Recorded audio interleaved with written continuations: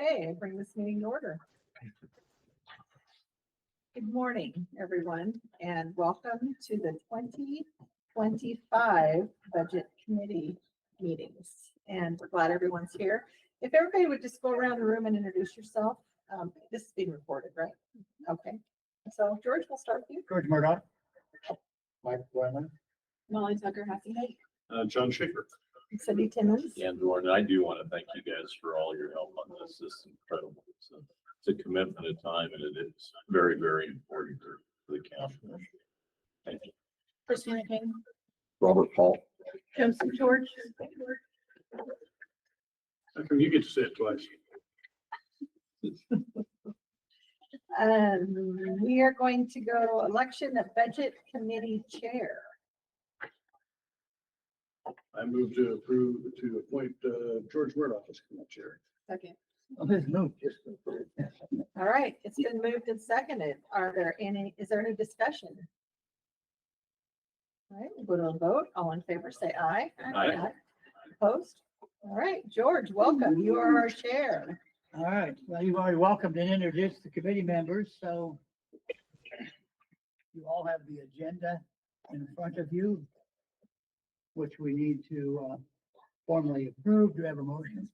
So moved. Second. All in favor, say aye. Aye.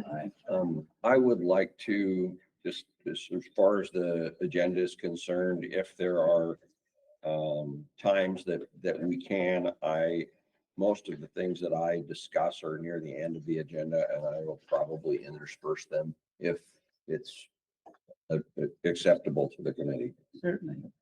Absolutely.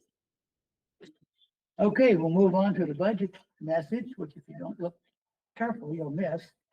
Hey, It's on page 9. it's a lot more concise than it used to be. About 4 pages.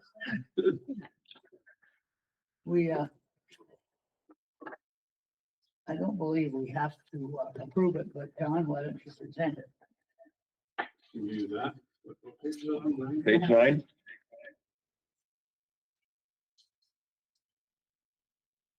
I have to admit, George, I did go back and read yours. Thank you. Yeah. You can see what you said. Bit more long. Huh? A little A long. bit more long. So for the budget message, as I said, as I read my third budget message of my tenure as county commissioner, I look back on the many changes. I can't help but wonder what these changes will do to our annual budget. I'm looking very closely at the cuts from our federal government, how will these cuts affect the budget of Umatilla County. We're also around the halfway mark for our state legislative session. And that means there is still a lot of uncertainty left in regards to the fiscal health of the state of Oregon. One of the reasons I put that in there was not only with the fiscal health is how much is the state going to take the general fund dollars and backfill the holes left in the federal government. So with the reduced general fund, that's going to be reduced money that go out to the counties. So while it is still too early to know exactly how much these two things will impact our budget, we can safely assume Umatilla County will not see as many dollars come into our coffers as we have in years past. The state of Oregon has and is making decisions that conflict with the wishes of our current president. One of the questions I have, and I'm unable to get a solid answer on, is will the state backfill the cuts from the federal government with general fund dollars out of the state's budget? If that answer is yes, we could see a significant decrease in the amount of funds that trickle down to the county level. The commissioners have been very conservative this year with new position requests. We certainly don't want to be in a position where we hire someone for a new role only to have to let them go a few months later due to not having enough funds. It is not always easy to tighten our belts, but sometimes it is necessary. Our goal is to maintain a stable funding level of programs and services to the citizens of Umatilla County. Our continued tradition of being fiscally conservative has kept Umatilla County in a strong financial position. This position is one that we do not want to retreat from. I said that last year, and it is as true today as it was a year ago. Thank you. Added to that, John, historically, the legislature has had a much greater fondness for new shiny objects than they have for supporting previous programs. Agreed. Are you seeing that? Yes and no. The governor is really focused on housing issues.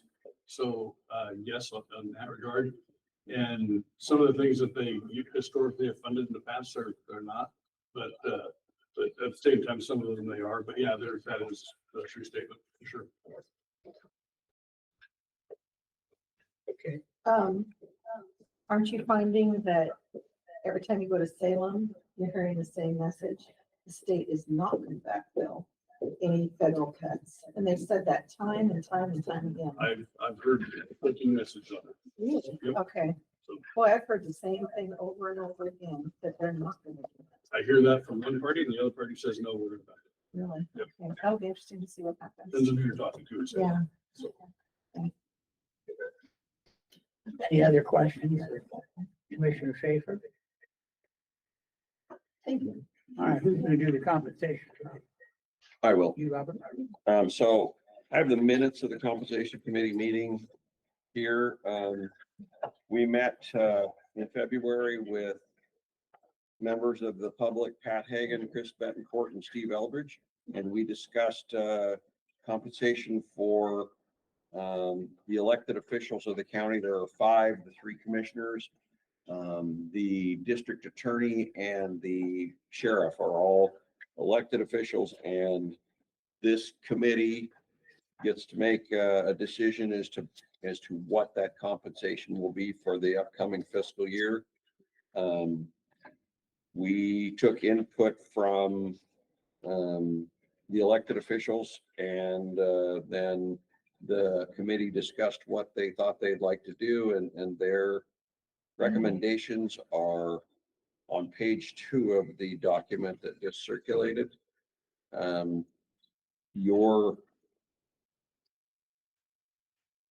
As a committee, and it'll be you three members that are not elected officials that'll make this choice, but we will hear the rest of the budget presentation, and then at the end of the budget, you will have the opportunity to discuss this and decide what you would like to do. This is merely a recommendation. You can vary from it if you wish, or you can accept it as it is. But it's strictly up to the 3 of you what those changes in compensation will look like. And we generally do that right at the end of the meeting to prepare for the next fiscal year.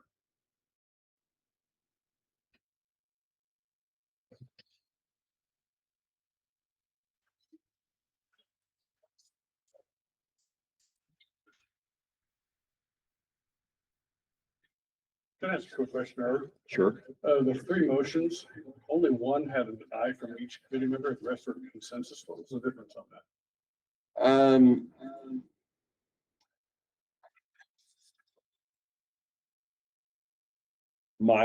My memory is that they also pretty much said that's what we want to do.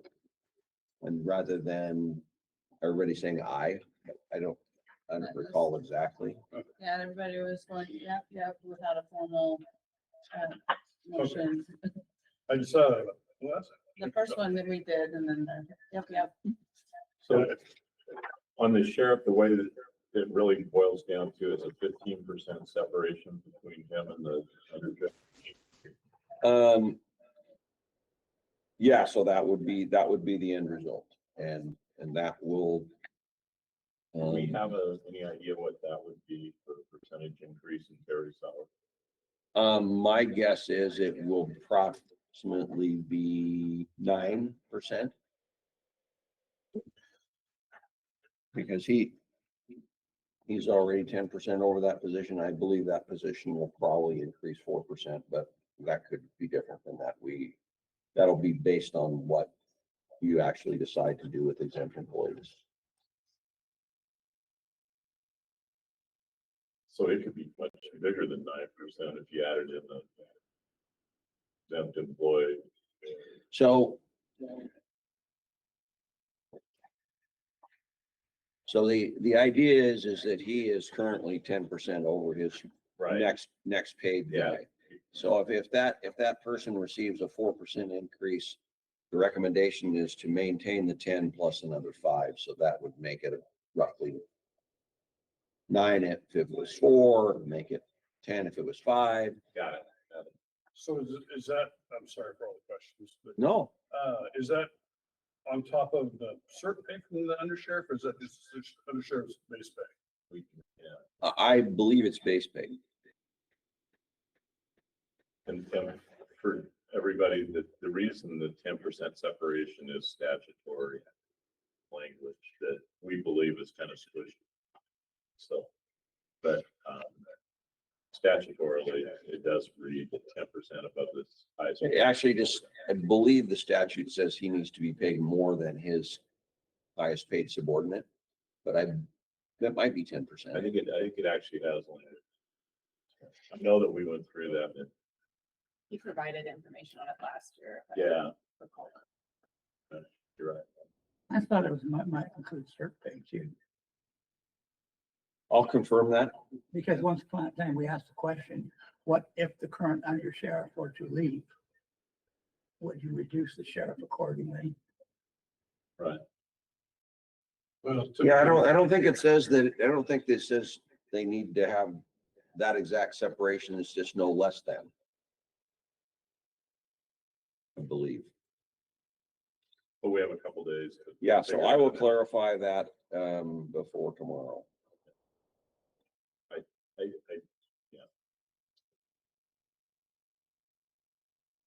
So can we hold off on the compensation report? Yeah, so you're not making a decision on it. It's just presented to you at this time to give you time to consider it.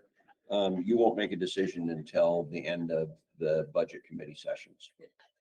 Any other questions from the budget committee? And was I out of line as an elected official asking questions on that, Robert?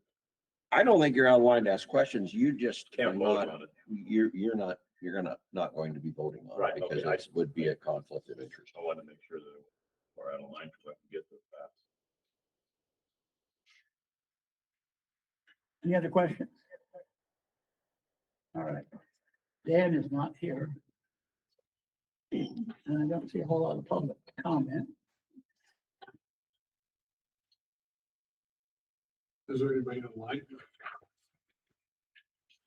John? I'll just see if there's anybody online that wanted to have public comment. We'll send them a letter. I'll text you. Yeah. That would be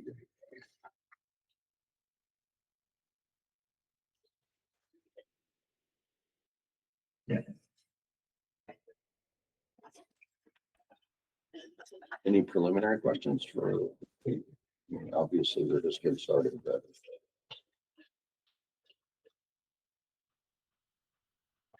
Yeah, Donna wants to go camping Friday, so I'm not trying to hurry this.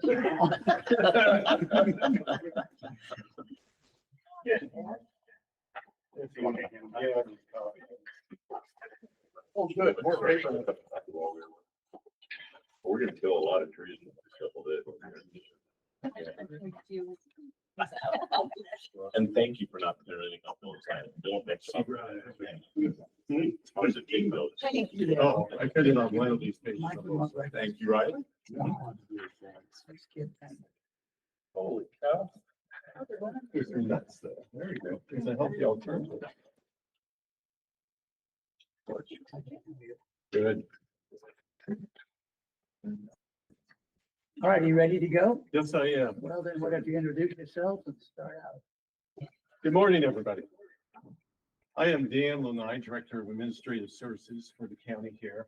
And also I have with me our records and our elections supervisor, Steve Cragen here. And then Riley, the Assistant IT Manager here. I would have also brought our new maintenance supervisor, Marty McQueen. I was about ready to say Marty McFly, so excuse me. Marty McQueen, but he is actually coming back from Hawaii right now, so he's not able to make it. A well-deserved vacation though, is stepping in to Mark's shoes afterwards was quite a bit of work.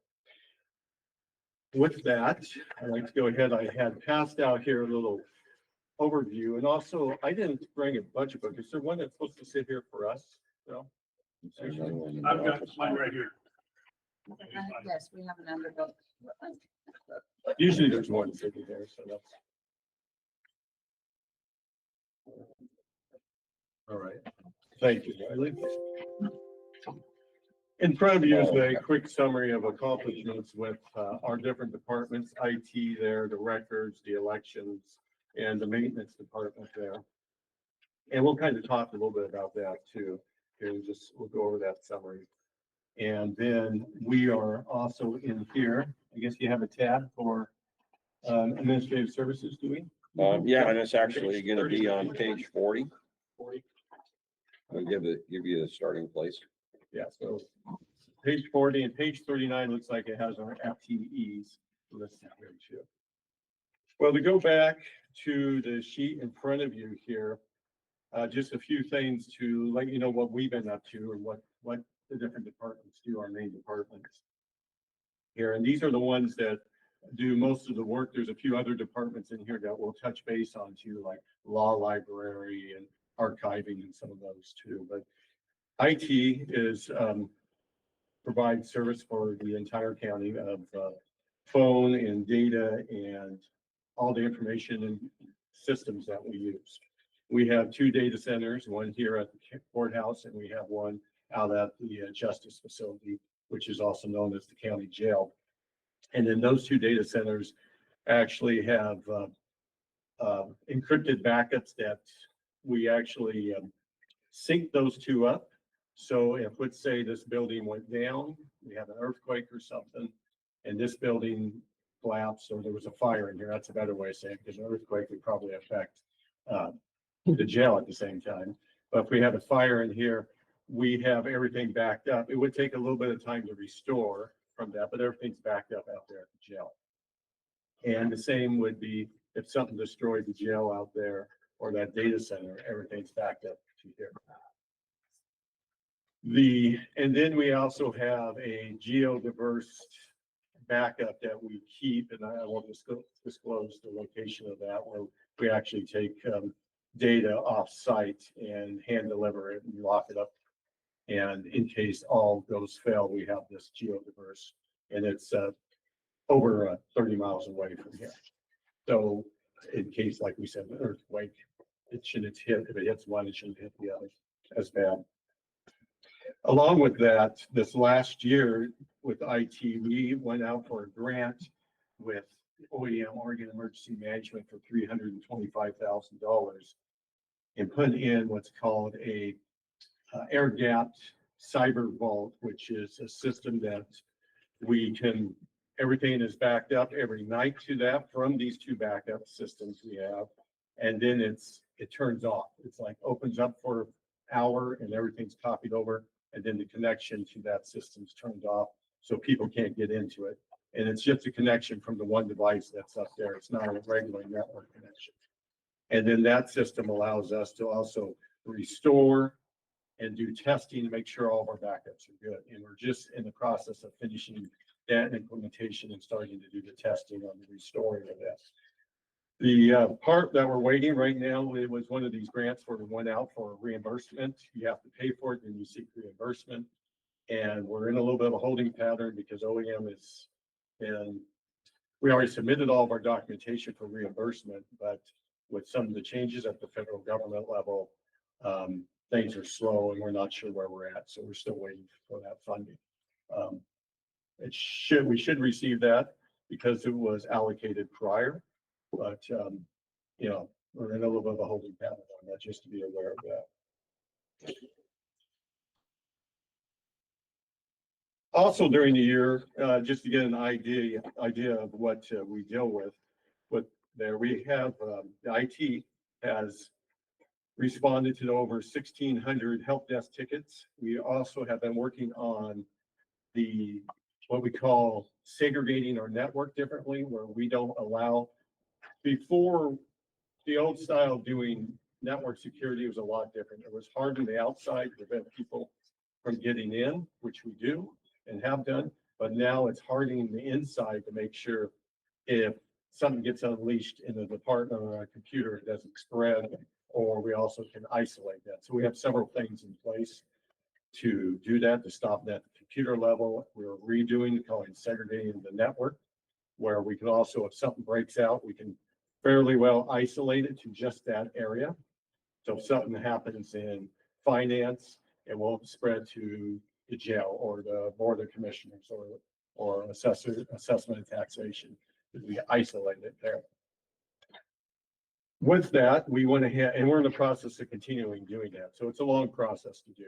And at the same time they want to put out this thing called zero trust, where you bring everybody down where you don't trust anything and you're not allowed to do anything. And then you start opening things going forwards from there. But it's very hard to bring everybody down to zero trust when they have to do their duties every day. So we have to do more of a different process to do that. Slowly work our way down to zero trust. And that takes a long time to do. And we do that on our servers and on the workstations. And quick question there. I understand the concept and everything, but the 1,600 health tickets, how many of those are related to zero trust? Half of them? Probably very few, maybe 5%, maybe somewhere along those. Most of the help desk, the biggest help desk ticket issue we have right now is Windows 11. A lot of systems don't work on Windows 11. And that's probably where my guys are and spending. We have to I rewrite get that. programs and stuff. 100%. So, and others is YubiKeys not necessarily working, people needing, they need a new phone here, they need a new computer here. That's They what want I to was- hook this up and move things around. How many help tickets last year? Or year over year? So this is 24, it was 1,600. I don't quite remember, around 12, maybe the year before, maybe 1,200 the year before. So almost 20% growth. And stuff. Does that include when certain commissioners may come down and pester Probably your not. IT staff and say, fix this? A lot of times we don't write a ticket in for you guys, but We could take it to 2,000. So we could just about double that number. But the bigger increase over last year is mainly because of Windows 11. That's a bigger Are we almost over that now?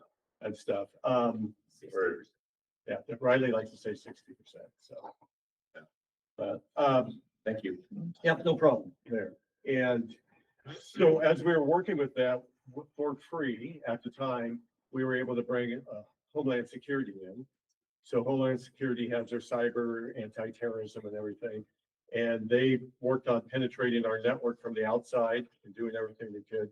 Then we brought them on site and they set up computer equipment on our network and did their best to take control and everything. And eventually they found some weak spots and we had to open them up, actually give them our rights in a sense to allow that. But we scored in the upper percentile on that. So we were at a 500 level of our score, and the majority of the people that they've been testing have been over 1,000. So we did do quite well, but 500 still means there's things out there that we have to work on. And that, so our practices have been we're doing well. Okay. But as we said, no matter how hard you secure things, it's not 100% perfect, and they can find a way to move forward. Next, I'd like to talk about the records office too. And and that's down there. You can look at that. One of the bigger things to say with the records office is we recorded over 9,000 documents this year for land transactions and liens, which equates to about $1.8 million in received revenue, but a lot of that goes off to the state, though. A big percentage of that does. And the previous year this is year 24. So the previous county year 23, we did a little over 8,900. So we had about 100 more documents than we did the previous year. So that's good. That means some things are moving in the upwards direction again, because when things start to sell more, that means more revenue and things happen. So we're not losing ground on that with that. Our chief records officer created a new manual for training, and Steve is quite the guy, and his manual is probably about as big as this book right here. And it's been well received, and we've actually sent it out to several different counties on the Association of Oregon County Clerks, and they're using it for training too. So it's something to be proud of our recorder that we have, Steve Churchill. He is probably the lead recorder in the state. There was two other guys that were, I think, better, have a lot more experience, but one retired last year and the other one retired last month. So now Steve is like the go-to person out of 36 counties that answer questions and his experience for reporting. We did do a restructure of admin services, and with that, we did not need a assistant admin service assistant that we had, and so we kind of moved that into a regular clerical position that backfills in records, and so that person's being trained in records, and then they continue to do payables and stuff for the office, but they didn't need that position anymore because there was a lot of other duties originally that we had assigned to that position. And over time, as we got rid of the print shop, we used to be in charge of security. We used to have the law library, actually ran it. We farmed that out to the city of Pelton. As those things changed, that position wasn't needed. So we changed it to provide backup for the records office.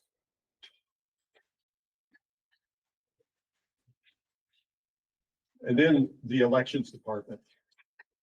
As you know, last year was a very challenging year. It was our presidential and trying to build up for that.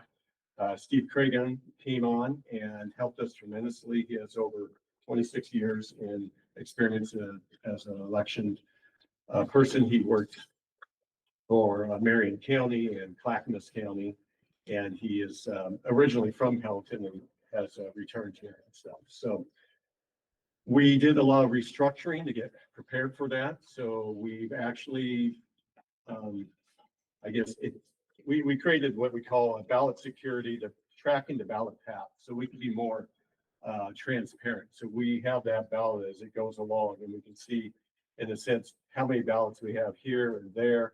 It allows us to allocate resources as we need it. We usually have maybe 8 people. We brought 16 people in for this election, and we were able to move those people around and work them. We added more security by having 2 people teams going out and picking up ballots. Did a lot of things so we could have a lot more accountability. And usually on the general election, we would be getting out around 3 o'clock on the presidential. And with all this extra that we added in. 3 o'clock in the morning. 3 o'clock in the morning. Okay. We finished up right around midnight, I think. 11:50, we sent most of the people home, and then we did a little bit of cleanup work afterwards. So basically all the brunt of the work was done by midnight. And a lot of that had to do with us recalibrating things and how we did that. We're planning to bring those individuals in again for this May 18th election, most of them, just so we keep them fresh and kind of work them a little bit. So now that we got a core group going. Are those just temporary employees? Those are temporary employees. And then I'll move along my IT staff and some other staff in to do some of the other things too, because maintaining the web page and running some of our ballot sorting equipment. And then also on election night, trying to have 2 people at every ballot site to pick things up took a lot of effort. So I also bring in my IT guys for a little bit since I can manage them around and do that. But yes, the 16 were temporary, additional temp workers. Now, the cost on here, it talks about the cost of election. So let's turn back to, I think it's second to the last page there. And it says election day report. So this is a report that we always have to submit to the Secretary of State's office, this SEL 237. And it dictates how much does it cost for us to do the election. It doesn't, when we do personnel, it doesn't equate to all of our personnel costs. It's expensive. It's like my regular time and stuff like that's not accounted in. But it costs us down here, if you look at not line 9, the subtotal here is $8,600 or $86,571.25. And then we receive filing fees of $750. So when you remove those 2, we come to $85,821 to run the general election. Now, most elections are going to be about the same. We might not have as much temporary help in this election, but it's still going to be up close to $80,000. Now, when you say this election, do you mean the one next month? Yeah, the one that's coming up here. Yeah. 25, where are we at? How many days in count around? Under 30 days. 28 days. 28 days. Yeah, so that one will probably, I'm estimating closer to about 8, but still, a lot of this general cost we have to do with the exception of how much staff we need to bring in, because there won't be that many days that we'll have staff on. I'm assuming line 13 will probably be double that, but Yeah, and as we look down here, so line 12 is really how much it costs us to get the ballot into everybody's hand. So for us to put the ballot in Commissioner Schaefer's hand, it costs us $1.70 when we figure that out. But when you look at it, how much does it cost for each vote is the next line down there. So each vote tallied actually costs us $2.65 because we don't get all those ballots back. We're at around 70%, 71, I think, was it? 71% it'd be great if we return. hit that return rate Yeah, in the special election. 64% of this one. I'm thinking of the prior presidential. Now, when we would look at this election, our specials, depending what's on the ballot, go between 20. Last year, the last special election, which is our school districts, our fire districts, that's why we call them special elections or our special districts. They're on the odd years in May. We will get maybe as high as 25%. If there's a big, something big that's on there, maybe we put on a countywide measure. But usually it runs us 19 to 13% last. So it's 25, so 23's election was about 13% return. Our cost of ballot's closer to $10 for a vote. Cost back for voting on that. Dan, quick question. Does this report go to the Secretary of State? Yes, that goes to Secretary of State, and that's free for people to request to. Okay, great report. It's really brief and succinct. But my question on this is, we don't list, or it doesn't ask for the expense of promoting the election.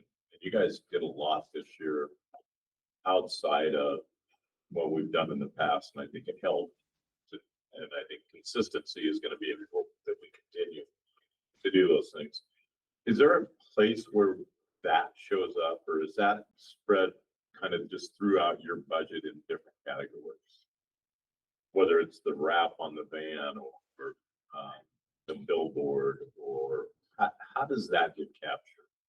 So some of those things, the wrap on the van, that was done in the middle of the year somewhere. So Yeah. that was just So it's just, those get wrapped Yeah, up and kind of it's- into your normal budget. right. And part of the idea on that is, so this one coming up, the special district, we actually build them back, and we use this report to build them back by how many electors they have. So then it's split up by electors, how many voters are in each district. So they will pay this cost, Right. which is sad because some of those, a cemetery district, there are poorest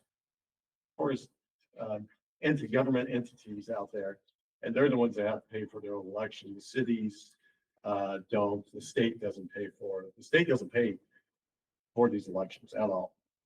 Either does the federal government. I mean, so, but it's all the burden of the county.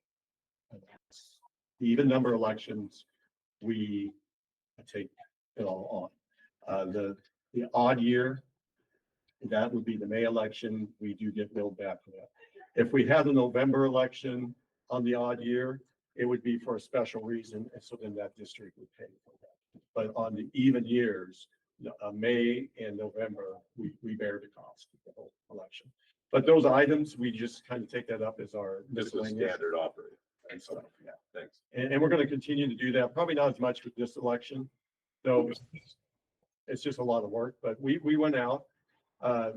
Steve took a lot of this on. We were on the radio. We were meeting at wherever we were invited to, and we put out flags, tried to get people in with the reader boards, signs. We have the what is it? Did you vote? What was our signs? Yeah. Have you voted? Have you voted, or have you voted signs? Actually, Klaus has picked those up and he's going to put some of those out for this election too. We'll best if he could. Am I thinking that the way before mail balloting, that we could order with we all had to go to the polls and do all that was a lot more expensive than this, wasn't it? It is less expensive for us to do it this way Yeah. than to do the polls. And so, you know, a lot of places that do polls now will buy machines at each place. That's kind of the trend. So then you would have equipment at, how many precincts? 45 for Umatilla County. So we would have 45 things going on, you know, and so, yeah, that's a lot to man. It is less expensive for us. There's pros and cons. Voter has been, the automatic voter registration has been a little bit of a pain in our side, I would have to say.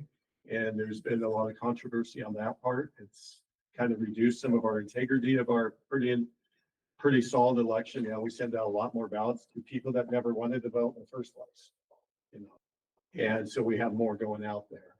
You know, on the plus side, there's, when we talk about disenfranchising people or equity or different things, we deliver the ballot to the people's homes. If you're disabled, or if you are a working mother and don't have time, you have family issues, whatever job, you can vote your ballot and put it right back in the mail there. It can be very hard for people to get to a polling place. And no postage required.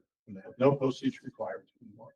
So it is very simple to do that. And so it does allow us, it's the best way to get to everybody.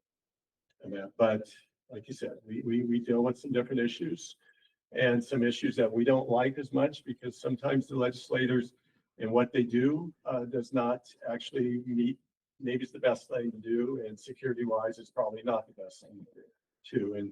And there's, you know, we might be, you know, the issues we have in motor voter, now we got to have them from Human Services. And then we're going to talk about the Department of Fish and Wildlife, about there's legislation out there that allow voter registration coming in there. How do we make sure citizenship is correct when DMVs have all sorts of issues with that? Yeah, it makes things tough and that. And so, but on the federal level, there's some changes probably going to come down too. So we'll see how all this happens. But we instigate the laws. Whatever the law is, we do them to the best of our ability. I would think that they would really want to tighten up after that mess with motor voter that continues. I mean, they're still finding voters that aren't eligible. Steve and I talked about that the other day. It's not as well publicized, but it's still happening. So why are they going after other agencies? I mean, that's been a disaster. The DMV has a task force right now. Working on Yeah, it. you know, and I could probably state two part of it is legislators. They're making things, it's not necessarily the people that administer it making these ideas, because truly they probably don't want to be responsible. Just like the DMV didn't want to be responsible. Doesn't want it. The big problem with the DMV was the older system and the way they were collecting data and training, and things were inaccurately done. And so, yes, people were registered to vote automatically without their consent, in a sense. And they were not citizens, not, we would like to say a little different, not qualified to vote, because also could be age issues too, with minors when we collect that information for 16 and 17-year-olds too. And so now that they're finding those as people come in to get their real ID, and that's why they're popping up. We just finally found that information out in the last couple of weeks, beginning of the month, what one of the big issues was and why they were finding this is when they come in to get real ID just is given to anybody that has legal right to be in Oregon or in the country. So you're not necessarily a citizen, but you're legally here, green card or visa, whatever you're on. And so you can get real ID. And now they check those papers and verify if they're American birth certificates or do they have naturalization, you know, different things they'll check and verify for the citizens at that time, but they're finding all these old ones now, and they just kind of keep trickling in now, which reduces our credibility. And, you know, but the other part is the legislators, they have ideas, people come to them, and they don't really necessarily talk to the people that deal with the information. And it sounds like a good idea to them, so then it's passed. We, you know how that goes with all of our different fund laws that we have. All right, Any other questions about elections? Dan? All right, so facilities on there, probably, I think it was back in April of Mark Tanner took a different, left Umatilla County, someplace closer to home there in LeGrand, since he was commuting all the time over there. And we didn't bring on, I think, Marty till August, I think it was a while. So I was keeping the department running, but at that time, Marty's only been with us for less than a year so far, 10 months or so, and or less. And him trying to get on board and build his, as George Murdoch would say here, our preventive maintenance plan that we originally did when he was with the county is in an area of flux right now, because Marty wants to do a total building assessment, but he just hasn't had the time yet with some of the projects we're doing and trying to get on board. But his plan is to go through each facility, and we're going to redo our preventive maintenance plan. I did attach on the back, let's see, about 2 pages back there. It's the blue one, a little bit just so you know what's going on or what's on there. This is not necessarily be saying it's been approved, but just the idea of scope that where things are going. One of the big things is the issue with the roof. We're still fighting, and to finally fix the roof correctly, we're looking at about $1.3 million there. Our quotes came back at 1.2 and change, so that's why I had that 1.3 there. Some other ones that we're in the flux and working with right now have some contracts. It's parking lot ceiling. Is We- that both here and the sheriff's office or just here? The ceiling of Yeah. parking lots, here, the sheriff's office. And I think there's a few others that we have to look at too. There's, Okay, but the 50,000 covers. you know, that's just a number I threw in there real quick as a benchmark Okay. for right now. Got it. And that's not actually Marty approved, because he was out when we were, when I had this. Did you just say Marty approved? Got it. Marty is very good with his numbers and keeping them in check, and he does a real good job with that. One thing I appreciate his history coming from Hermiston School District, and also out at the Reese Training Center there at the depot, he has a lot of experience of how government works and how we deal with things and everything. So that's been a blessing. One of the big things that Marty and I have been talking about too is the plumbing, the fixtures out at the jail. And so that's why I placed this in here. It's an ongoing thing, but the biggest reason I get guys called back. So Sunday night, we had a flood out there at the jails again, the problem with the toilet fixture. And they are 1998 plumbing fixtures that are worn out. And so part of the idea is, can we go through and replace these so that they don't break all the time, and we got to call people back at night or different things. So that's what kind of that 50,000 is. Can we do an ongoing thing where we replace so many fixtures as you go along? If you find an inmate proof sink and toilet, we're in 100%. Yeah, those are true, but a lot of it has to do with the valves actually behind the wall back there not correctly working right and stuff. But yeah, they're very talented. They have skills. There's lots of time to hone those skills. We also have at the moment that there's probably going to be another, and so this is just kind of a placeholder. There's going to be another judge that we will probably have in Hermiston. I'm trying to think of what the term was on it. It's a little different how it works. It's like a family court judge. And they had a different name. But I Yeah, can't it remember. is. It began with an R, I thought, or something, but. Referee. Referee judge, thank you. And so we're going to retrofit part of that area that was the old DA's office into that retrofit area there. Robert, how much do we get reimbursed from the state on that? I'd probably say Nothing as far as I know. And then, but do, I mean, it's additional square footage. We provide that for the state, so, I mean, it's just a cost to the county to provide the second floor for the state. Right. Provide the. I mean, everybody else in the building pays more. because it's broken out by square footage by I department. thought OJD reimbursed 50%. Okay, That's good topic. Well, I would, I I will would check on that. Commissioner say that has not been my experience. Okay. We don't receive reimbursement from them for facilities. I can say a little bit. Occasionally a specific project they'll reimburse us for, like if Sometimes we we go along redid the for- phones Yeah. or some of those things, they will contribute, but it is, But I agree with that, but this is additional square footage committed. And so that's I think, for some reason in the back of my head. well, if you find it, One of I'm those more committee than willing to meetings. take it. Yeah, Commissioner Gordon, when I'll we check. built the courthouse over there, they did contribute some money to yeah, the cost. I don't know how much it was, but I think they did contribute some money. yes. I'd have to look back.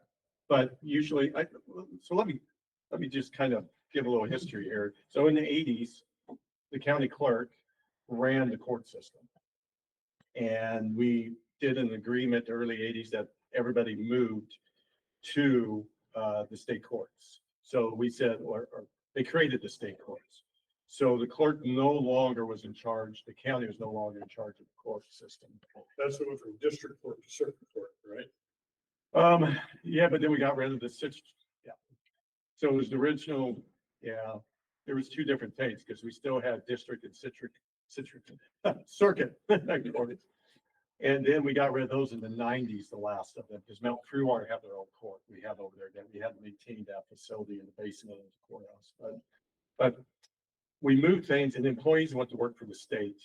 And the condition was we provide the space, the utilities, all the upkeep. So we were in charge of, the agreement was we were in charge of the facility. And the courts took care of the personnel and that they were in charge of that. So now we are 40, going on 50, close to 50 years later, at least 40 years later. And the buildings are 40 years older, rates have gone up. So there's squatters. But the thing is, we spend close to probably $1 million, I believe, a year with court security for them, the building, all the additions we do to maintain the building, our building upkeep, the janitorial, all these things when we add up, Yeah, it's a big chunk of money for sure. and that's all on us. And so I think something needs to change legislative wise on that because we're not all the other counties are in the same boat. And they are doing some things, doing courthouse improvements, putting money in to build new courthouses and stuff, but still the counties have to maintain those, which is very expensive. They still have the courthouse review task force. Yeah. Because it isn't just building the buildings. Right. It's also special projects, And planning. update.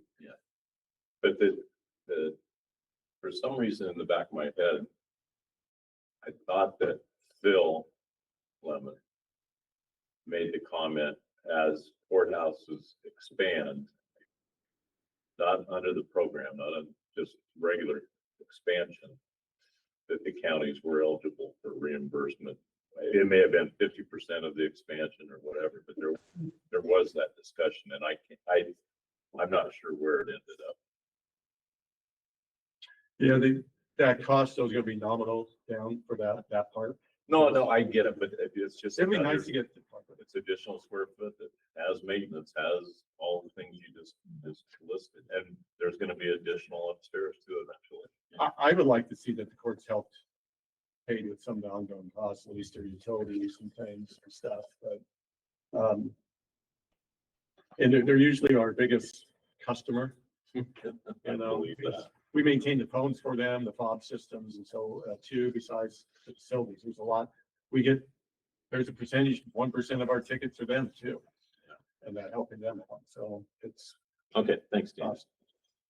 All right. There's a couple other ones on here that are just kind of floating in there, and are we gonna do them, redoing the floors down in the basement of the courthouse here, getting rid of the paint on the floors. The sheriff would like, I know it's way down on our priority list, new offices out at the justice facility, some extra offices there. So I'm just air marking those that they're here, so we're keeping track of it. Same time as, they would like to see the landscaping redone because it is a mess out there.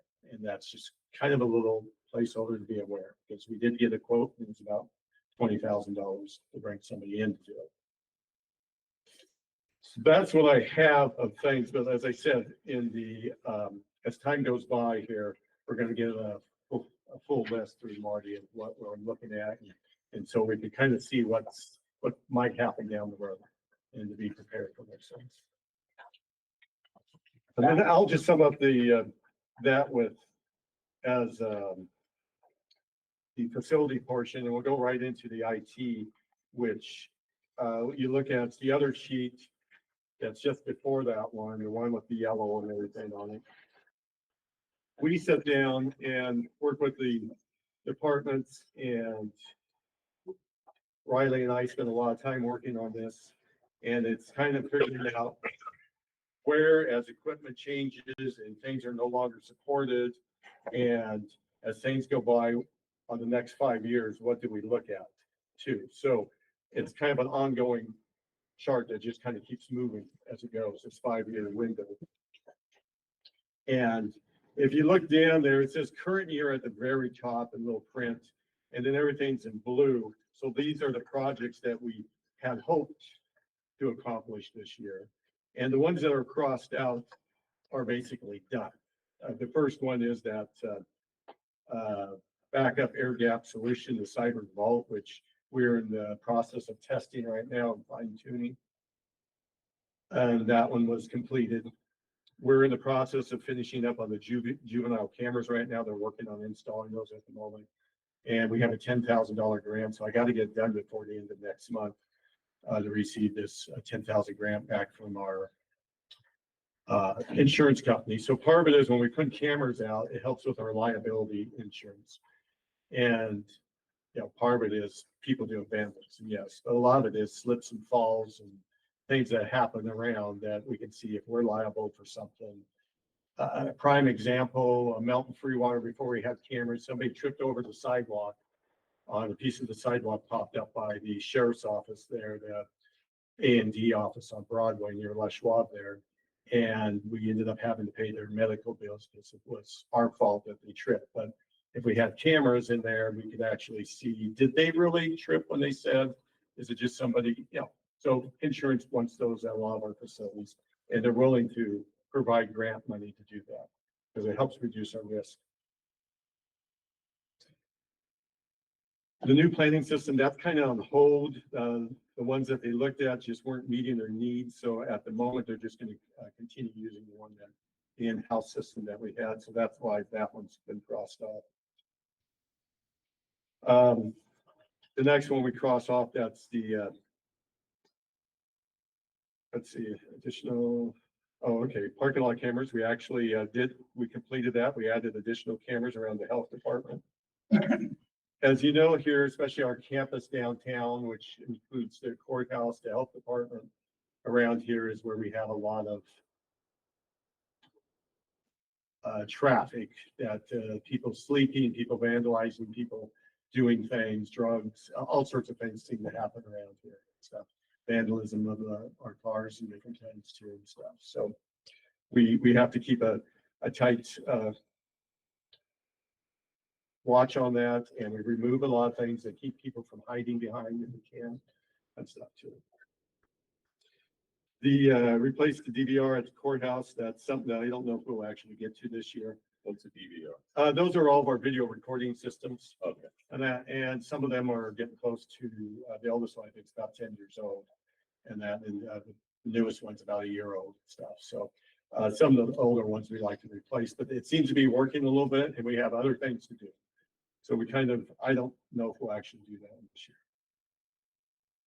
The main switch stack, so that is something that we're trying to get done this year, but with time, with a lot of things happening as busy as we are, again, it's something needed, but that it hasn't been completed yet.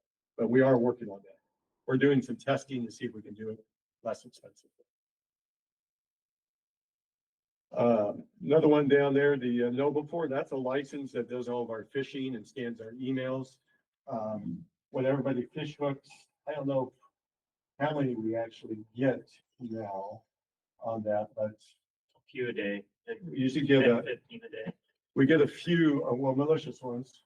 Oh, yeah, We actually get a few malicious emails a day when people fish hook those, and then the AI from that system goes and analyzes it and then checks to see if anybody's got something in their mailbox that matches it too. So once it finds that, so that's why it's important for people to fish hook things, because someone else might be getting it.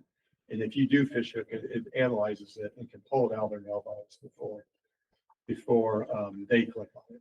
So if I fish hook something and it's in both of their inboxes, but it's not malicious, is it removed? Yeah, it won't. What it'll do, it will analyze it, and actually, if it says it's okay, it'll send you back an email that says it's okay. See, I've never gotten that email back. And then, so most of the times, the reason why it won't send you one back for spam. On that, it only sends you back one that says this isn't spam and this isn't malicious. You've gotten that? See, So I got one today because it was from Apple, buying an iPhone from Verizon or something. And it was really worded weird, and so I was going, I'll just fish hook it to make sure. And then I received an email back a few minutes later that says it was okay. So maybe everything you're fishing is, you're a good judge of it, John. I'm hoping. Well, there's a lot of times I'll have to call and say, hey, I fish hooked this. What's the, oh no, you're good. That's okay. Okay. But I've never received an email. Okay, I'll look at it. let's see if we can look into that.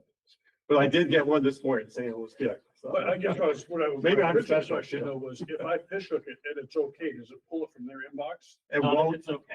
Not if it's okay. Okay, that was my I- question. Usually that takes user intervention, so we have Tim and Mason and Nick all usually look at those. And if it says there's a malicious link in it, they click a button and then it pulls it. I think if it finds one Some of it- identical, it will pull it, won't it? I think if it's identical, so a lot of times they won't send, even if it's similar, it won't, we have to set up a query to look for that. So a lot of times they'll send it from different emails to different people. So it'll come from a different address, but it'll be the same in the body.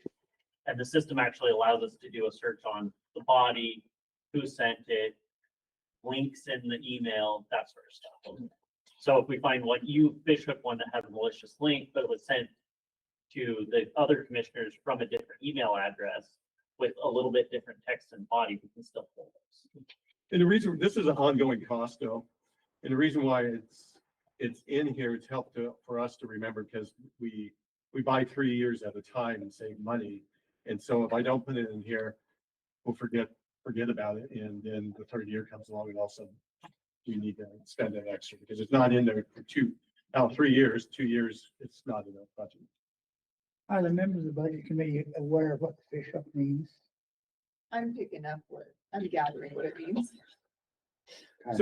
So phishing emails, so emails that look, and then you click on that and then it will pull out of the box and analyze it and stuff. It notifies us too, but it uses AI, so my guys don't have to look at only the ones that it thinks is malicious. I prefer to click all the links and then see where I get. That is fun. I'm kidding. Never mind about that. Yeah. It also does our training so that we also stay current on that. And our training is required by our insurance too, that all of our staff is trained. No, at the top of our email, we actually have a fish hook here in red. That, so if we have something questionable, we can just highlight that and then the fish hook and then it goes back. Perfect. Now it's getting me hungry because I'm thinking about some salmon. All right. The server room is still an issue because there are sprinklers in the server room, and even though they're, that's about flooding, how can we prevent if they did go off from getting our servers wet? And this is, Mark had an idea and then Mark left, so it never got, so it's not gonna happen right now. That 15,000 there. And then as we look at these other ones, we bought a new postage machine and training room setup, replacing those computers to Windows 11. And then we have to upgrade our SQL, our database software on all of our servers. Now, the one thing I didn't mention, there's an actual cost and it's in the red there. I forgot to cross those ones out. So it actually says how much we spent on each of those projects. Usually we are under, but sometimes there's occasion when it does go over. So as you look at those, they're all within the budgeted items that we anticipated. Now, yellow is what we're looking at for next year. And as we go up on the top there with the dispatch center, we control the data records management system for both Morrow and Umatilla County. It's a joint system and it's all set here at our jail out there. And one thing, it's big, the police officers like taking photos and the cameras just keep getting higher resolution and higher resolution. So we have these huge pictures coming in and we eat through data space like crazy. So this $18,000 is to increase that data space and that so that we can increase that. And this was pricing before. If there's any tariff things, I don't know what changes, but we'll see how things go. What would it be a comparable cost to set a program up on the cloud to save those? This one would be quite expensive. So some of our applications can go on the cloud, but I would have to say, because the way the vendor is with Sunridge, the vendor here, there's no way that application would work in the cloud because they have what's called a latency issue. So it's about how long it actually takes that electronic packet to get somewhere. And if that electronic packet takes more than like 5 milliseconds, it actually drops the connection and things don't work. And so how they get around it with mobile units, they actually have a separate application just for mobiles so that they can, the latency doesn't matter. What happens is, so our offices in Hermiston and Pelleton, even our Pelleton here, they were dropping out all the time. So we had to make sure we have to put in accounts that we're on the same ISP provider so we can keep the traffic local with them. So if Hermiston does LS networks, we have to have them connected with an LS network here so we can keep the traffic local. If they're on WTech Link, we have to have so we have 3 different internet connections we use to connect these different people with because they use inland development, wind waves, and EOT. And so the main centers can't function.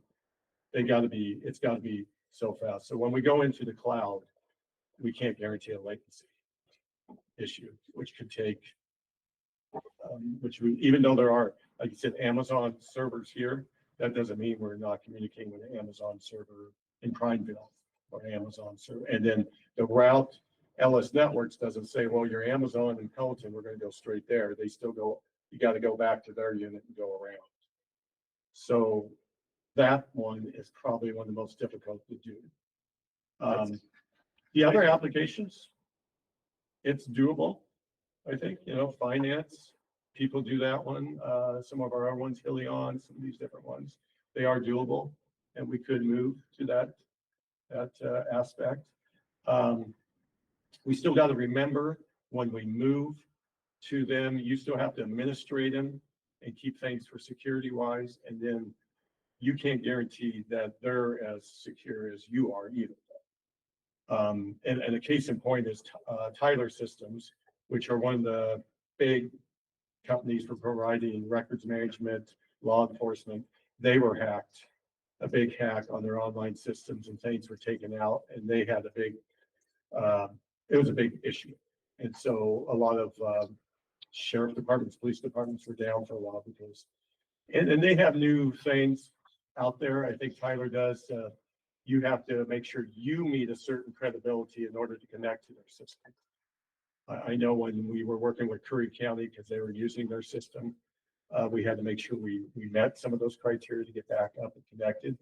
But still, you don't know what their criteria are. So it doesn't necessarily mean they'll be more secure though, either. But I would say a lot of our systems we could move things to sell the assessment. I know they're in the process of doing something. Helion is, but the records management, I don't know about the assessment yet, but they are in the process. So we could.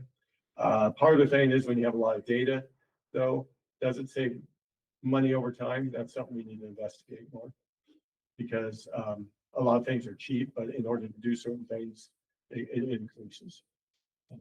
So it is something though that we have always been looking at. See, so we have moved some of our DA system is in the cloud. A lot of our health department systems are now in the cloud. I'm trying to think what else we have that's in the cloud. But, there's a You know, few. our body cams they're looking at for the next, because we have a server on site currently. They said that they're gonna look at, the cloud version for the next year, so it all depends on what you're doing and what the feature sets are, because a lot of times the cloud version and the on-site version will have different feature sets. Yeah, I guess this one kind of stuck out as maybe a probability because of the pictures. Suck up a lot of space, that it may be a candidate for that. I guess not to drag this out, but I mean, like assessment and taxation, a lot of Esri, and now a lot of Esri interface with the GIS. And I know that, I mean, is probably an area that almost every department in the county is going to be touching Esri at some point. That may be one that we could look at. And part of it is out there on the Esri one. Is it Part of it is. be on there through them? It's a hybrid system. Got it. So we have servers that are on site. We're still working on getting it connected up properly, but we'll have servers on site. A lot of our data will be stored on site, but it'll upload to the Esri cloud, and that way it'll make it so it's, they talk Interface. back and forth. Got it. All right. Thanks, guys. Yeah, it's something that we're continuing to look at because it is expensive. When we replace the data center, it's close to around 300,000 anymore. And we need to look at doing those between 5 and 7 years because, if they were to go down, things go down. But space, once you get to certain places online, the space that you need, but the servers do go, there are some catches there too. But yeah, you can look down these. I don't know where we're at in time. And, but we're looking at adding more doors. That's the 50,000 down there. As just to the right of all those, that's our priority, how we prioritize these and how we want to move with those. So on the increased storage, it says estimated cost 160,000, but you're only doing 18,000. Is that because you're only doing a portion of it? That should probably change. That's 600. That was the original cost of just the server stack itself, I believe. And so we had pushed this out to add the red part of that is what the 16 or the 18,000 is. Upgrading the dispatch patrol jail servers is the 160,000. So that was something we had done in a previous year, and then we needed to increase the storage on the current system that we had upgraded to. Thank you for bringing it up. I'm going to remove that one out there because it does make for some confusion. On there, as you go down there, CGIS, we got to do some different things to be compliant with how we run our networks and stuff. So there's money sitting in there to try to, we need to encrypt traffic between our buildings, which is still something we haven't accomplished yet. There's also in here placeholder for the new website. Their IT upgrades, that's just upgrading the office to Windows 11. The fair needs a new server, and I think we're repurposing the server, a couple of servers, and that's to upgrade the software there on those. So that's kind of a look at what we're anticipating for the next year. And that kind of goes over, basically our information here. I mean, we can look through the budget too, but there's not really much changes there. I am looking at moving our facilities manager to at the same level as most of those mid-level managers. So Marty, there is a increase in there this year. And for that, then the rest of the payroll or FTE changes, there's no other change on that except for the COLA cost of living. Yeah. Dan, can I ask you a question? On your communication information, Okay, which page? are you on? I'm on page 39. Okay, It went from 13,000 in your adopted budget for 25 to, the proposed budget in 26 for 58,000, 345% increase or change in that. Can you tell me why? so our FTEs haven't changed, I think. Not sure why that's listed that way.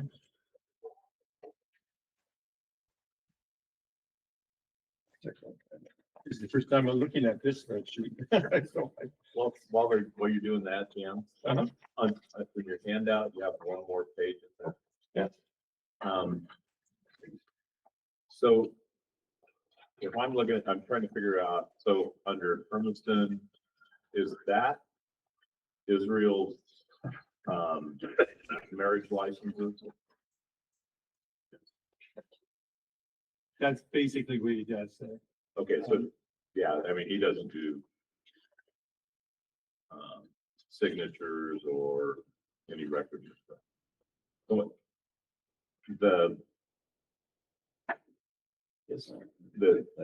if you get down to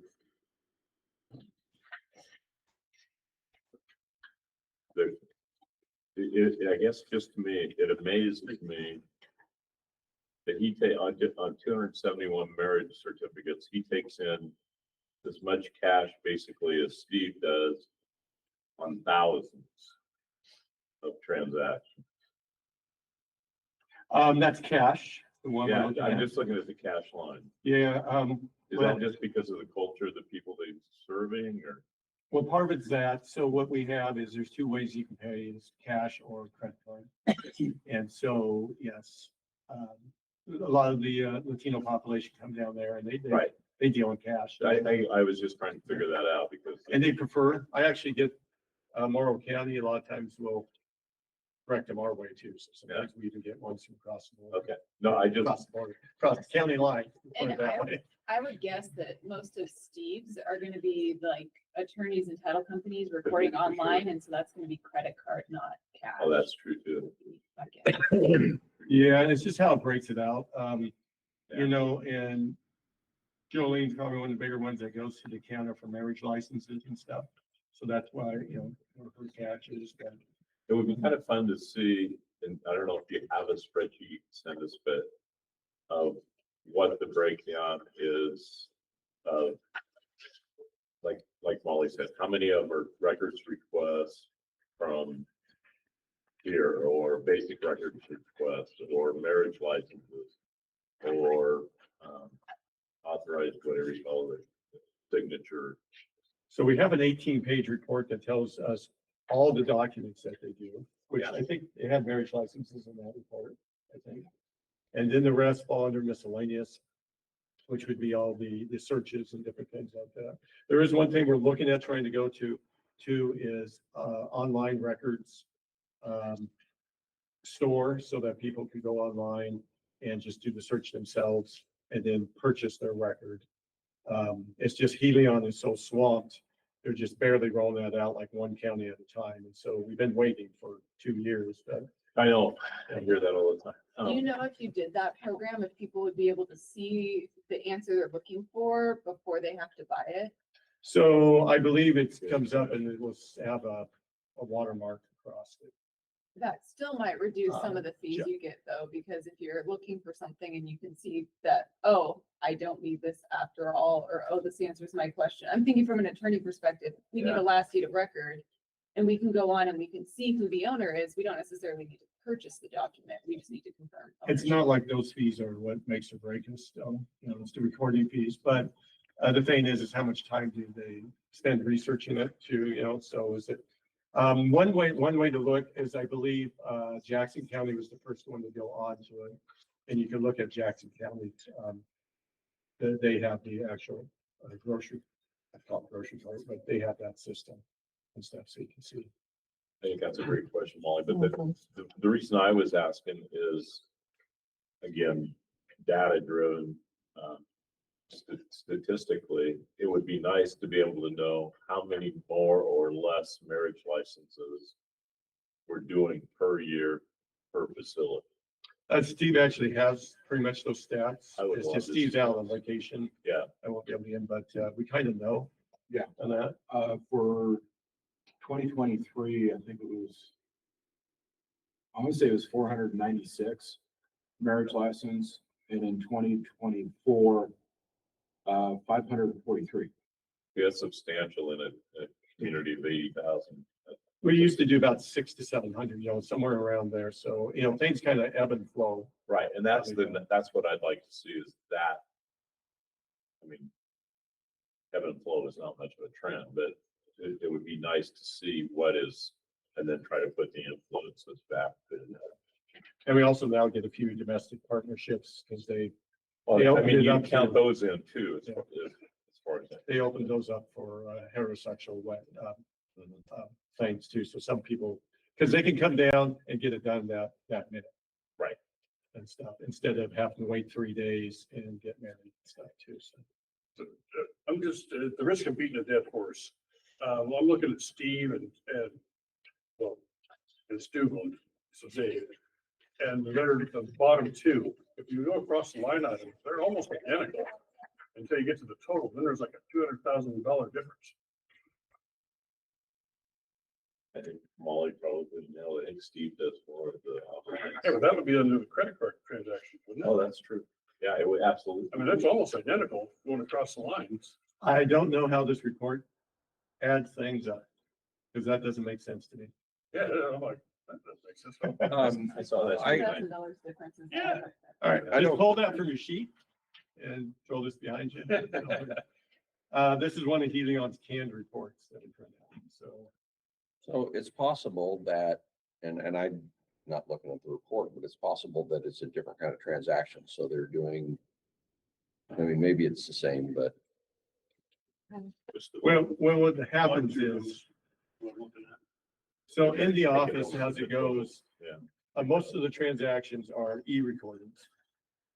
And it will beep up and, Steve is a little faster than Dave on those things. And, and then Steve does the more complicated ones too, that's what I. which means Yeah. they cost more money and stuff for those. More online. But we do about 70% online. Our recordings are through, call e-recordings. Is that a task that Israel could assist with on the online stuff from And- Hermiston? It's very complicated learning how to record deeds, and deeds can be very complicated. He could do research for finding things, which is one of the things we're talking about doing more with him, that he could research something, which is basically what we're talking about with the store, people finding their deed and just Yeah. buying it. But that's what we talk about. Recording would take some time. Okay. And it's when we've been working on training Joe Ling since last July up there, and still, it's taken her a while on the more difficult ones. I'm gonna venture a guess on that cashier's total on the far right-hand side. I think that's for everything that we take in as a county, all the filing fees. And I think the first one's the cash, check, credit cards, but the last one Probably includes is the everything. So, the CAPA, OLEF, marriage dissolution, the $10 from a marriage license goes to that. I think that's probably what is showing up. I mean, that's possible. I mean, you'd have to do some more analysis. My guess is that maybe what Dan said is that Steve probably does more complicated transactions that cost more money. But that would be reflected in their credit card, wouldn't it? That's, E-recording may not fall under credit card, and then maybe just fall into the total, and it doesn't show. I don't know. I'd have to look at this report. It's a neat report. I just like to see kind of some of the info behind it for sure. I never really saw that. I'm looking at the totals. Yeah. the totals don't add up. Do you want to go back to Cindy's question? I do. So I was looking at I the, think he resolved it. Cindy's question. Yeah, Robert did, but he'll. Well, I just noticed that, that lead page did not get updated for a correction we made in that budget. So if you look at page 52, that's where that budget is. And there was an oversight and revenue was not included when we created that front page, but actually, the general fund required for that budget they're up from last year, but it's not 58,000, it's actually 18,480. And I think, so I believe that's what that difference is, and it looks to me like maybe we have maybe a few additional expenses that we're anticipating. Thank you. Yeah.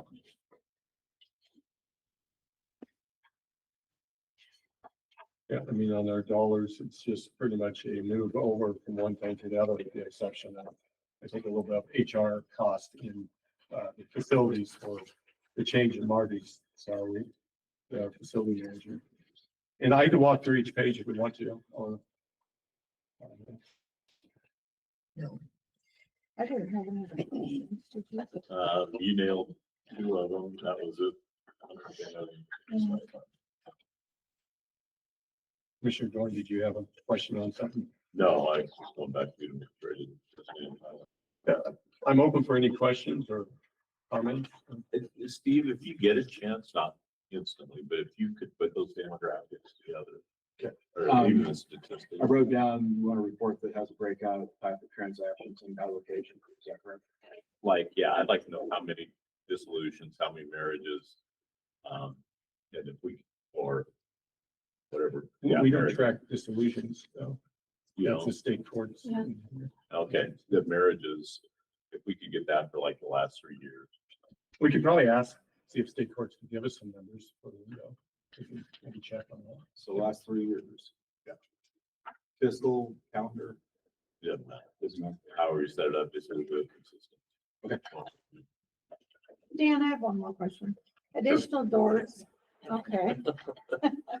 Additional doors to security system at the courthouse, sheriff and Stafford. Yeah, Can we there's just, add additional doors? yeah, there's other doors that, one of our projects, especially when Mark was here, things been a little bit on hold as we switched to Marty's new management style and everything, and just him getting caught up. It was to remove as many keys as possible.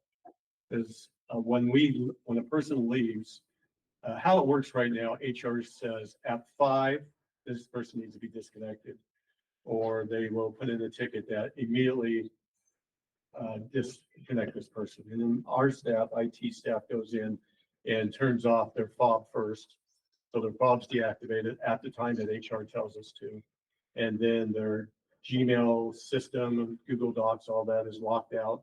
And then our Active Directory, which is the computer system, is locked out. So they no longer have any access to the building or email from home or the county computer system. Any of those things. So we automatically do those. The problem is when we have a key, like at the, right now at the MF office, I thought we were talking about one of the employees might be leaving there and trying to get the key back.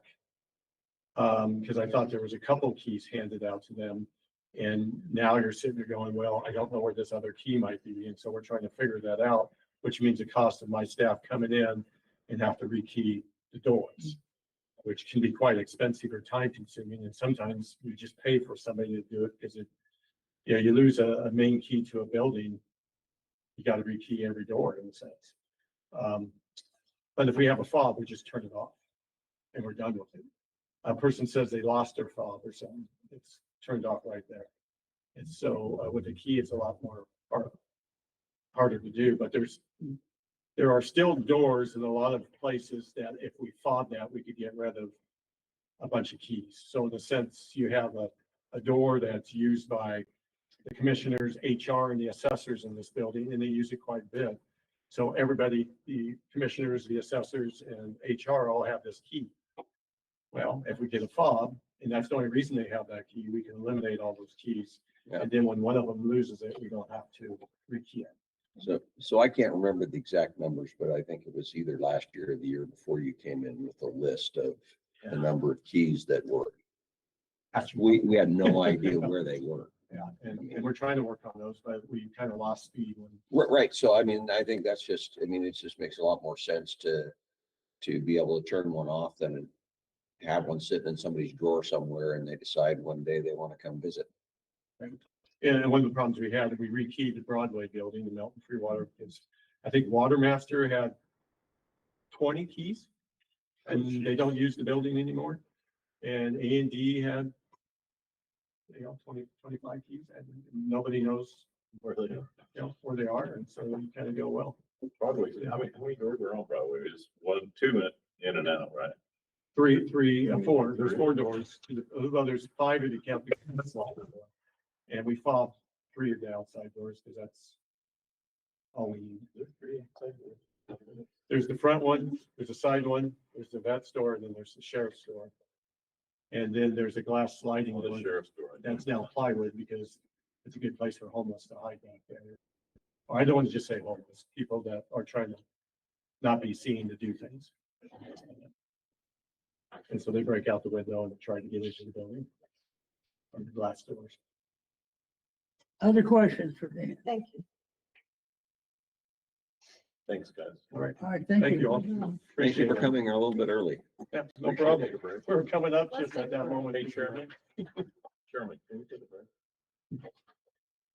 We have to deliberate, please. Oh. We are now deliberating. I'm good. Yes, we may take a break. I thought they did a good presentation. Steve, thank you very much. That was very good. Thank you. They are the best. You just said that because they're yearly. I know. Oh my God. Yeah. Go ahead, Mary. Yeah. Donuts are here.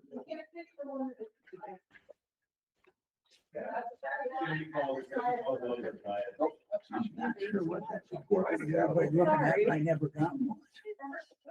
Oh, you're kidding. Grab my diet donut. I'm not sure where it's from. See right here. No, this one? Yeah.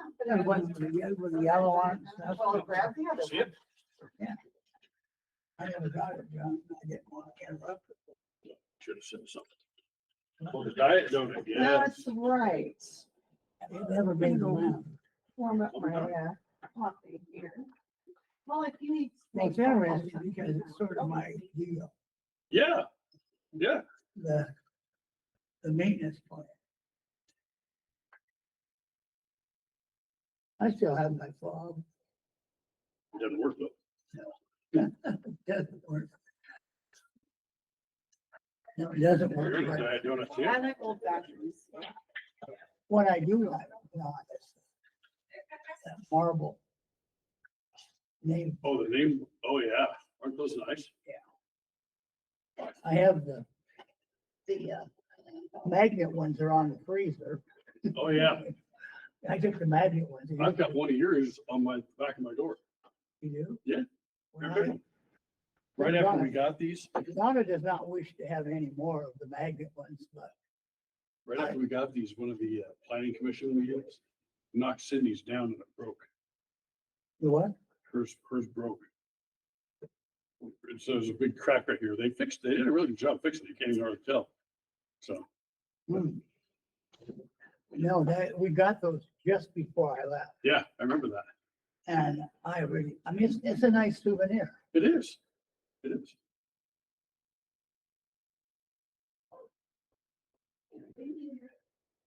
And it comes without any of the accompanying hassles. Mhm. Who do we have, Bob? Yeah, he's next. Oh, So how's your daughter-in-law coming? She's joining the she stage? is amazing. What? She's amazing. Amazing. So, Well, she's probably a big help to Amy, isn't she? oh yeah, huge. Is she working? Yes, she is. Oh, where's she work? She works actually for Dale, for probation. Until they get married, you know, then Did Dale retire? he retired, but he's working back. Oh, because I saw something about His that. retirement pin, Yeah, yeah. I keep telling him he needs to buy more toys, so he can't retire, so. well, I saw that he had the picture of the retirement in on Yeah, Facebook. but there was nothing of any significance Yeah, surrounding it. He did a retirement, now he's doubling, working back. Doing double dip, so. Oh, I don't need it. I mean, mine's stuck back there. Online's way better for me. That control find feature. Oh, you can use that up on the stick right underneath.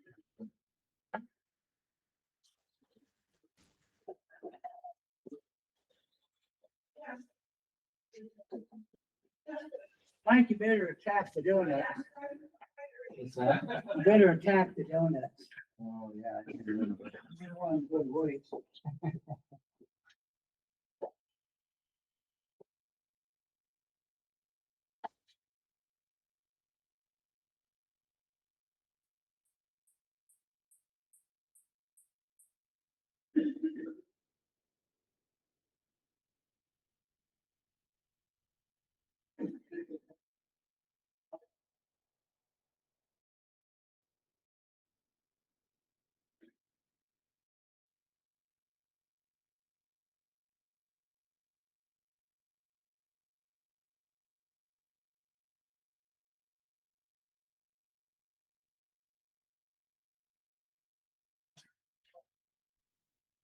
He's my husband. Oh, Yeah. Carl and my son Jason used to compete against each other in sports. Oh, really? Okay. Yeah. What's, Jason? Jason Fleming. Oh, yeah, yeah, I actually recognize that name. Yeah, Oh, yeah.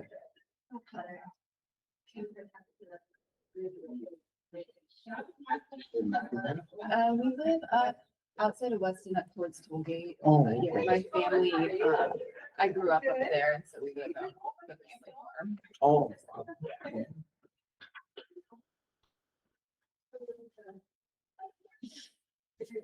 I'll have to tell him that I'm on a committee with him.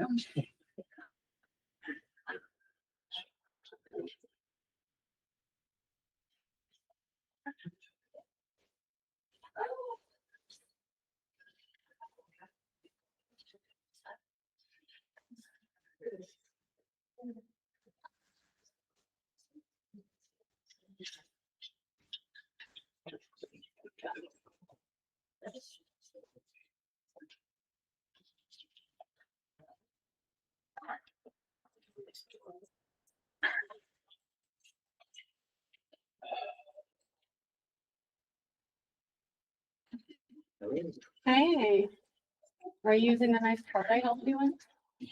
You better believe it. Yes. That makes me feel better. I was supporting a good cause.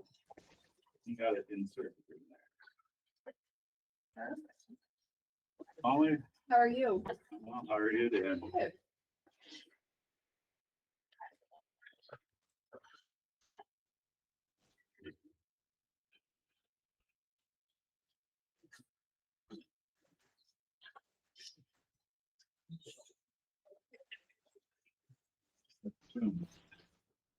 Not a whole lot. We're getting new goats this weekend. Oh, you are? Pretty exciting. Very good. Patty said that Luke brought his goat to show and tell. Or he's supposed Planning to. on it. Yeah, he's planning on it, yeah. His parents are cool and are letting him take it. Can't you take ours? Are these gonna be show goats? No. Pet goats? Just pet goats. Or near goats? Yep. We need to That's get her her into name. the show goat deal, don't we? Yeah, I know. Mhm. Well, Bob's son Luke, when they had about 100 kids at a junior show last weekend for a judging deal, he won the whole thing. Yeah. That's amazing. Don't kid yourself. He was whining and he's done with it about halfway through. And he decided to win, huh? Yeah. That was amazing. There you go. Thank you, sir. Yeah. Molly, you could spend your weekends in a dirty barn in front of a show ring and, oh my gosh, how much fun would that be? My weekends are already pretty busy. Yeah. Yeah, so I'm good. You don't want, you don't want to travel all around. No, no.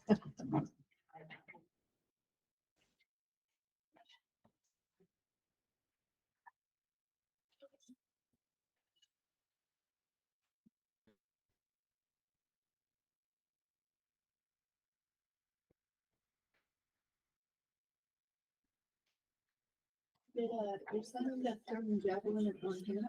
Yeah. Yeah, that's what Paul just said. Oh, Yeah, so he went on to be a very good track. A very good track. yeah, he was, he's got champion 2 years. That's awesome. He was just right on the cut. Trying to decide whether he I was- saw that picture.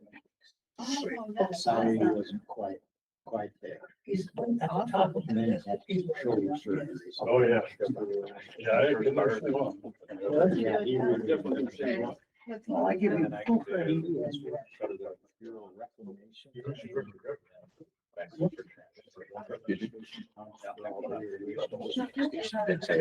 No. Is he married? Is it? Yeah. Yeah. He just got married Concerned I'm missing something. a year ago. Okay, what would you be missing? September 20th. That's the trouble is when you don't know, when you think you're missing something, you don't know what it is. You just think there is. It's just sticking in the back of your mind. It's like, okay, yeah, there's something. It'll come to you later when you don't need it. That's exciting.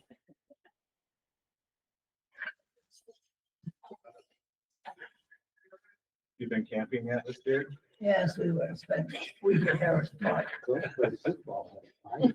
he did, yeah. Was it nice weather up there? He was there. so Actually, a that's little his chilly favorite at night. thing. I don't mind Harris Park. We could go. Yeah. We went, if we only went to Harris Park, I probably could camp. But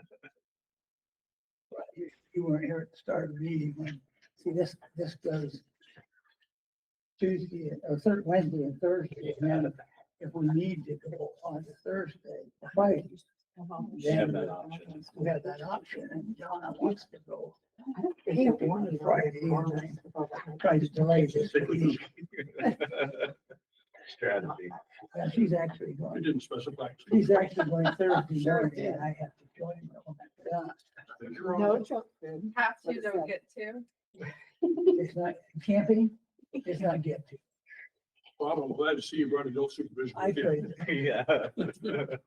I do it because she went a lot of places. She didn't want to go because of me, so I do it. We have an annual discussion. Isn't there an age limit for campers? Apparently we aren't there yet. Takes a while. I do have a complaint about Harris Park. They have those little, buildings, they're the little cabins. Yeah, They don't have bathrooms in them. no, they don't. So why would you stay there? You'd have to get up at 3 Because o'clock. you don't in the have to, morning. because you don't have to buy a trailer. Oh, my gosh. For centuries, people lived in homes that didn't have bathrooms. 2:30 in the morning, you And, know. and there have been times when I thought indoor plumbing was really a bad idea. 2 houses, one on each side. Well, Yeah, I certainly wish they put bathrooms in those. I little know, houses. and we're the- it may not we're be the century relevant, block on Sydney, the- but yeah. outside every one of those cabins is bushes. Yeah, we are. And my guess, is it might be really, really difficult to get the permits to put those in. Yeah. Oh, that place is immaculate. It is. It is very well taken care of. And the nice thing about when they're during the week is there was one night I think we had the entire park to ourselves. But the most they ever had was three people there. Until the weekend. So we get right by the day. That was part of me. Standing. Now, I never resist when we go to Harris Park. And the other thing that's handy is I had 2 meetings last week while we were up there. Have to take coffee, making coffee off my resume. Well, I was trying to figure out what you were doing. Oh, I see I was trying to that. help you. It wasn't full. It's accessible to go Yeah, there to. was plenty of water. No, Oh, there's no water. no, there was water. Kelsey just like. He was happy out of that Thursday. I probably shouldn't use yours. He says, I'm glad you're. No, I here, because had a actually lot of took class Dan his things cup I this want to morning. get done. And I said, well, You did what? why aren't you getting it done? She said, well, I feel like I want to talk to you all the time. And I said, And I borrowed You're one of welcome his to the art. little pods, but it was a decaf. Why they're older. That's all you could reach. is decaf. I think we have a couple more Somebody the other day years. said, he tried to kill me the other day. She gave me the decaf coffee. Oh, I'm not how do you even get going on decaf? going to Arizona or something. I mean, the only thing decaf is good for is stone. I think We be never off the really walls. go too far. There's that. Actually, in July or in August, it's too hot to go. It is, yeah.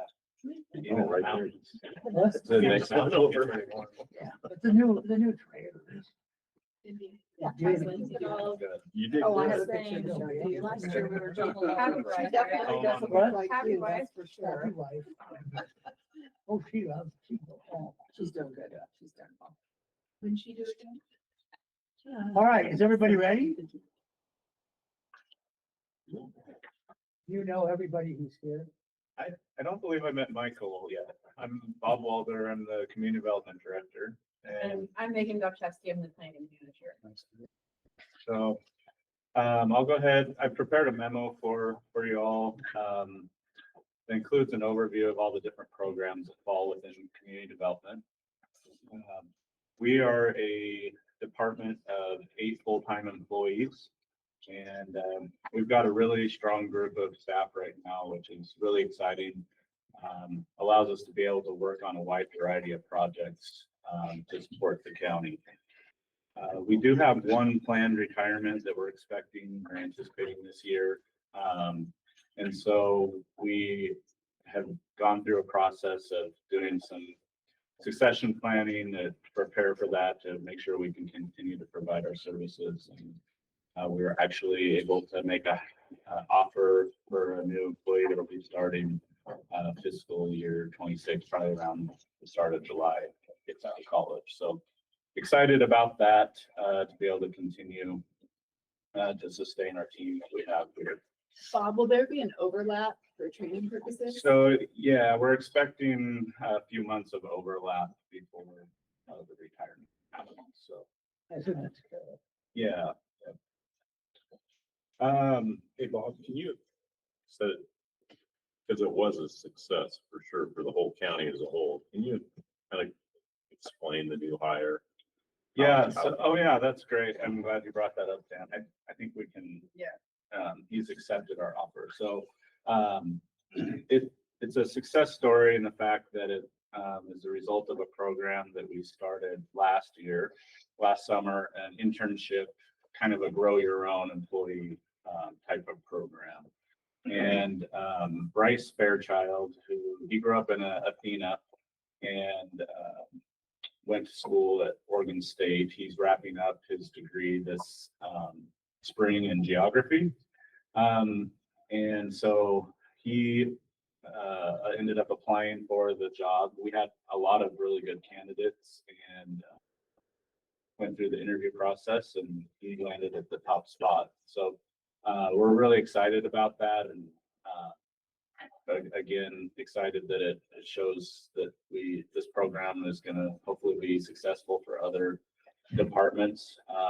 We're actually bringing on a couple interns this summer that will help with some more GIS work within the GIS department. And I'm sure Rachel will talk about that when she comes in to give her presentation on assessment and taxation. But real success story. We're pretty proud of that. And So what I'm hearing is a Western McEwen grad is, yeah, took the top spot. yep, That's all I can exactly. hear.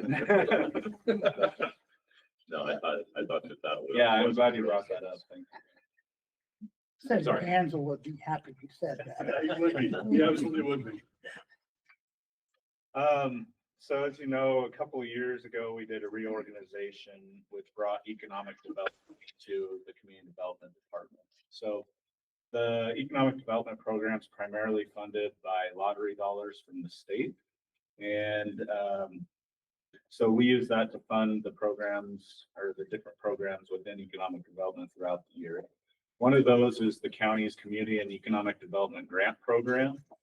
In 2024, we awarded approximately $200,000 to different organizations and businesses in our community. So an example of some of the types of projects we funded, we helped support this last cycle, helped support the building of another barn out at the Athena Weston Land Lab, a pig barn. So their current facility, pig barn facility, is dilapidated, and so this will replace that. We've funded several different park projects in some of our smaller communities.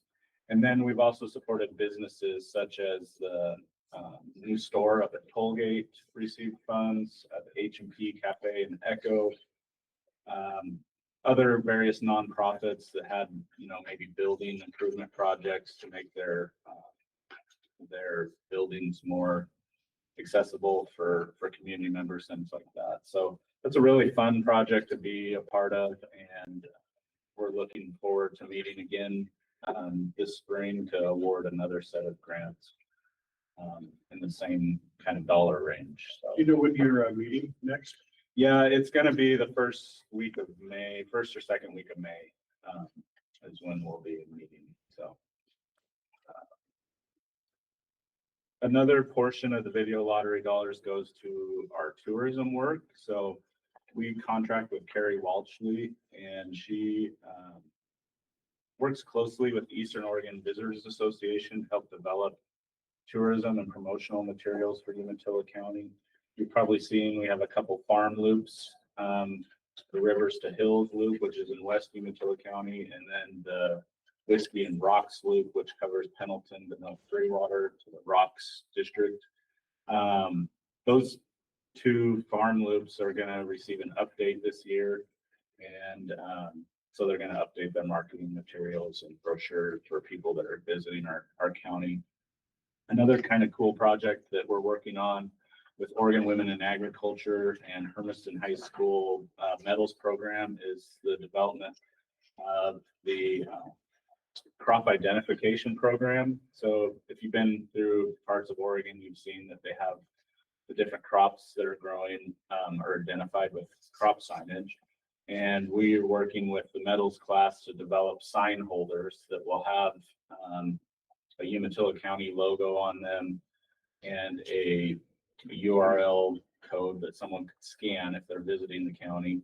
And it would take them to a map, an online map, interactive map that will give some information about the crop, maybe talk about the family that's farming it, maybe some of the history of that farmstead. But it's another great way to be able to showcase the wide variety of crops we have here in the county and really cater to our tourists. We, under the economic development umbrella, we continue to partner or be involved in the LaGuama, the Lower Umatilla Basin groundwater management area. This project obviously has important ties to economic development as well as housing and agriculture, all of those things. So it's important that we continue to be a part of that. So we've budgeted in $50,000 again this year to help cover expenses that we have to pay for a facilitator that helps lead that group.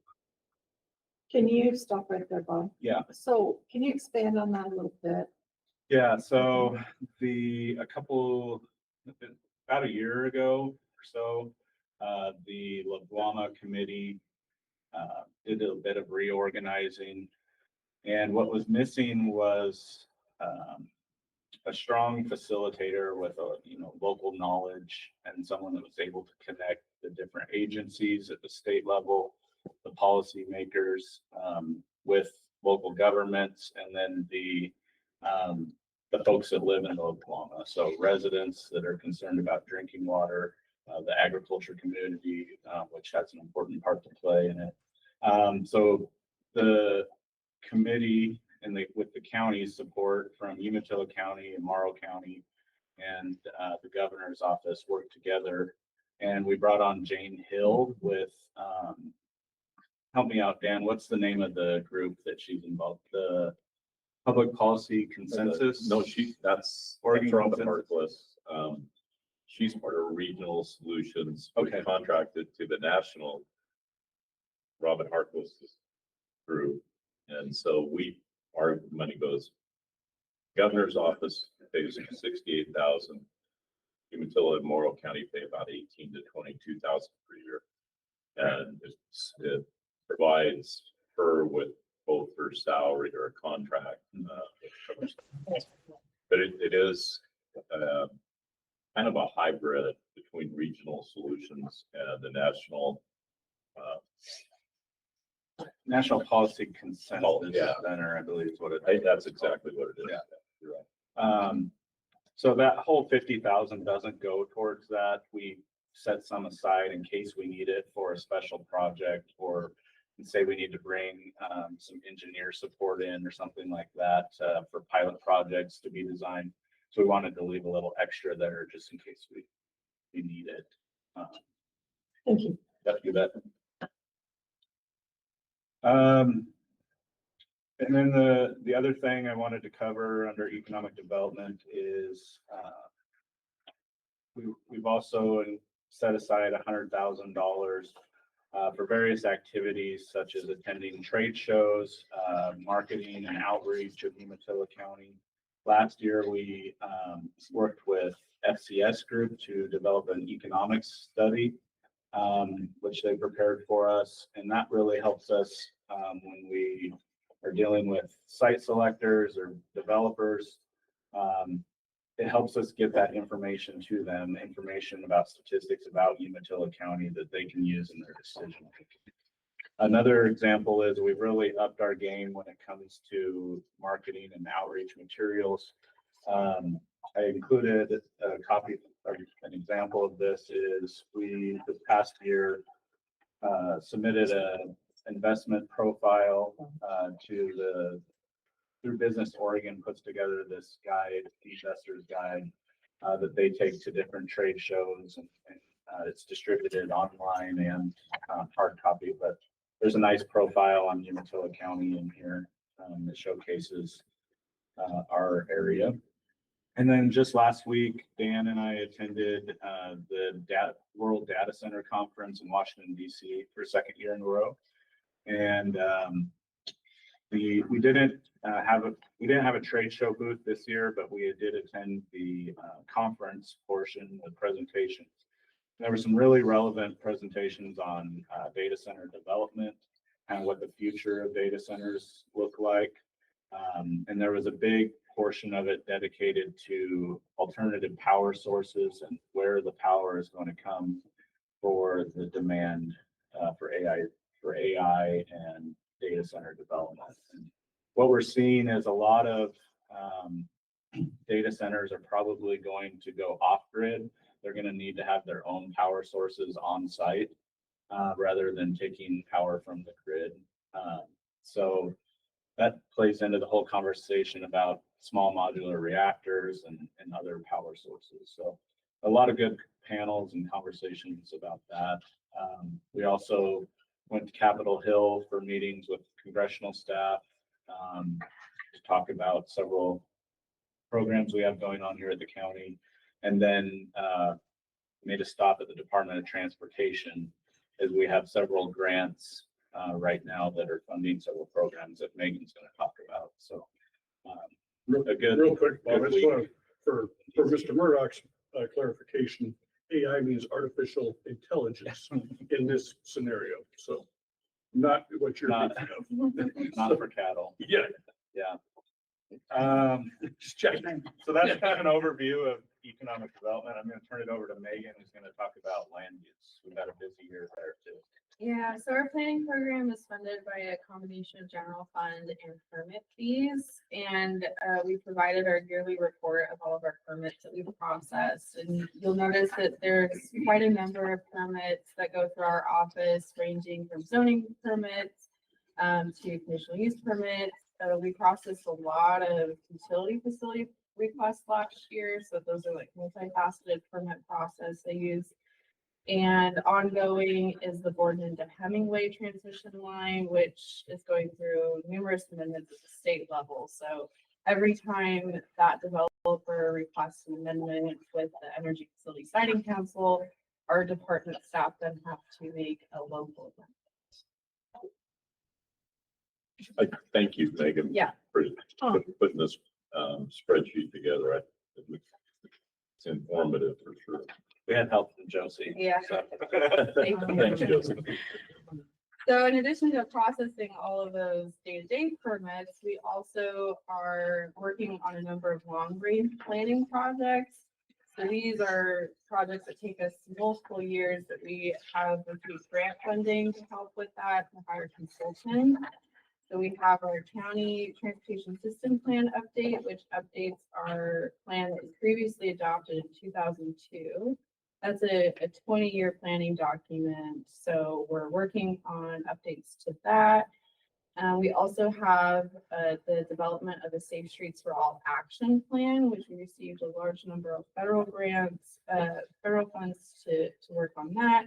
We're doing those two projects simultaneously. There's a lot of overlap as far as, you know, where roads are causing safety issues and where they maybe have traffic issues. So we're doing outreach events throughout the county over the next several months in order to get public input on those two plans. Real quick, you mentioned federal funding on the transportation plans. Is that in danger of getting pulled back due to disagreements with our state and federal government? No, not that we've been told. Actually, we could address that, John, that right now, the routes and SS4A folks and routes are the rural opportunity. But anyway, the rural portion, they actually feel their programs are going to be stronger. They've had no direction at all to pull back. Now, there are some, they did say some parts of transportation has been affected, but the SS4A program is not one that's been even addressed at this point. Things can change daily, as everybody knows, but Yeah. right now I have a high confidence, and we will apply again with that same application we put in last time. One thing, so on the federal level, there have been, we have learned of several, federal employees with, especially with federal highways that have taken the early buyout. And so that may affect some of, I don't know, may or may not affect some of the speed in which we're getting reimbursements and things. But from all we can tell, right now that the funding that we're using for these projects is going to continue and they haven't cut it off. So. Thank you. Yeah, big discussion. Good question. John. That's a great question. Mhm. Yeah. So we are leveraging the two projects to do the work at the same time. We're not duplicating, we're doing all of our engagement simultaneously. There's a flyer included in that memo that takes, if you scan the QR code, it takes you to our project website. And there's a quick little survey to complete, and we have a comment map for folks to go in and say there's a dangerous intersection that you drive every day on your commute that involves county road. You just drag a little pin, say what you think is wrong with that intersection, and then our consultants are incorporating that feedback into both plans. We also are working on a Highway 11 safety public outreach project. So in Milton Freewater, there's been, as you all know, a number of crashes in the last couple of years. So we're working with ODOT on a project to increase driver safety and encouraging good driver behaviors in that area.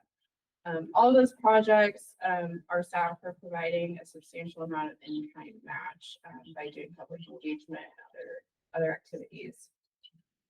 In addition to that, we're making improvements to technology in our program by incorporating Esri GIS capabilities into all of our tools. So in the last couple of years, we've shared our interactive map that we developed for the county website to help developers and property owners navigate, the different things that affect their property, like land use zones, wetlands, floodplains, those types of things. We've built a similar program off of that server to help our code enforcement program out in the field. So our code enforcement officer is able to, on a tablet, go out to a code complaint about a neighboring property, take photos, write any notifications, hit submit, and that's instantly available to other staff in the office. They may be answering the phone call. So that's probably a good segue into code enforcement. You'll recall last year around this time. Real Yeah. quick, Megan, looking at the permit and going back to your spreadsheet, the, under zoning permits, huge jump this year are, and I think I kind of know why, but do we have between the zoning permits and the utility permits, I wouldn't suggest them on other basically residential or local users. But on the zoning and the utilities, do we have an opportunity to maybe increase, I know we did last year, but increase those permit fees? So for a utility facility, if a utility provider is putting in a new transmission line, let's say, we have either our land use decision fee or the conditional use permit fee, depending on the zone. And then they have to, once that permit's been approved, they have to get a zoning permit for every property that it crosses. And for facilities that have an actual pole or a tower, it's already the double charge for the regular zoning permit that we would charge someone for putting in a shed. Okay. That answers the question. Thank you. I have a question. On your smoke and burn permits, that number is really low. So that only includes properties that are outside of a fire district. So if you're in a fire district, which most of Umatilla County is, with the exception of out in Milton Freewater area, or there's some land between here and Milton Freewater that's outside and down towards Pilot Rock. Those areas in the unincorporated parts of the county are required to have either a smoke or burn permit. But a large portion of Umatilla County is covered by a fire district, and so they would need to go through that fire district for burning. Okay. So that's why it's, number probably seems a little bit I low. do have a burn permit. And to elaborate a little bit, so the smoke permits, if it's a large farming operation that's burning across multiple tax lots, they're only required to get one permit for all of the tax lots. Thank you. Great question. So moving on to code enforcement, you'll recall last year around this time, we had a proposal before the Solid Waste Advisory Committee and commissioners to increase the solid waste franchise collection fee from 2% to 3.5%. We are finding that most of the cities were charging upwards of 7% for a collection fee. And so we increased this, and which resulted in us being able to bring on a full-time code enforcement field officer. Prior to this, we just operated with part-time staff for code enforcement. And this has really enhanced our ability to be more responsive to code enforcement complaints out in the field, but also focus on a lot of issues that relate to public health, safety, and the environment. So we've our code enforcement officer, Rich Estes, has been working really closely with several of the different groups in the community, including the sheriff, community corrections, CAPCO, to go out in the field and deal with some of these homeless encampments that are popping up over the county. We receive a fair number of complaints throughout the year about not only about people trespassing, which is a criminal issue, but also about the waste that's being left behind, and someone has to be able to clean that up. So we actually facilitated a really impressive cleanup out along the Walla Walla River in Milton Freewater last fall. The county covered the cost of that abatement We trucked out 7 tons of garbage that was left behind. And so that's a good success story. That's something that's really visible in our community. So we're pretty proud that we're able to have a part in that. Even though it's just one piece of a much larger discussion, a really complex issue, but That wasn't the only success story yet.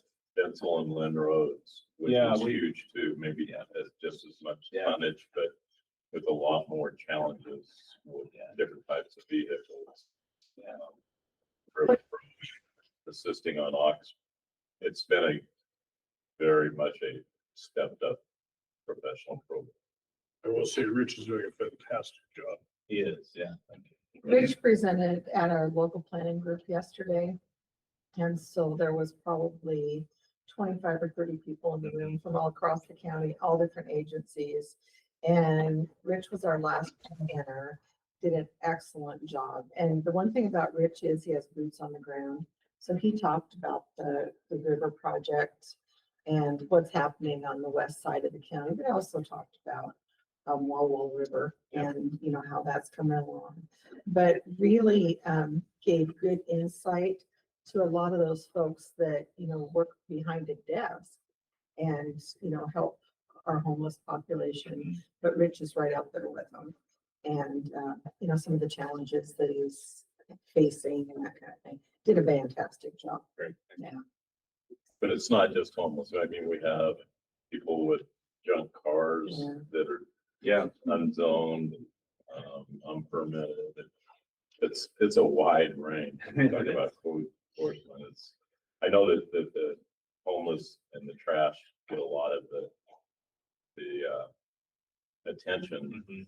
But I mean, just the Griffith property and how much you put into that to get them to start cleaning that up and challenges there. All the sagebrush road stuff. It's a challenge. It is. Do you have a question? Then we were talking earlier, interesting to see what happened out on the reservation when they went down to find that car Oh, yeah. to tow out.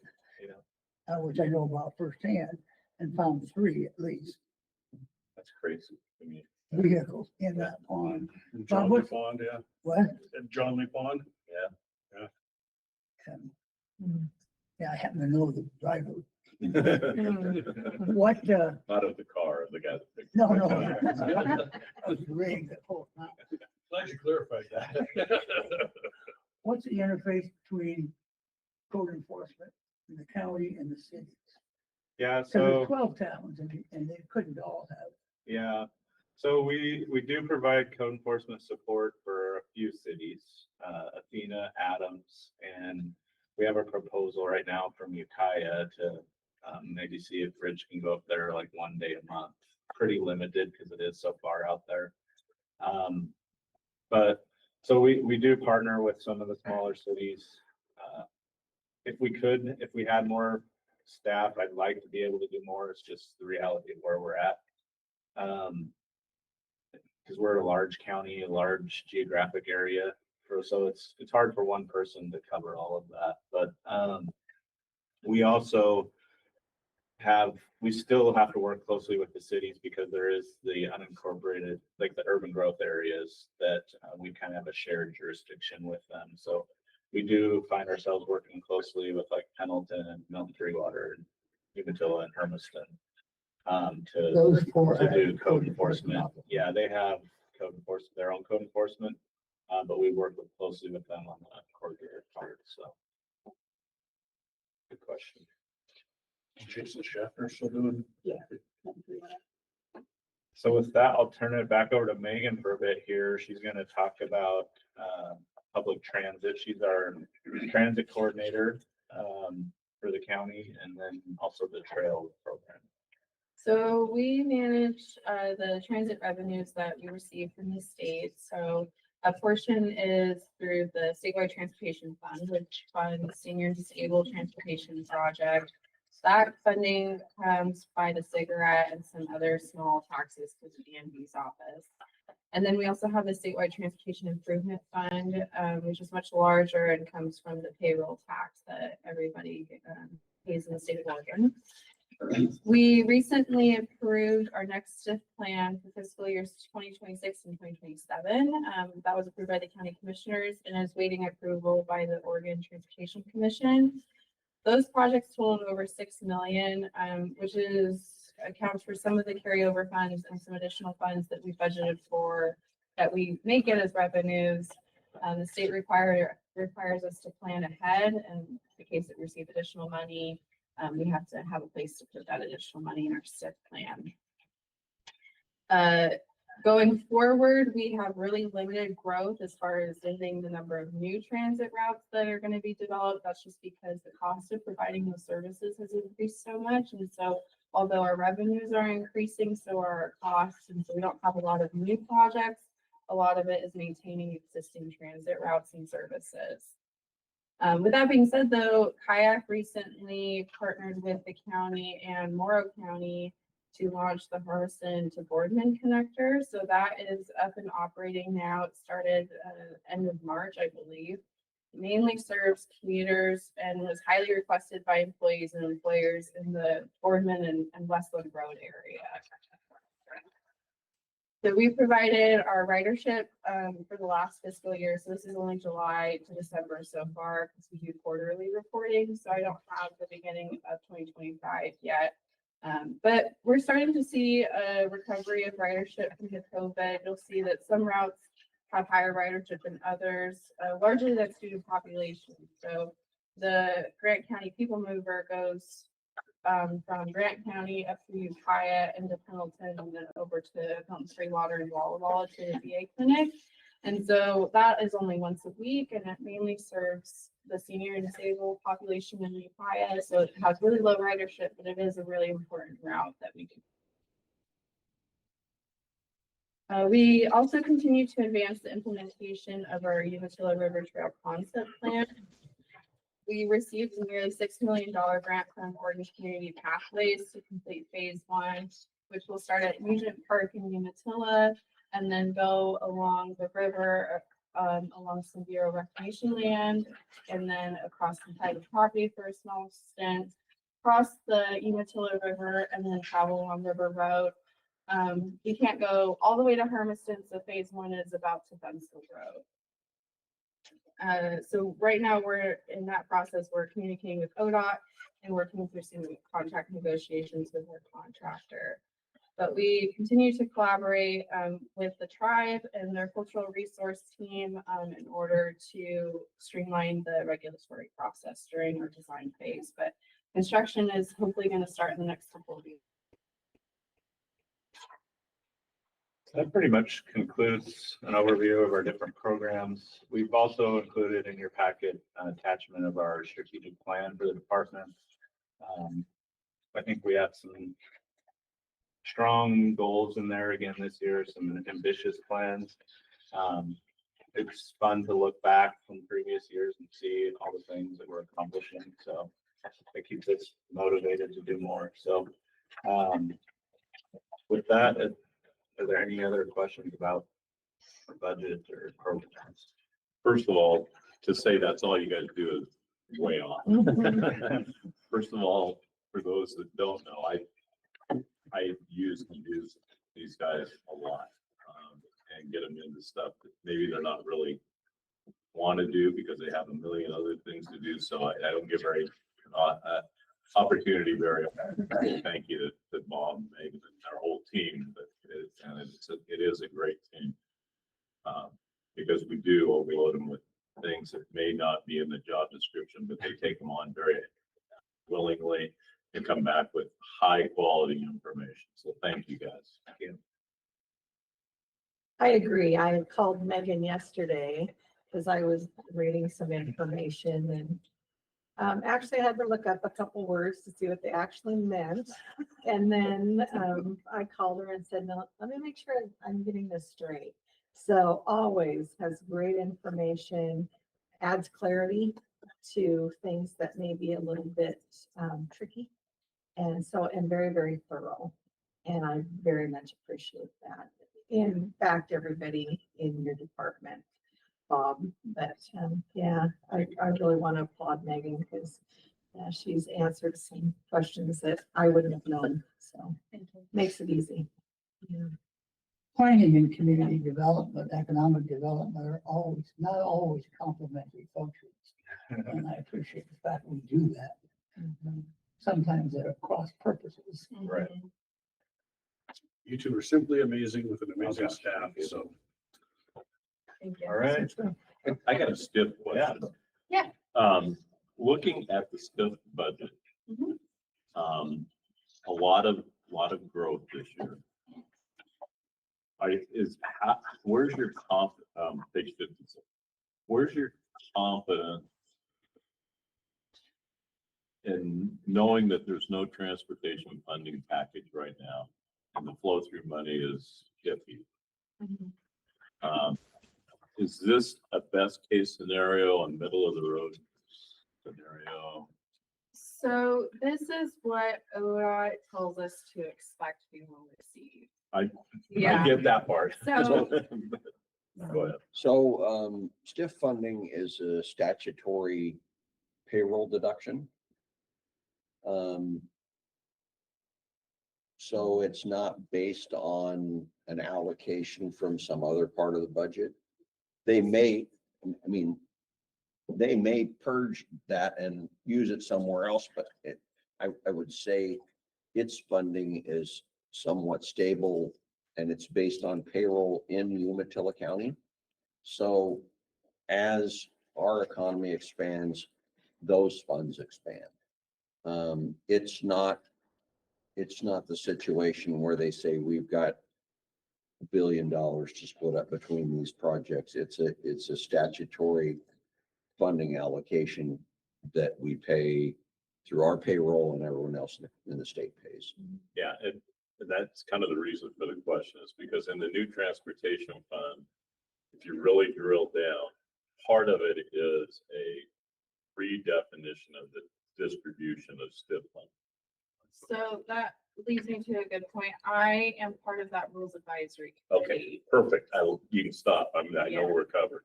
Yeah. And to address any like future insecurities, the county and our SIP, and we do have a reserve fund to account for any loss of payroll.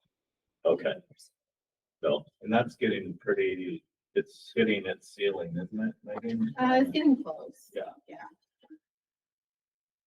the reserve. The Yes. reserve, Mhm. yeah. Yeah, what is it, 2 billion? 1 million. Yeah, so the thought behind that was if we do experience, a recession and less payroll coming in, we'd still be able to do public transit at a time where I probably need it. And then also if there's certain projects that are having trouble getting funded, then we can tap into that. No, great. There's just too many fingers Mhm. Yeah. involved right now. And it's one of the, I think it's one of the successful legislative packages put together because it identifies local funding and it identifies a need and it identifies a solution without a whole lot of input other than I think ODOT gets a little too involved at times, but what worries me is the additional fingers in the pie, and that becomes scary, especially with a solid program that works. Mhm. And not just here, it works around the state very well. Are you sort of hinting at ODOT's woes? We're only on the first page of those. We got a ways to go. Tom hasn't been here yet, right? Yeah. Anyway, thank you guys. I just have a quick question. I always look and just if there's a big increase in change, I always wonder why. And there's 1% change for the code enforcement. So then as I was going through code enforcement, I saw that medical and dental insurance is significantly higher. It's on page 66. Than it was last year, but the number of employees is the same. And so I just wondered if it seemed like it was more consistent in other areas. Yeah, so I would say the biggest reason for that, Robert, you can jump in if you need to, but it was a part-time unbenefited position. And then we moved it to full-time, and so then it. And they Yeah, that get makes fully sense. loaded. That's So fully until they loaded. get brought on, they're Yeah. fully loaded with everything. But again, we ran the numbers, and that increase in the franchise collection fee helped cover the cost of that new, moving that employee to full-time. That makes sense. I was just looking at the 1.75 to 1.75 and wondering why it was such a big increase. Right. And PERS increased clear Yeah. across the board, very Yeah. drastically. Okay, thank you.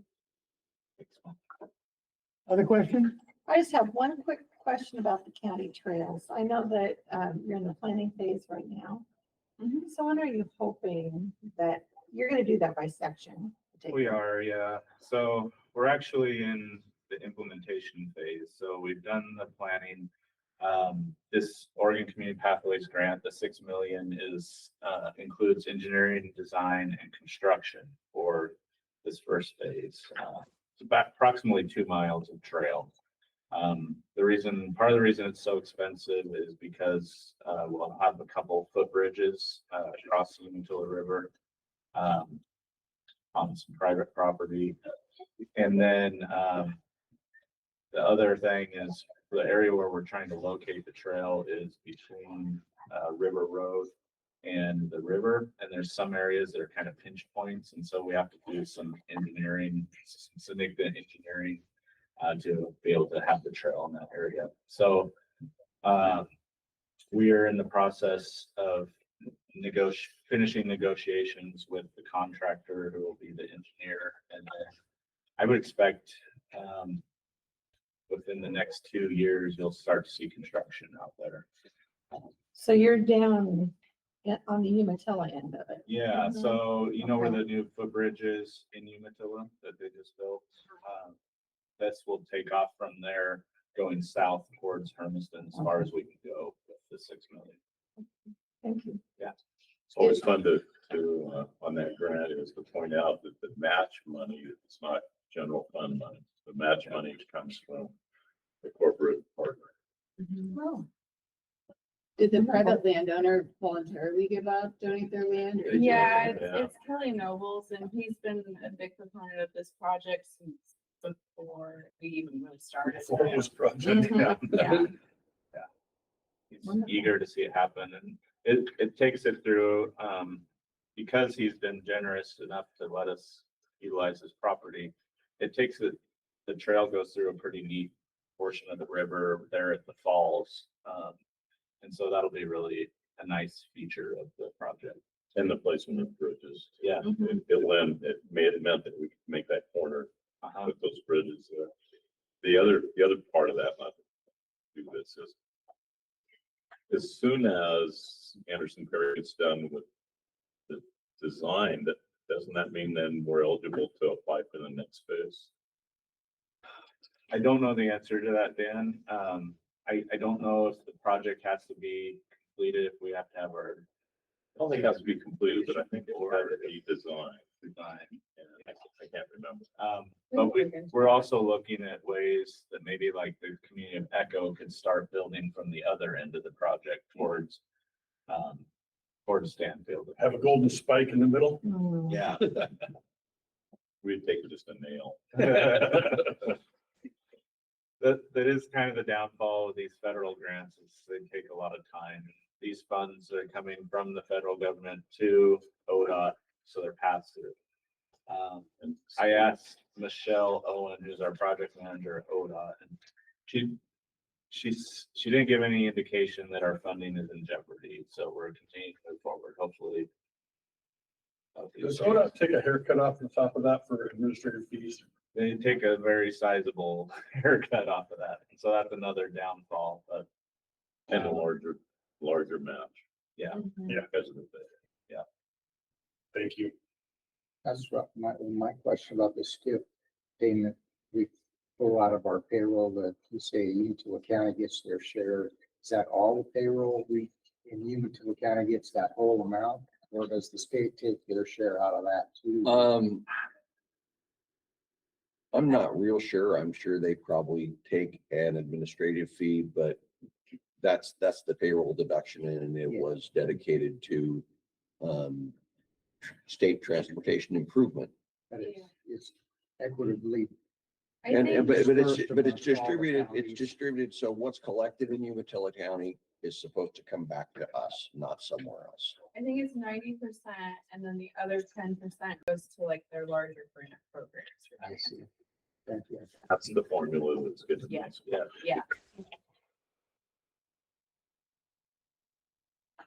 All right. That it? Thank you. Thank you so Thank much. you. Thanks. Keep up the good work. Congratulations on a great year, you guys. Thank you. Okay, we're into deliberation. Let's go on. I'm good. You know, if you could lay all the superfluous ODOT employees end to end around Oregon. Oh, yeah, you start and say. In the three buildings they occupy. The 3 buildings, yeah. It's hard to be sympathetic. Siobhan, anyway, back, I thought it was a great presentation. Oh, me too.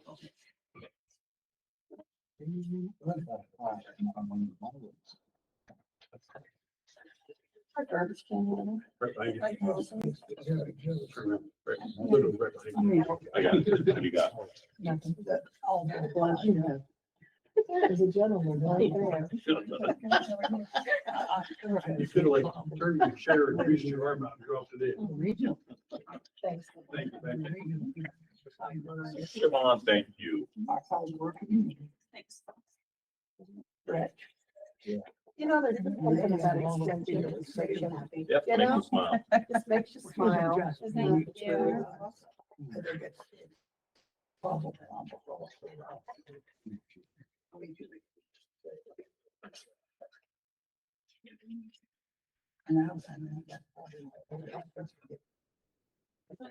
The trails, what kind of construction are they gonna be? Like sawdust, gravel, asphalt? Asphalt. It will be. Just kind of cool. Hmm. Which is kind of cool. I would have guessed gravel maybe. Yeah. We would have took gravel, but they would. Get a lot better reception if this wasn't all orange and black. Not true. Not true. Oh, I agree. Dan wasn't even listening. I would guess No, variety it would wasn't. be fine. Yeah. If it was Boise State, didn't use that. Yeah. Well, good morning. How are you? Good morning. I forgot my name tag today, but for those of you in the room that don't know me, I'm Siobhan Hatcher. I'm the Administrative Office Manager for Umatilla County Extension. I'm at the Pendleton location, but we happen to have 3 different offices in Umatilla County, one in Milton Freewater and one in Hermiston, as well as our Pendleton location. What you have in front of you is our handy dandy little extension packet, because good extension folks bring information to the county. The first thing that I want to highlight before we start talking about budgets is this little thank you photo. This is our new Hermiston Extension office. And we had kiddos from 4-H clubs actually in our brand new classroom last night. They were there and they were also in our kind of kitchen break room area. So, that center photo that John was just pointing out, those are actually the jackets for our teams that are going to Spring Classic this weekend in Redmond. We have a team that's representing the dog project and the livestock project, and then one kiddo who's on the team with Will County doing a horse project. And so we're having a meeting in that room again tonight to present their jackets with the new year that they're representing and have a little going away celebration. So, That's a pretty nice looking countertop, I'm just saying. isn't it? Yeah. I just wanted to point out that we really appreciate the new space and having that available to our 4-H clubs and the rest of our programs as well. Where is that? It's at the Midco building, just across the street from EOTech Oh, was purchased, and they just completed the remodel to where we are able to use it. Next on the agenda is like a open house for that space, so we can start sharing it with the Those are community. great pictures. So the other things in the packet are our budget narrative, the blog post from 2024 from our OSU Extension Summer Internship Program, and then the impact statements for statewide extension.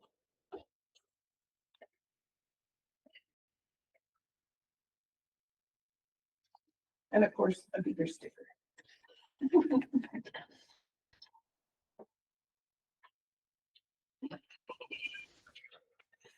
OSU Extension programming is vigorous across Umatilla County. We anticipate robust community participation and partnership for the 2025-26 fiscal year.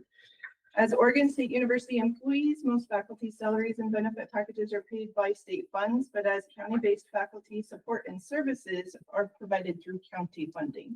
And that's the budget that I'm here to talk to you about today.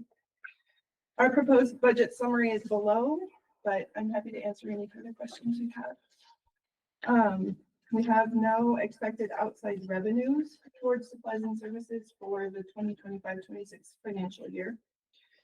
Salary and OPE, just like any other department, are making up the majority of our increase to our budget. We continue to invest in hourly compensation for student workers. And then due to our new Hermiston location, we were able to reduce our facility rent in the materials and services budget by $17,000. Our portion of the remodel expenses, however, will be coming out of the reserves held at OSU. I haven't seen any numbers on that yet. It's a lot. I'm still compiling them. I'm sure. And as we have for the past several years, we're maintaining a zero increase on the remaining materials and services budget. so they still honor the integrity of those reserves? Yes. Yes. Those are considered county funds. They're just held at OSU. And I didn't look up the number to tell you how much is there. I'm sorry. No, I just always had wondered if they would reconsider them as their funds. No. We typically have an annual letter that I present to the board of Commissioners to show what the remaining balances is that in the fiscal year.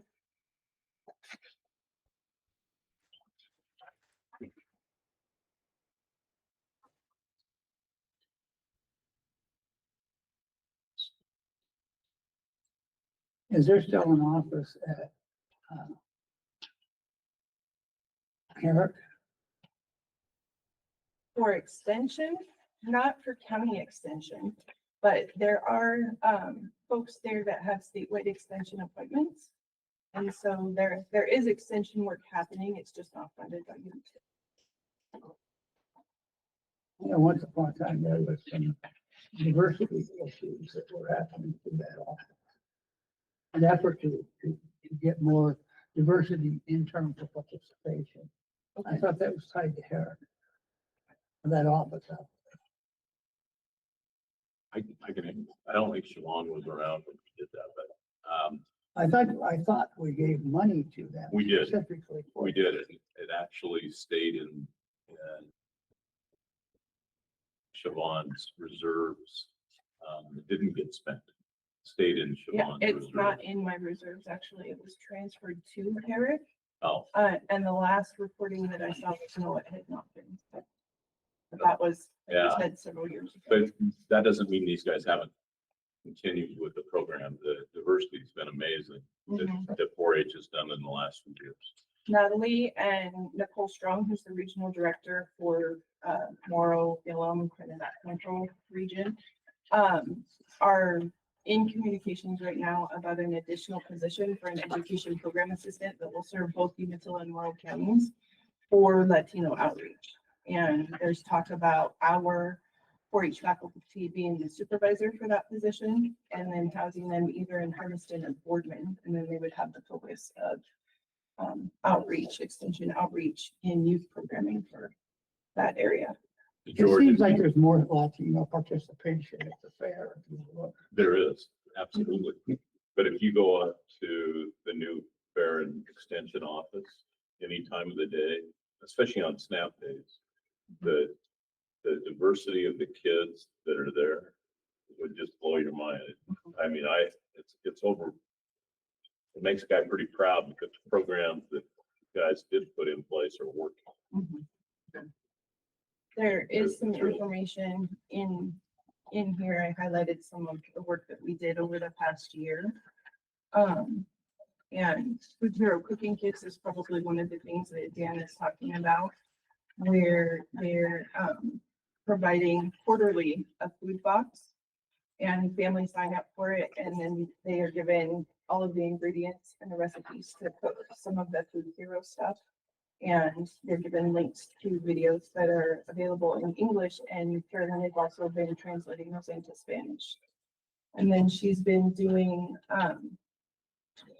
a Plan, Shop, Save, and Cook Spanish class hosted at a local church. And then this is the one, Food Hero at Home, a Spanish language class offered once a month that brings nutrition education directly to families. Each session focuses on healthy eating tips, budget-friendly recipes, and practical skills to support wellness at home, all in a convenient and friendly, accessible online format. And that's all done in Spanish to reach those communities there. So, yeah. We're putting our money where our mouth is. I remember when Izell was a lone wolf at the fair. That brings up another, Remember that, Dan? yeah, but that comment brings up another thank you to Siobhan for the wolf depredation committee and the work that she does in that and has been doing for 2 years now, almost 3. And it was gonna be a one month transition. And she has actually put together more quality information than we had ever received, but also it's kind of recognized, but that we share it with a lot of other counties because of the quality of the work that Siobhan does with that. And now we're all gonna have to relearn again, hopefully. It's gonna make all those formulas we put together, hopefully, not usable, hopefully. Yeah, with the new legislation. The new legislation sits, so. But in a good way. Yes. Yes, hopefully. I'll be interested to see how that information is shared with the communities and how we go forward. We'll also have a new livestock agent at that point. So the search Hopefully. committee just made recommendations to the hiring managers. And so that position, they're doing reference checks on. It's that close. Yep, so we should have an announcement, I'd say A within, month. maybe. Yeah. Wow. 2-3 weeks. So Perfect. excited about that. And he's gonna office out of Pendleton. They will have an office out of Pendleton. Our 2 finalist candidates are actually both still in their master's program. Right. And so the employment is contingent upon having a master's degree. So we're probably looking at a September 1 start date, but high quality individuals, I think. And Just reading folks the who are resumes for sure. Yeah, folks who are interested in being in Umatilla County. So, Where are they from? Could you say that? they're both native Oregonians. They're both from the west side originally. One young man made sure to tell us in his presentation that he's ready to move from the west side and is really interested in Umatilla County. And he shared that he was also interviewing for the position in Klamath, but Umatilla is his first choice. So we were happy to hear that. And I told him, okay, I'm going to watch your interview for Klamath and see if you say the same thing.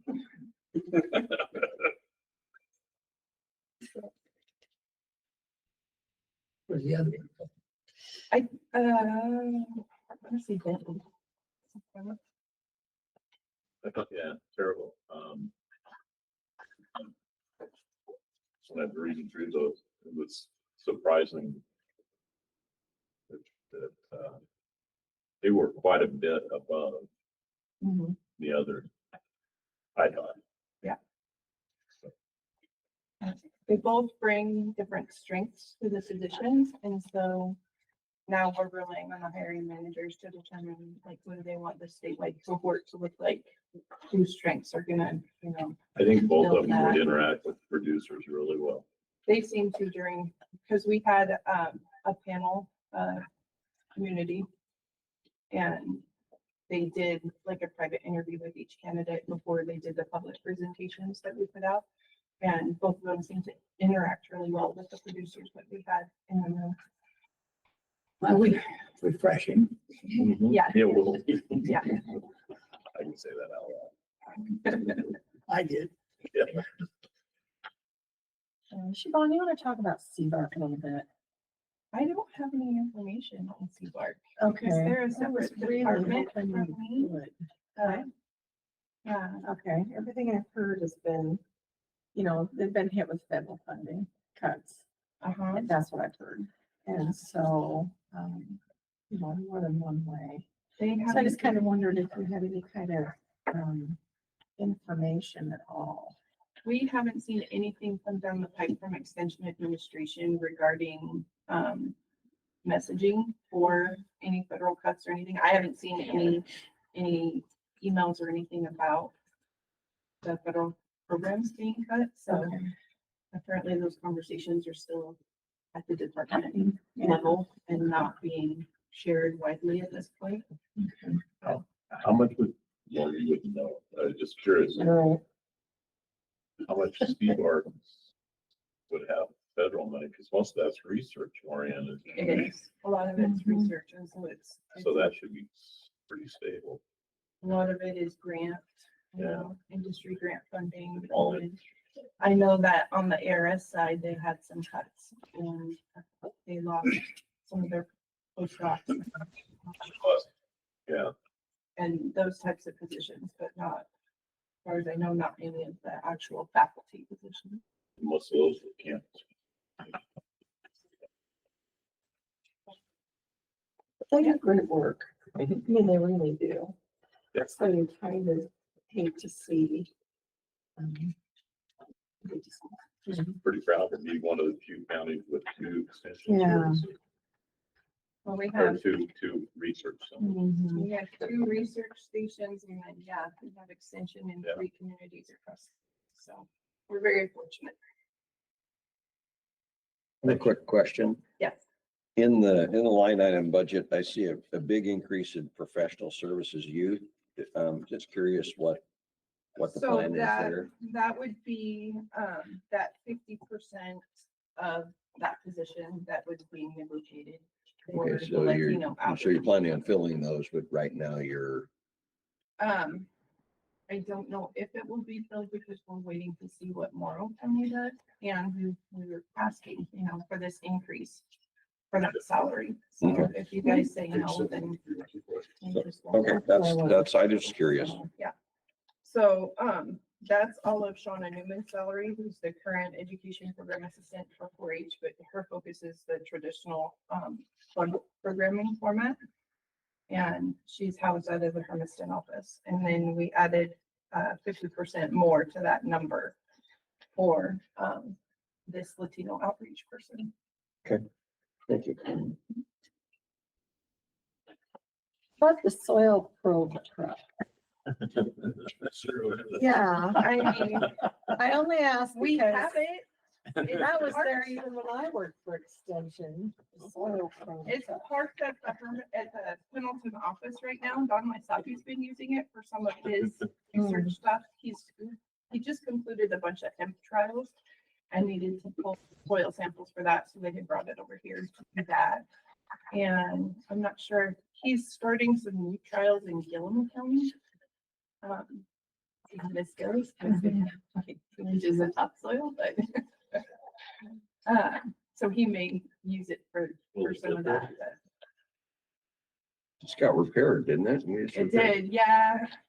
So Ray had, a temp worker that apparently didn't know how to drive a stick shift and burnt up the clutch in it. And so we just had to have it replaced. We didn't know that when he took it, so. So one reason why it's not at Herrick anymore. Explain, Robert, what Siobhan was just saying about the impact on Latino outreach and this committee's activity. Pardon me? Explain what the relationship is between what Siobhan just said about expanding Latino outreach in this committee. Is it in the budget? So it is in the proposed budget. It would be if the committee chose to not approve that, it would be an adjustment to the budget. It would be a reduction in the funding there. But it is in the proposed budget. I just wanted to clarify why that number changed. So Yeah, but if we do approve the budget, it's there. it's that. Thank you. No, I think that's an incredible, wonderful program. I'm all about extension, everything about it. I Well, just, But in I a county really like am. ours, that particular program is. You don't say, look at your cup. what? So you don't say, look at your cup. Actually, I think I stole this from Dan. It's painful to approve that. Oh. I do, I just think extension, they just do great work. Even, you know, in the milk through water office, we have people wandering in there all the time looking for grape help and apple help and what's wrong with my tomato help. And somebody actually brought in a have to say snake that- one day and said, what kind of snake is this? Yeah. And so, you know, they just, Yeah, I They're have to just a say happy the Milton place. Free Water office is definitely used as an overall extension office. Like Mhm. that is where our horticulture program is housed out of, but like you said, you could get a variety of different questions just in a 4-hour sitting there. And, you know, folks wanted to know, how do I do this? How do I, you know, the grandma who's calling extension still for her recipes, because back in the day, extension was Google before there was Google. So when you wanted to know stuff, we were who you called. You might get bugs walking in. You might get somebody bringing in a plant saying, I've been fighting, you know, trying to get my garden growing and this is what it's doing. And you might get 4-H questions for enrollment for other programs across the county that maybe that office doesn't provide, but they want to be involved in. So. I was Yeah. on Facebook last night and somebody said, hey, where do I go to get my kid involved in a local archery club? Uh-huh. And I thought, oh, being a former shooting sports instructor, I was ready to answer it, but somebody beat me to it. And they said, local 4-H. And I'm like, that's the answer. So, Mhm. yeah. We just had our shooting sports competition for Milton Free Junior Show last weekend. So I heard that, was yes. great, and they had a really great turnout. So I heard that too. exciting. Yeah. I wish you had a deer depredation program. You know, it's funny you mentioned that We because do, that it's was called highway. What? It's called the highway. Oh, you need a highway. that was something that was discussed pretty heavy in our interview sessions with our livestock candidates about elk depredation and that being a problem and how can we address that. And so, yeah, that's on the radar of the new person. You can get over the counter dep tag for elk. Mhm. So Hmm. Just gotta have a land over the lake. That's a pretty good sized herd lives on the north. yes, there is. It's nice of you to feed them. He's not wrong.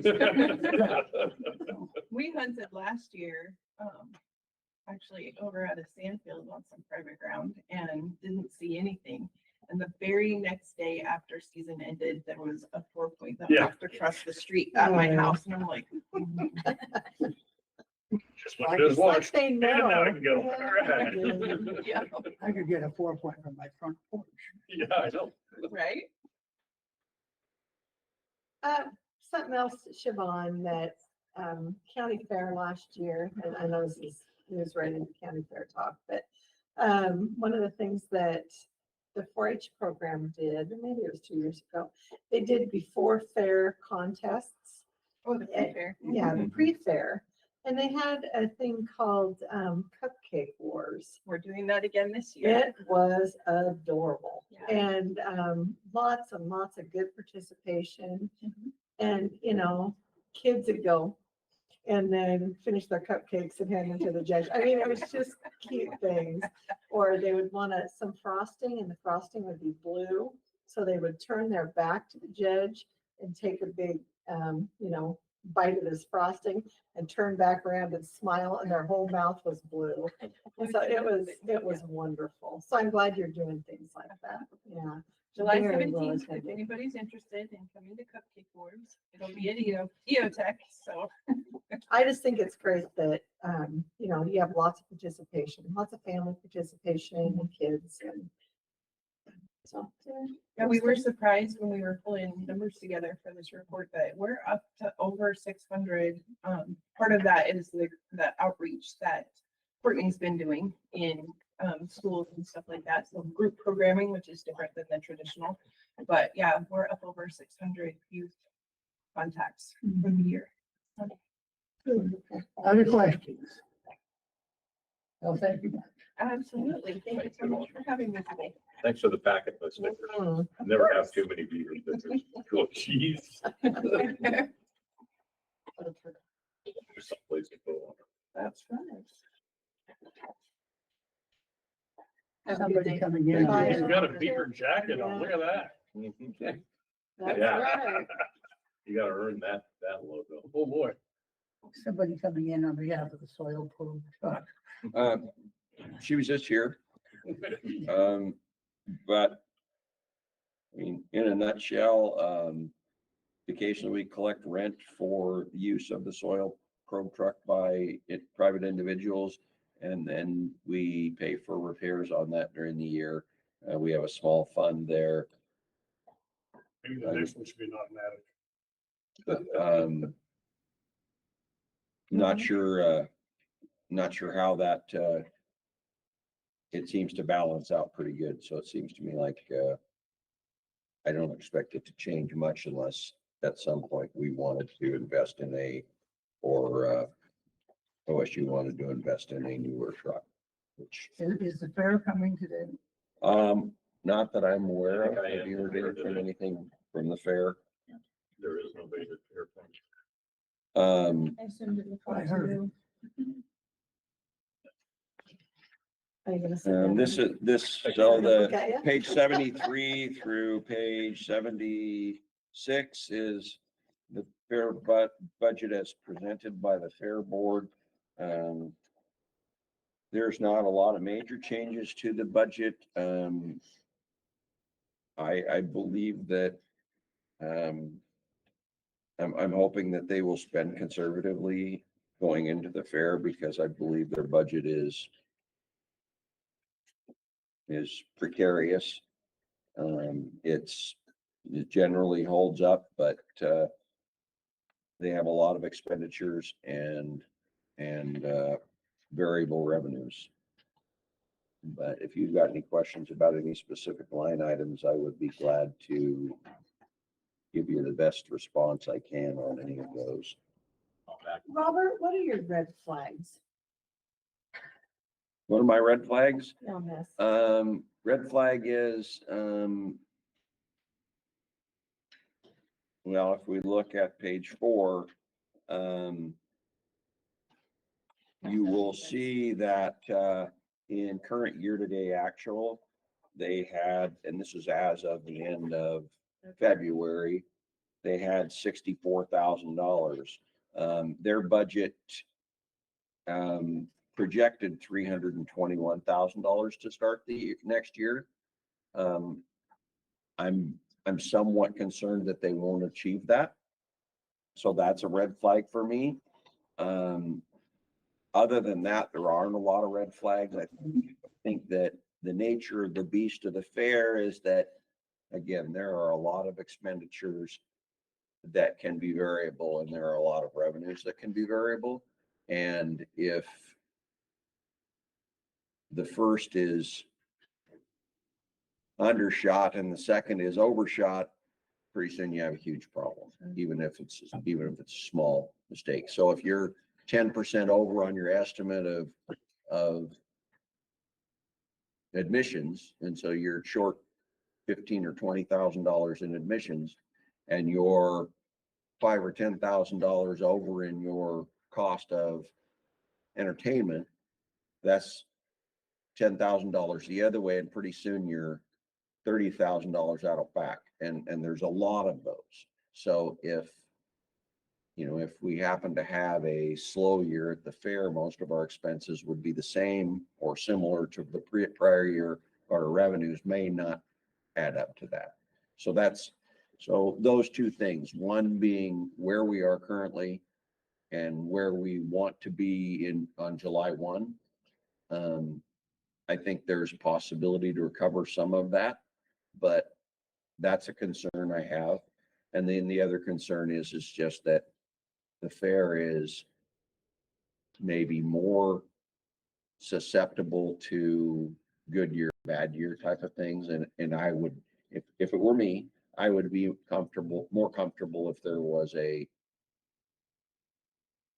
larger contingency, a larger, well, what if we don't get there? We still have some things set aside. That would be, but I would say that's not a new thing. That's a fairly typical thing with the fair, but I just happen to be, as Dan might say, Yeah. I'm a little tight. So, so anyway, I just want to point that out. I think those are all extremely legitimate. The red, if you're asking, I'm asking you. yeah, my red flag is always weather. Anything can happen with weather. And so that's why you focus on the hard revenue, like sponsorship, vendor deposits, those type of hard revenues, which I think in the last 3 years the last 2 years for sure, have been on that kind of trajectory instead of that kind of trajectory. Right, and I think, So, yeah, go ahead. and so I think that recovery, which has been a focus for the last 6 weeks, I think that recovery is projecting up. The other issue that I think is very, very relevant is where we are today and where we are on June 31st. And I think what drives that is this mindset of we have to hold these dollars into revenue dollars into next year because that's where our budget is.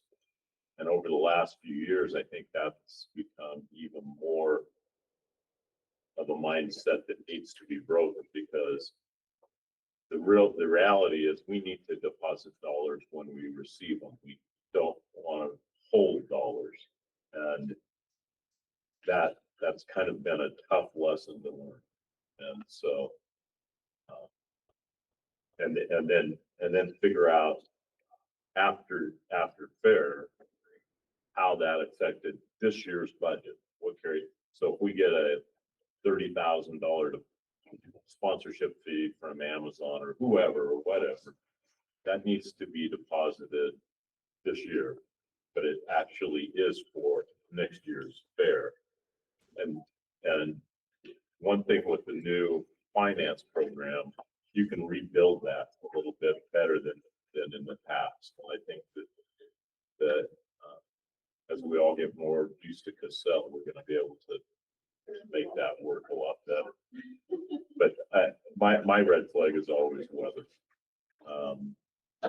And then I think kind of the new relationship between the fair and the rodeo is going to help a lot. Farm City is going to have a big splash because they actually will have larger payout than the roundup this year. And because of 2 major sponsors.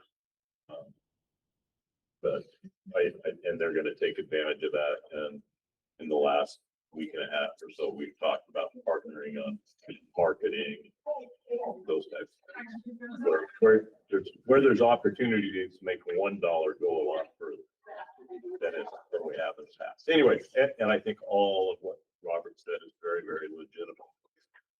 One of the things I'm looking at is legislation. There's some, Absolutely. yeah, there's some fair funding that could increase with revenues for the fair from the state from 50,000 to upwards of 200,000. on an annual basis. So we could see some positive change, and I realize that's, you know, a long ways to now and input human science die, but if that passes, and I'm here, that's got a good shot at passing. It's got more momentum than it's had. And Yes, it we've been does. pushing the same thing for a lot of years. Yeah. Did you say 100 or 200? 200. Actually, When would we if get they that money? remove the cap off the 1%, like we negotiated back in 1998, is if they would go back and honor what we negotiated in 1998, we would receive about 253,000. What they did was back during the recession of 19, County Fairs Association agreed or presented a 10% reduction in our annual partnership with the state. And all of the state funds that come to fairs are lottery funds. And so when we first negotiated lottery funds, it was always going to be 1% of lottery funds. And back then, the lottery was flat and not growing. And so when they capped it at statewide of $1.5 million spread over 36 counties, it wasn't that big a deal because we weren't hitting. The 1% cap would not hit $1.5 million. Well, now with the growth in the lottery, we hit the cap and they won't remove it as we negotiated. and so we've been fighting for the last 10 years trying to get that cap uncapped. And this year has momentum. I'm not quite as optimistic as John that we'll get completely removed, but I can see the cap going to 3 million or somewhere in that range. Sure. But I'll take a $10,000 increase over the 53,000 that we get now, because for a lot of different reasons, the state emergency management really takes advantage of the facilities that are out there. They use fair board members for a lot of different things around the state. Fairs are more than just fairs anymore, especially the ones that have their own fairgrounds and stuff. But we also work with Hermiston on emergencies. So, anyway, But aren't those lottery funds a good target for the legislature? they are when we did it, we originally got into the lottery fund pie because of the education portion. That's how. Otherwise, back when I first came on the board, we would go. The state would say, "Okay, here's 750,000," and we would the Oregon, not the County Fairs Association, but the Oregon Fairs Association, which divided the money up. We would actually go to individual fairs around the state, score them, and everybody kind of got a different amount of money. And none of us really thought that was fair, even us that had to divide it up. And so one of the things when we went to lottery funds was everybody got, whether you're Wallowa County or Clackamas County, everybody got the same amount of it. And it really, everybody uses it different. And it really lets the fairs be flexible on how they operate. But the fairs have really kind of flourished in the last 10 years compared to the 80s, the early 90s. When would we get that money? I don't think it'd be in time for this fair. Well, no, I mean, so sometime, it'd be for next year. It would start in 28. 26. Yeah. 627. Thank you. Any other questions about any of these special budgets? I assume the livestock sales just happens. It's amazing. It doesn't just happen. Well, I mean, I love to we're- tell this story. I mean, it doesn't have any impact. I mean, ask Mike, when our kids were there, the livestock sale was at 75,000, and our Don Miller and I, our big goal was if we were in heaven, we could get $100,000 at the livestock sale. And now it's $1.5 million. It's crazy. Yeah, it's amazing. It is. I have one last question on county fair. Why did it go down $30,000? On what? What? The proposed versus the adopted. Of the cover sheet. County, oh, on the FTE? No, that's a general fund contribution and, in the previous budget, there were a couple of items in addition to, so the county has historically, since EOTech, transferred to Hermiston, has historically paid the rent to EOTech via this contribution of $100,000 through the fair. Last year, there were a couple of items that the board decided to include in the budget to additionally help the fair. I think one was for some additional maintenance help during the fair and also for some electrical work that needed to be done for a temporary fair, or temporary camping site. Those items were not included in this budget. Certainly that's that's up to this committee to decide whether they want to contribute more to the fair. But it wasn't included in this budget. Thank you. I thought that it was. Well, it isn't, but certainly if that's something that needs to be done, that's a change that obviously we can make when you, It doesn't need to be done today. no, it would be something, if you make a note of it, we can make adjustments. Generally, I think it's best to make them kind of at the end, so you have Okay. all of them to look at, and then you can say, we can afford to do that or not afford to do that based on other changes that we make. Okay. Can you make a note of that one too? And how much was the part-time maintenance? Part of that, 30,000. Pardon me? How much of the part-time maintenance was the 30,000? I want to say it was a split of about, and this is really rough, but I would say a split of part-time maintenance was about 10 and the electrical was about 20. Looking at the year-to-date actual, both of them must have come in short of that because we've sent 121 roughly out of the 130. Yeah, so what happened there is they did not get the part-time maintenance guy hired until, because they didn't advertise it. Right. But it's probably gonna be needed more this year. That's where I'm going. Yeah, and then on the electrical, I would like to make sure that's built in, but I'm not sure it's gonna need to be spent. And, I appreciate the desire to help the fair out, but those are expenses that really are related to the fair and they should have some responsibility for covering those from where I sit. No, I agree.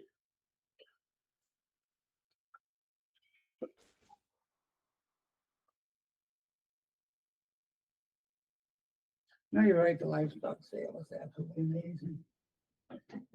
And it isn't just what you see on sale day. No, and the steer weigh-ins this year were at the same level as last year already. And that doesn't count Pendleton, so I don't know how many were weighed in Pendleton.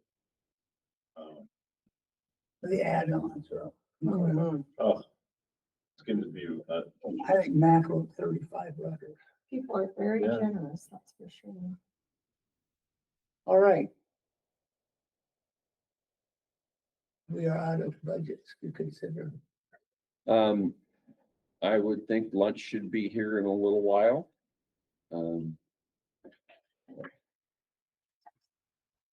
Didn't plan on it quite this early. If you'd like me to Do you have discuss it. anything to toss in, Robert, If you're all up for it, I'm happy to do that. Yes. Well, most of mine is at the back of the book. So page 191 is a starting place.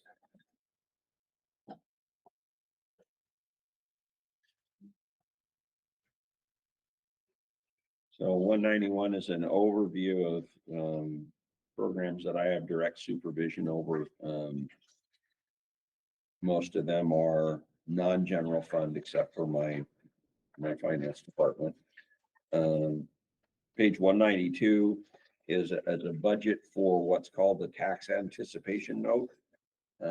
It's for you, Michael, it is a a provision in statute that allows us to borrow money should we need to between July 1st and tax revenues in November. I don't budget with a need to do that, but I put this in here as a placeholder. We have not ever borrowed money to do that, but if there were a desperate situation, we would have the authority to do so. So it's just a placeholder. The next page is my departmental budget. Oddly, you'll see a slight decrease in personnel. That's related to the fact that we had some part-time help from a previous employee that we don't have on the budget this year. Other than that, there's not a whole lot of change. I would say, you know, our biggest expense is paying for our annual audit, which we have budgeted at $50,000, which is fairly close to what it will cost us this next fiscal year. Hey, Robert, real quick, and this isn't as specific to your budget, but it just kind of stood out. On the PERS match, is there a percentage, is that a percentage that you developed a formula, this percentage, or how? It's a percentage that's prescribed by PERS. Okay. And it went up dramatically from the last biennium to this biennium. So it was more or less across the board, pretty close to 20% of payroll, and it went to 25 plus. And that money is used to fund PERS and the unfunded liabilities that they have for future retirements. So they calculate it based on our prior employees, our current employees, how much we're contributing, and how far in the hole their fund is. And they actuarially figure out how much it's going to take. And every 2 years, they evaluate it and give us a new rate. It would be nice if it would quit going up, but I'm not anticipating that. It's such a neat program though, because I get to pay for my retirement and somebody else's Yeah. previous employee. Yeah, well, I could go on, but we don't have that much time. Next page, is just the rest of my budget. 195 is the county school program. Program statutory, they're required. Certain funds go into that we receive during the year. So if the major revenue is in lieu of taxes, which we receive from utility companies that don't pay taxes, they pay a payment in lieu of taxes.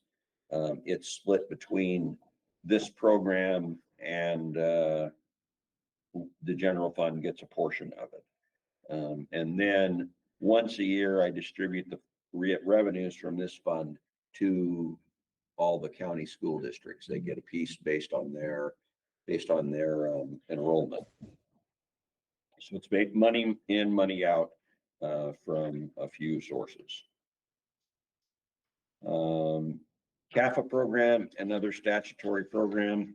When we collect property taxes, we also collect certain fees and interest on those property taxes that are statutorily required to go into this fund.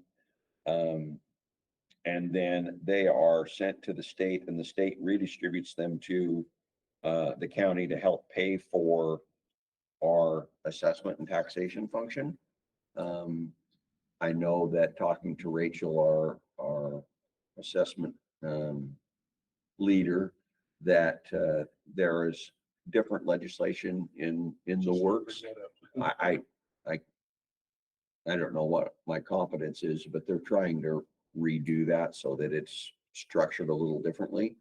I think when it was originally put in place, it more accurately reflected what our costs are. Now it's helpful, but it's not a huge percentage of what our cost is in collecting taxes. Um, the next page is, called the Fair Improvement Program. It was put in place before the fair moved. There is a small amount of money left in there. To be quite honest with you, I suspect that I might, with the commissioner's approval, help fund the fair, which is, I believe, in need of financing, which, so I think that program may go away. But right now, that's what the current budget is for next year.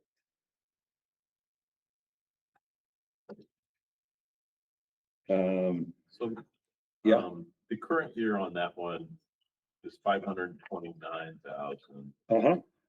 And so I can, did that go into like improvements at the building? so that went, that was a piece of a grant that we received to extend the barns. Got it. And the city of Hermiston expended that money and we reimbursed them what we had left out of that grant. Got it. Okay. Nope, that I forgot about. Next What a page. difference that made, by the way. Oh, good. I'm glad. Following page, road improvements, is a program that we put together quite a number of years ago. It's used to finance, converting gravel or dirt roads to paved roads.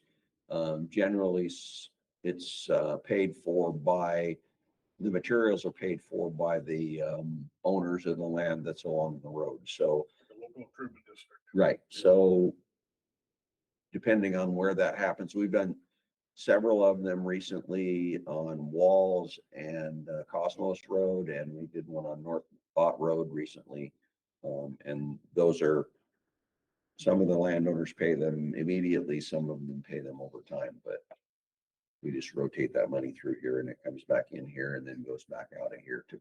So because the road department, they can't use their funds to, they don't have the funds available to pave those roads, and they're using their funds to maintain them. So it's an advantage for them because they'd much rather have them paved than have to grade them half a dozen times a year.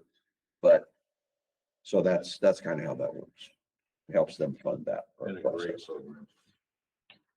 Don't pave my road, we don't want more traffic. That's right. Well, and You know what, Mike? I think that's a really good point. It's amazing, Mike, because my phone will ring off the hook, when Getman Road, take Getman Road for an example, is my phone rang off the hook that the, roads are, you need to grade them, you need to grade them, you need to grade them. It's a third world country road. And then after we chip sealed it, my phone rings off the hook. You need to slow down the traffic. You need to slow down the traffic. North Ash is just a little, it's maybe 2 miles long. And there's more traffic on that stupid gravel road and there's only about not 10 houses live No, on that. yeah, little you're house right. On that road, and traffic like you wouldn't believe. It's If crazy. they paved it, it'd be worse. Yeah. The complexion of Getman changed quite a bit Oh, yeah. Yeah. There's no doubt about that. in terms of houses. Yeah. The style of houses, the size of it. Oh my gosh. There's a lot of McMansions out there now. Next page, page 200, corrections assessment. A portion of the fines that people pay in court, local and state, are funneled back to us to then distribute to some of our programs. And so you'll see monies in, you'll see fines and forfeitures, both in local revenue and state revenue. And then there's a transfer to several funds within the county. The general fund gets half of that money. A third of it goes to our mental health process, which we currently contract out with community counseling services. And then a third of it goes to our jail to help fund their programs for inmates.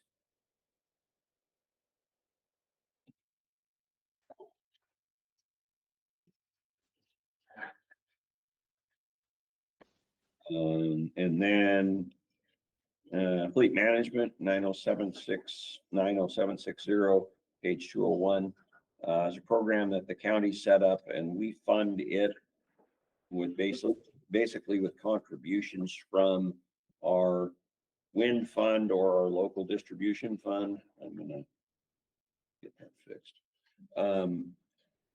But it's just a way to fund our fleet and to upgrade our fleet on a more effective basis.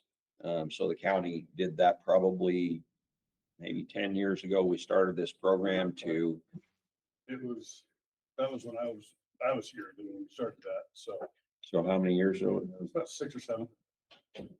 Okay.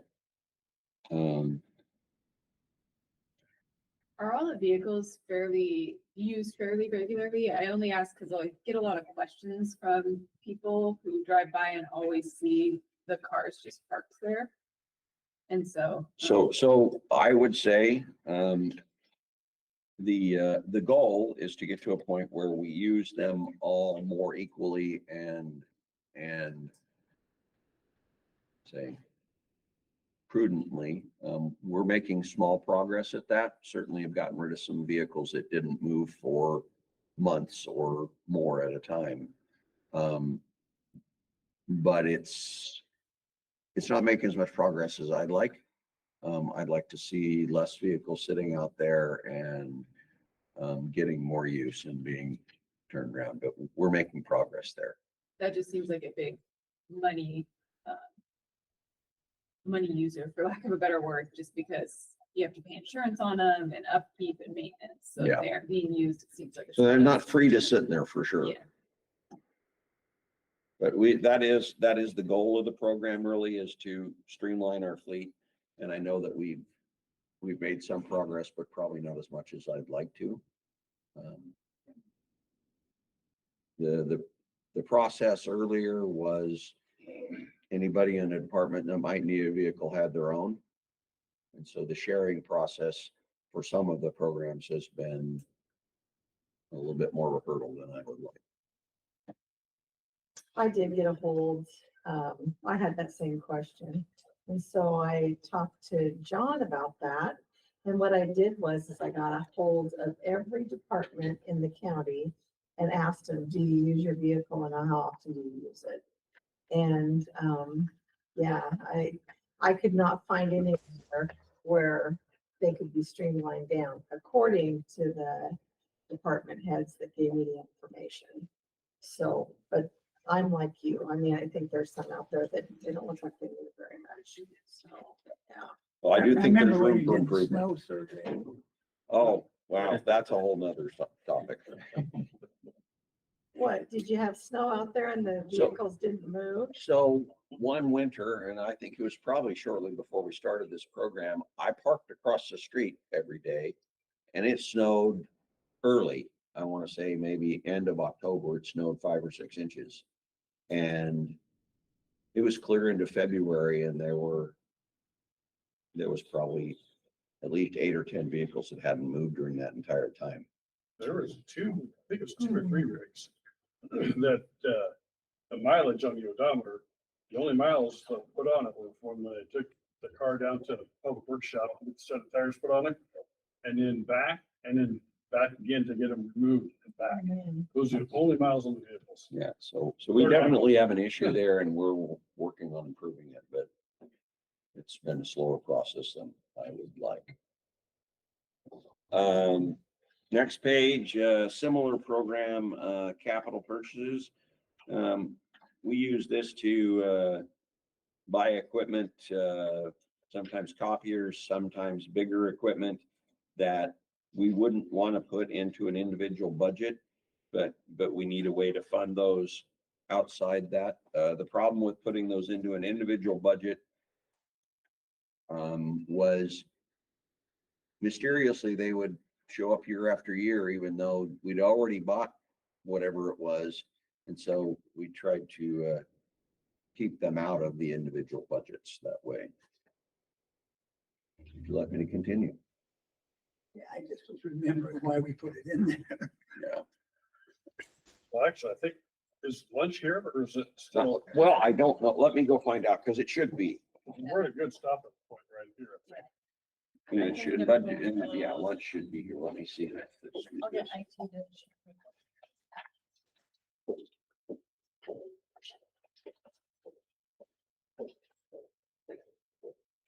So back to fleet management, I haven't seen my new car, so I think I'm gonna. Well, that's because you wanted the electric car and it's gonna take a little bit of time to produce that thing. Only way to go. Yeah, no. We don't have any electric cars, do we? I drive one.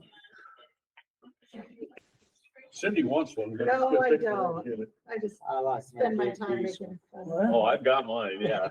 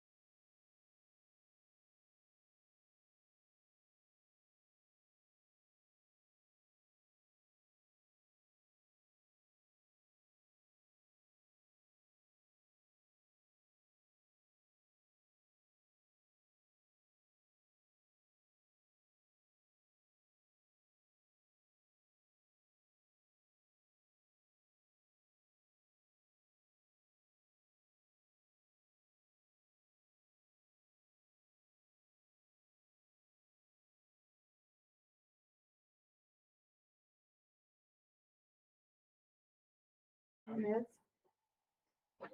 We're doing it. One show, man. We're talking to myself. You know, that must have a- I have before, but you guys are all out. No, they're at the nearest coffee shop. Oh, I don't think, your back's turned to them, might be careful. You never offer to buy, so we can't go there. Can't afford you. Wait for Dan. I'm here on behalf. Does of Dan know we're starting at one? Well, good. How are you doing? I got a week's worth of lobbying last week. I'm sure Chip lobbied pretty hard. Well- He's a good lobby. Chad wasn't far behind. Oh, during the week. Nobody there. It's so peaceful and nice. We're speaking of our show. Almost by ourselves right down on the river. Man, I It's break it. wonderful. And it's. No, I just, It I'm gonna go was see it. nice Otherwise- today. It was Ready? a cold night, Yeah, but the park itself, One couple at a time. It is. it really has turned into a gym. They do. They do. Those two guys are, we really are very happy to have them doing what they do, because they do an excellent job. Oh. And I think on weekends, it's pretty cool. You know, the day use and that whole thing, I lived in Umatilla all those years, and even when our kids were young, we'd go up What there and use the happened area, with, but it is just, it is Bill's crammed down. house? It I is know just it's full of fast. people. Our day use last week. Are we over there Sunday? Yeah, they're rebuilding, We only for go insurance there every purposes, time. they have to rebuild within a year or two of Canada West. So they're gonna do one of the condominium I have to plans, the go. ones that are like the And so. metal barn on the outside, but. She said, well, Yeah, they can set it back. I want. In the same. It is such a nice place, it's easy, it's relaxing, it's nice to get to. What, It is was it a quiet. stove I or? have to do. I don't know that they know for sure. They wondered if it was something electrical because like the day that it happened, there, something weird happened and all of their appliances. It is getting a lot of love and care. And so they just First time she went up there, she. packed up and went to their other house because they didn't have any. I did like thinking electrical about and it. figured Maybe maybe she's they camping can't up there by herself. Uh-huh. And she got a visit from, of course, Kitson down there. She got a visit from, Sergeant Gregory. She got a visit from Littlefield. She got a visit from Tom. Everybody was checking in. She says, boy, those people take good care of you. Yeah, I wonder why. Let's Everybody light this ready? candle. What? Let's light this candle. That's the Harris Park. No, not Harris Park. We're ready. Okay, we'll get back into session and we will start with the survey. you sure? Yep. All right. Well, you're in the chair. Well, I just sat down. I just got to a place. For those I haven't met before, or for those who forgot my name, I'm Dave Crumbine. I'm the county surveyor, part-time.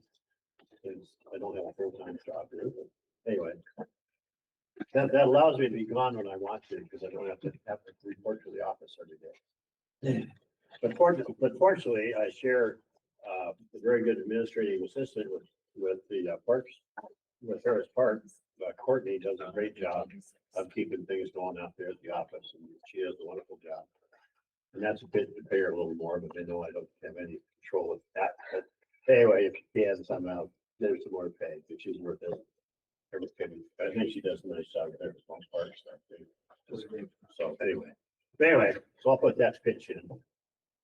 Anyway, if you want to start with, account number 45640, that's the one that gets money from the general fund. Page 86.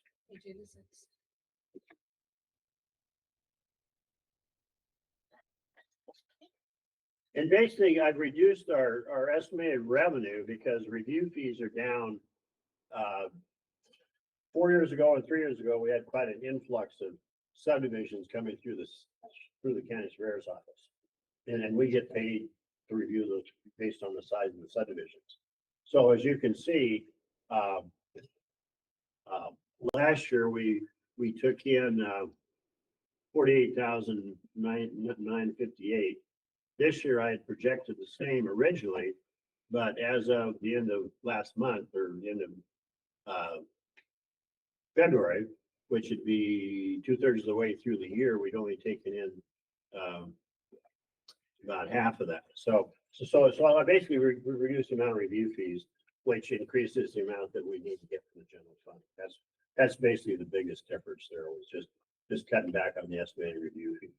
And it's unpredictable. I mean, we have no control over it. It just depends on the number of survey subdivisions, particularly that come into the surveyor's office to be reviewed. So it's just a fluctuating number.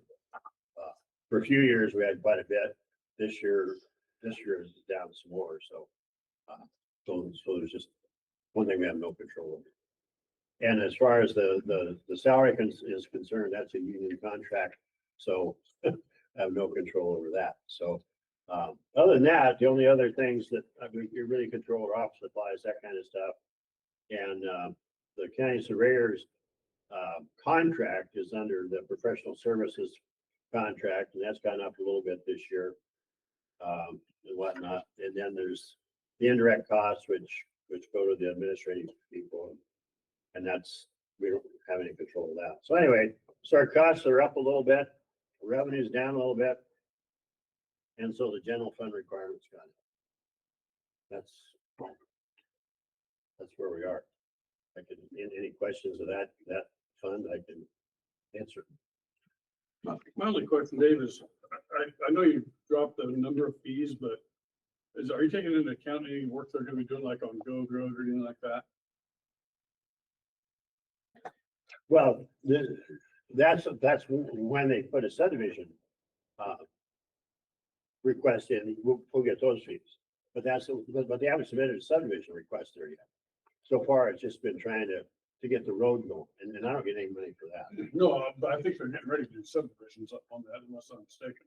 Well, they're thinking about it. Yeah. It's, who knows, you know, it's one of those things that there's more issues than just somebody wanting to build. Fair enough. You know a little bit about some of that. Maybe you guys know a little bit some of that kind of stuff. So I don't know. I mean, really, the biggest income has been the subdivisions down from Echo through Umatilla. I mean, there's been some large subdivisions down there in the last 5-6 years. But like I say, this year it's really slowed down. I mean, I don't. It's really reduced this year. So I think they may have met that demand for now. Who knows? I do know there's a lot of lots that haven't been built on down there, but how fast they might build, you know. It's been amazing how many Mylars that used to come through. Just, I mean, there was one every day. Mm-hmm. And now there's one every 2 weeks, 3 weeks, maybe. That's exactly it. And that's where the review fees come from. I think the last substantial one is Jerry Grant's there in Hermiston off of Highland or off of 10th Street there. Well, another one just came in for 60 lots, but Oh, okay. but it's been a while. It's been a while since I've seen one. Yeah, 60 lot ones used to be normal. Yeah. That has really dropped down. Mountain Freewater area, they've got a few things going up there on the hill, and The addition to the hill one. Yeah. there's more land there. They might be up. I don't know. We just don't know. So much depends on the economy, the interest rates, the availability of finances to drive those subdivisions. But that's where our money here comes from. So do you spend, as those goes down, do you spend more time on the corner markers? Yeah. Okay. Yeah. I mean, my county surveyor time is spent more on that. Yeah. Yeah, that's what I was curious of. Because this year I've got put out 2 fairly large county surveyor contracts, which we can talk about in a few minutes here in the other budget, because that's the other budget that's coming. To control, yeah. Perfect. Yeah. And then whatever else is going on in the county that I get. I mean, a couple of years ago, I wrote the pipeline easement description coming down through the depot, and this year I've been a little bit involved with the depot stuff and whatnot. So it just depends. What's the other one you referenced? Oh, okay, that's back at 4510. It's Page 81. Page 81. It's a public land corner preservation fee. And that's a fund that was started with legislation back in, oh gosh, I want to say 1986.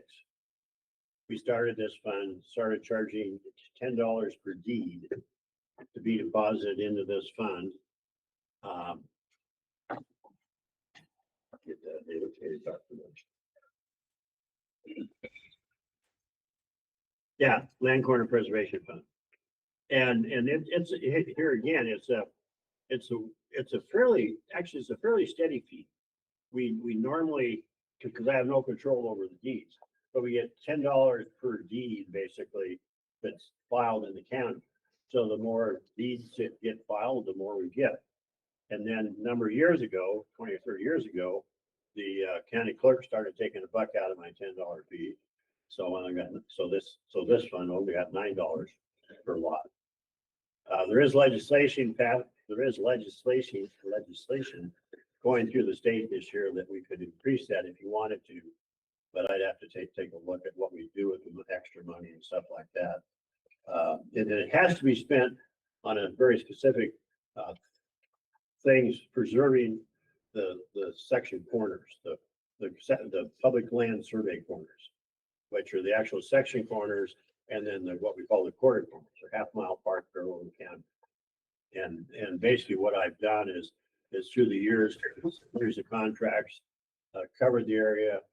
We're going back in some places like Hermiston, Pendleton, particularly, and doing it again just to recover what's been destroyed in the last 20, 30 years. Because every time you get any development, people are supposed to, but they don't always maintain the monument. They're supposed to, if you're disturbing a monument, you're supposed to contact my office, Courtney, because she's the one out there at the phone, and give us the information as to what they're doing, when they're destroying it, file a map of what they're taking out and what they're planning to put back. And that's an ongoing process, because it's, even the cities don't recognize that very much. They just willy-nilly put streets in, put pavement down, don't bother maintaining the corners. And that's a pain in the neck. And I don't have a staff to drive around and watch every project, but I catch up with the ones where I get calls from other surveyors and try to catch up with those guys and stuff like that. But anyway, this fund is basically, and when we first passed the law, the ordinance, back in '86, I made an agreement with the commissioners at the time that we'd always have money in the budget before I let a contract. So right now, we've got about $170,000 in contract out. And I think we've got 200,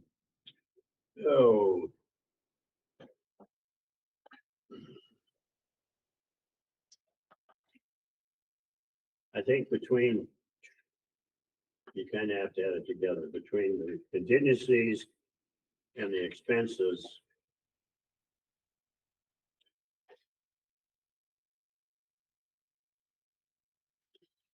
Yeah, we've got about 180,000. So I try not to ever over contract out what's not in this fund, because I never want to have to try to borrow money through the county funding system to pay off a contract. So I don't let a contract until there's money in this fund to cover those.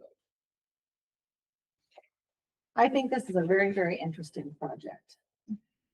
I mean, I know there's a lot of history involved there, but I would think that this would be interesting work to do. It is. It's fascinating. I would because, believe it would be I mean, if fascinating. you ever want a grand tour of the surveyor's vault, I'd be happy to show you some of the old books and paperwork we've got to maintain it. Because a lot of times we have to dig down. Not everything has been transcribed electronically, obviously, because some of the books you'd have to literally tear apart the old books to get them scanned anymore. So a lot of it is looking up old stuff. We have microfiche. We actually have some microfilm that we have to go look at sometimes. Yeah, to me, that's part of the fun of being a surveyor, is being a detective. Sure. Because you're looking at it, and then you go out and knock on doors and talk to some of the folks. And of course, you talk to two neighbors in the corners in two different places, because nobody likes what the other neighbor likes it. So, like I used to tell my students when I taught surveying at the college, I was saying, no matter what you do in a property survey, half the people are gonna be mad at you, because you're never putting the pin on the right side of the fence. So just have to accept them. Well, just along those lines, one funny stories in the college. One of them, I had my students out surveying around the campus one time, and some lady stopped by, just randomly, student there or something, and says, "God, I hope you don't get that guy Crumbine doing the survey. He's just a terrible surveyor." So anyway, I thought, well, that's the way it works, because half the people are mad at you. There's just no way around it. Are there any other questions or comments? Thanks, Dave. Thank you, Dave. All right, well, thank you. I really appreciate your folks' time. I know I've served on budget committees for years and years myself, and it's a thankless job because really nobody understands it. Very few people really understand public finance and budgets and stuff, but so like kudos to you folks for taking the time to do it. George, he just says it because he has nowhere else to go. He's probably looking for a paycheck, but we'll see. So far, it hasn't paid you. So here we go. Oh, you're not gonna go next? Eddie's going next, I guess. Okay. I'll jump in there. Saving the best for last. Oh, boy, I don't think that's a good thing. You want me to sit by it? So I'm, Thank you, folks. Thank you, Dave. Teddy, Thanks, Dave. Introduce yourself. I'm Teddy Orr. I'm the vegetation manager for the Public Works Department. Not really any significant changes this year. There are some. One of them being, so my OWEB state grants, normally it averages about 22,500. They actually only gave me half of the grant this year, so it's gonna be about 11,000. Shouldn't be a big deal. We'll work around that. I haven't used, my temporary, so I've got in my salaries, there's a temporary employee. I've had that in there for probably 3-4 years. We actually hired that position this year. So became a need to where I needed some more help to get with some of the work we got going, and so we actually hired that. The other big change as far as revenues is the BLM, which is the Benzel fire out of Hermiston. So there's currently goats out there right now, and this is part of some of that 60,000 is part of that funding for cleaning up the BLM that's around Benzel and Highway 730. So, yeah, we just got the goats out there. Other than that, pretty much everything is status quo. We pretty much run with the same numbers from year to year with a little bit of flex, but not much. So. How long are the goats gonna be there? They have their, I think the contract ends June 1st. So For they're, both places? yeah, so they're only gonna do 50 acres off the Highway 730 side, just based on the numbers. And then right where they are on Benzel, all they're avoiding is the marsh areas. And so they're only doing, let's see, east of 395. They're not doing the opposing side of the road because the fire wasn't there. So, Okay. but we're only basically mitigating the fire areas. Putting goats in for goat heads. Mostly so I can actually treat it for the weeds. So the thatch in there was up to 2-3 feet tall. Yeah. And this could become a permanent thing. We'll see. They're talking Clarify, about, that's not your part-time help, right? no. No. But they're talking about up to 3 years of funding for this particular project, which I find kind of humorous because there's bigger fires with more damage and more threats, I should say. And we are getting twice the volume of money for our small little piece as they are for their 1,000-acre fires. Will we get that for Pilot Rock too on the right of ways? That I don't know. So I haven't seen anything come through on that. So we did do some work out and not necessarily my side, but I'm kind of ex officio, or not even that. I'm just kind of advising. So we're doing some work out of Ukiah on the fires up there. So we're doing a lot of IAG work. That's something that's going to be a big buzzword in the future. It's invasive annual grasses. So And then the same question I had a few months ago, where are you with your drone now? So we're still waiting for it to get through the Conex box. It's on the ocean out there. I have been flying, so I have the survey drone. I have played with it. I actually flew it with the goats and took pictures and got some befores and afters. As far as the treatment drone, they're still not letting them into the United States. And so he's trying to basically find any avenue of basically used one that's fairly new or anything that we can get our hands on for it. So he says he loses sleep at night for it. So, but yeah, until DJI basically comes up with a response to the accusations that were made against them, their customs isn't gonna let them in. So. Questions? No, thanks.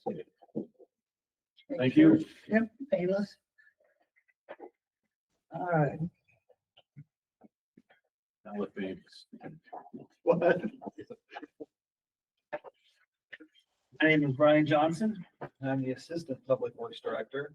I'm here in place of Tom. He had some other things he had to attend to today, so this is my first ever budget meeting, so I don't know what to expect or what really needs to be done. So please bear with me, and if you have questions, I'll answer to the best of my ability. And if I can't answer them, we'll have to get a hold of Tom. So anyway. Don't make us do that. We'll do anything to avoid that. Everybody's got one of these, right? Yeah, there's a little budget narrative Ahmed wrote up. Well, these should be, you should have a packet. I did those out this morning. It's public works.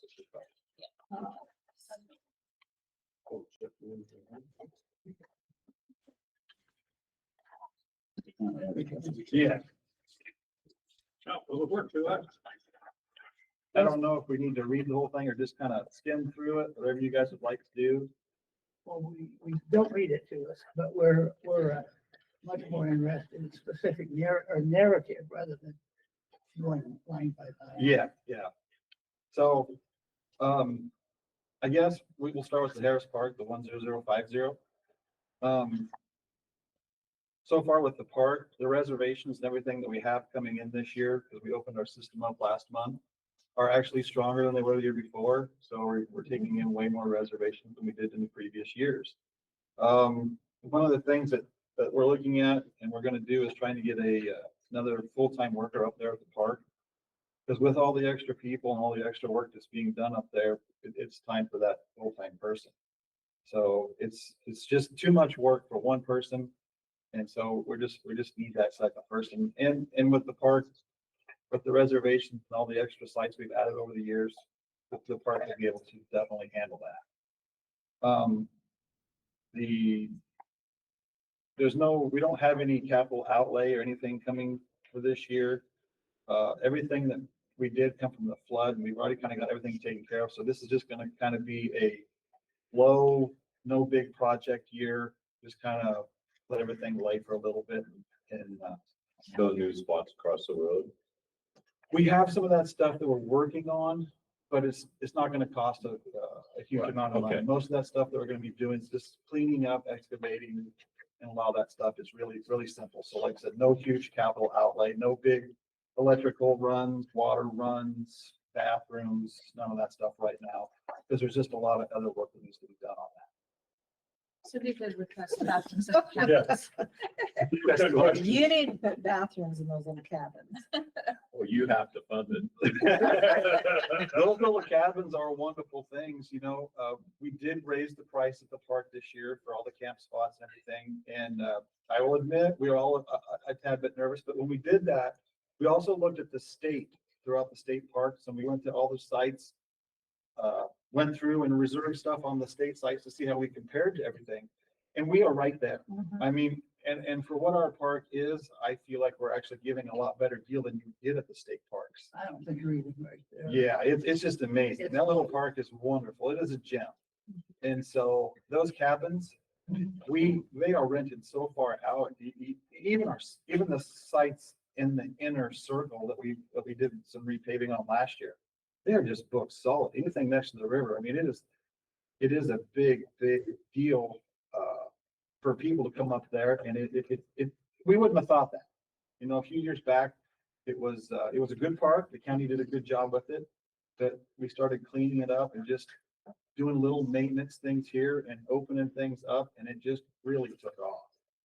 So, and I will say, I think a lot has to do with our two people we have up there, Chip and Chad.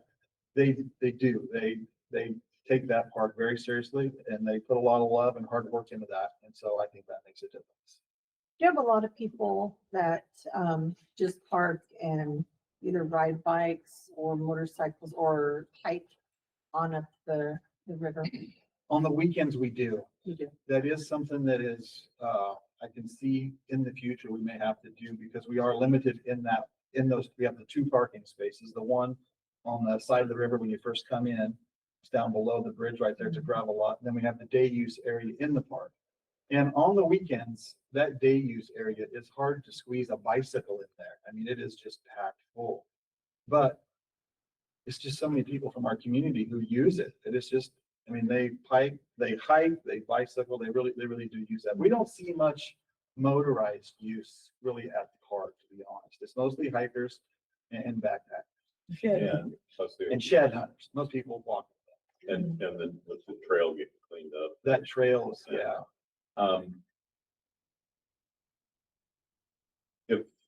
What if BLM opens the trailhead parking? That would be great. I would like, I don't know how everyone feels about that. I'd like to see that put back in. Yeah. Honestly, it'd be nice if that was actually part of our park. If that part. No, we're working on that. That part. would be a Yeah. phenomenal thing to have that day use area up there and a place that people could access that. I think it would open it up to more horse people and a lot more of the bicycling and things like that. It would really open that area up. quite a Plus you bit could more. probably get $2 to $5 a head just for day use. For parking, yes, definitely. And there's the bathroom and everything up Yeah. there, right? It's not being used because you can't access across the bridge where the road's going. No, I get it. I just was curious. Yeah, no, that'd be a good fit. And I think you would even get fishermen, Yes. Well, we get a dads lot with of little those guys kids. anyway. But I think about people, we used to take the kids up there. Yep. Or Mike Garten, I mean, I can tell you stories about that guy. And he would take his girls up there, not too far up, but far enough that they could go fishing. I'm sure people would take real advantage of that. They would. I Yeah. agree. No, I think that park is something that the county can definitely say that it's a gem. It really is a really neat place, and our communities use it. It's not like it's being used from all over the state. It's being used by Umatilla County people. It really is.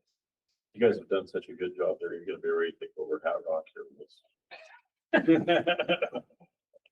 Those cabins are strategically located next to bathrooms. Yeah, right.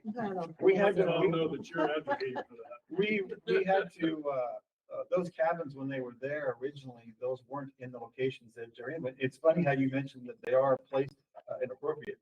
Picking those cabins up and moving them wasn't as easy as you think it was, just to pick them up and move them around that park. It was quite an ordeal to get them placed exactly where, and there's a lot of thought that goes into that. So George, you're exactly correct. Where should we put this? And so there's just a lot of thinking goes into that. So they are new bathrooms. No. They're not. They are near. No, I'm not going to bring a bucket. I was thinking it wasn't gonna. Is there any, you guys, I can't think of any other thing else about the park that is like, so we're don't have anything planned for any big, just gonna let people come in and enjoy their time up there. Well, we're not supposed to come into this with agendas, but I'm clearly a proponent of it. I find people. He's clearly a proponent of keeping Donna happy. Chad was a good find for the park. He lives just down the road, so, there have been some times when we've had to go up there and he is very helpful. He is definitely a good dedicated guy. Well, they seem to be getting along with the neighbors too, which is. They do. We are now. Things are getting. The naked neighbor? What? The naked neighbor? I don't think he's gonna be real happy about the campsites across the road. I bet not. He's gonna. My phone will ring. It will ring. Yeah, so Well, the neighbors, I think, have been an issue. they're getting used to it. Who's the guy? He doesn't want to expand because he can't walk around his yard naked. Yeah, because the park, his house is on, would be on the north, let's call it the north side of the river coming up. Well, our parkland, actually, people don't realize this, but it stretches clear down there, almost to John Ehart's cabin, straight across, and all the way back into the old weir. And so that's what we're cleaning up now to plan for future, maybe some group or more RV sites, because that's how we'd like to expand down and through there. And they're not happy because there's gonna be people right across from their house. But if you ever get a chance when you go up there, have you ever walked back to the old weir that used to run the old power mill in Milton Free Water? You should walk back there and take a look. It is really neat to see. There's really a piece of history from Milton Free Water it is just, it's interesting how they had the dams and stuff, the water flowed into there and they could adjust that to run down the wooden flume all the way to Milton Free Water. Yeah. And so that concrete is all in there and it's right, our property is right, so you can sit there and look at that. It's really a neat thing. So, Okay, how about public works? public works or bicycle path program? Oh, I think you were doing anything. We're not doing anything with bicycle path program, so there's no plans for anything at that time. Should we explain where those funds come from and then?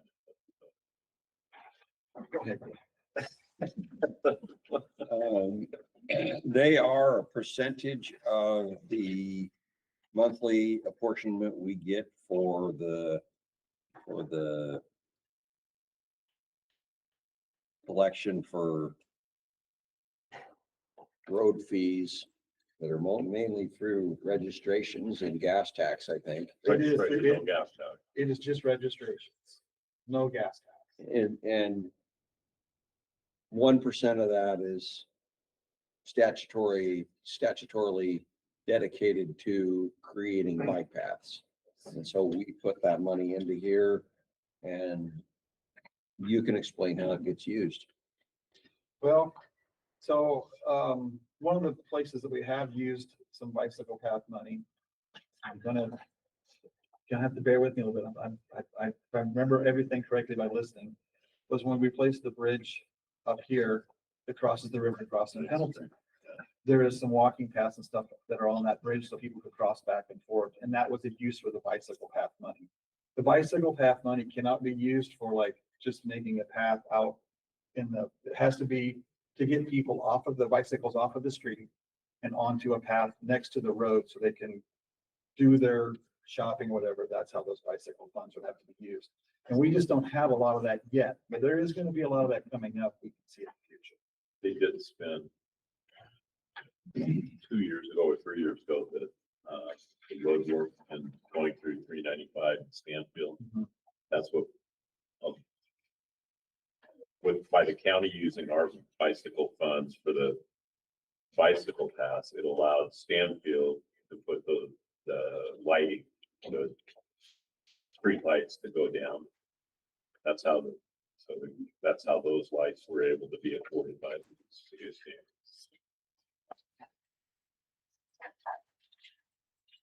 So It's a neat program. it is a good program. The tribes took advantage of it. Yeah. And I can see, in a lot of our expanding areas in our 3 major towns here, that some of these, that they will start to get more traction with a lot of those paths and stuff. Because with some of these new subdivision stuff, they're planning stuff, there will be an opportunity to put some of those paths alongside of those roads.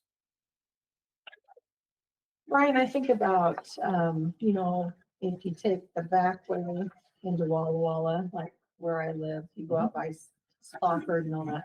There's a lot of folks that use that, a lot of bicyclists. And so it's too bad that this kind of funding can't help with that. Because boy, a lot of those folks just take their life in their own hands when they, and I know that they're experienced riders and all of that, but still. Yeah. Inexperienced drivers. Exactly. With that also though, if you know a few of those bicycle groups and clubs that do that, they actually prefer not to travel on bicycle paths. They want to travel in the road because of the way they're doing that. Now, you and I who are out just for our Sunday bicycle pedal, whatever, the path works good. But for those riders, when you see them with their helmet and they're marching down the road, I've got a few friends who do a little bit of those bicycle riding up in Spokane and all, they just want, they like to ride on the road. I don't know, never really asked them why, but because we've kind of mentioned the path thing to them, and said it's just not much in their way, because they're already running like I-25, 30 mile an hour on a bicycle. They just would prefer to be on the road, I guess. So, Hey, you brought it up, so I gotta ask, how often do you go out and pedal on a Sunday afternoon? you're gonna laugh, but if I'm gonna have to get an electric bicycle because my bicycle, you know, I gotta have that assist. No. Electric bikes are pretty cool. They are cool. Yeah, no, I think that's gonna be, because you go to the coast and you ride down at some other campgrounds and everybody has them on their RVs, those electric bicycles. Oh, yeah. So we happened to come across one and got one, and now we're gonna have to.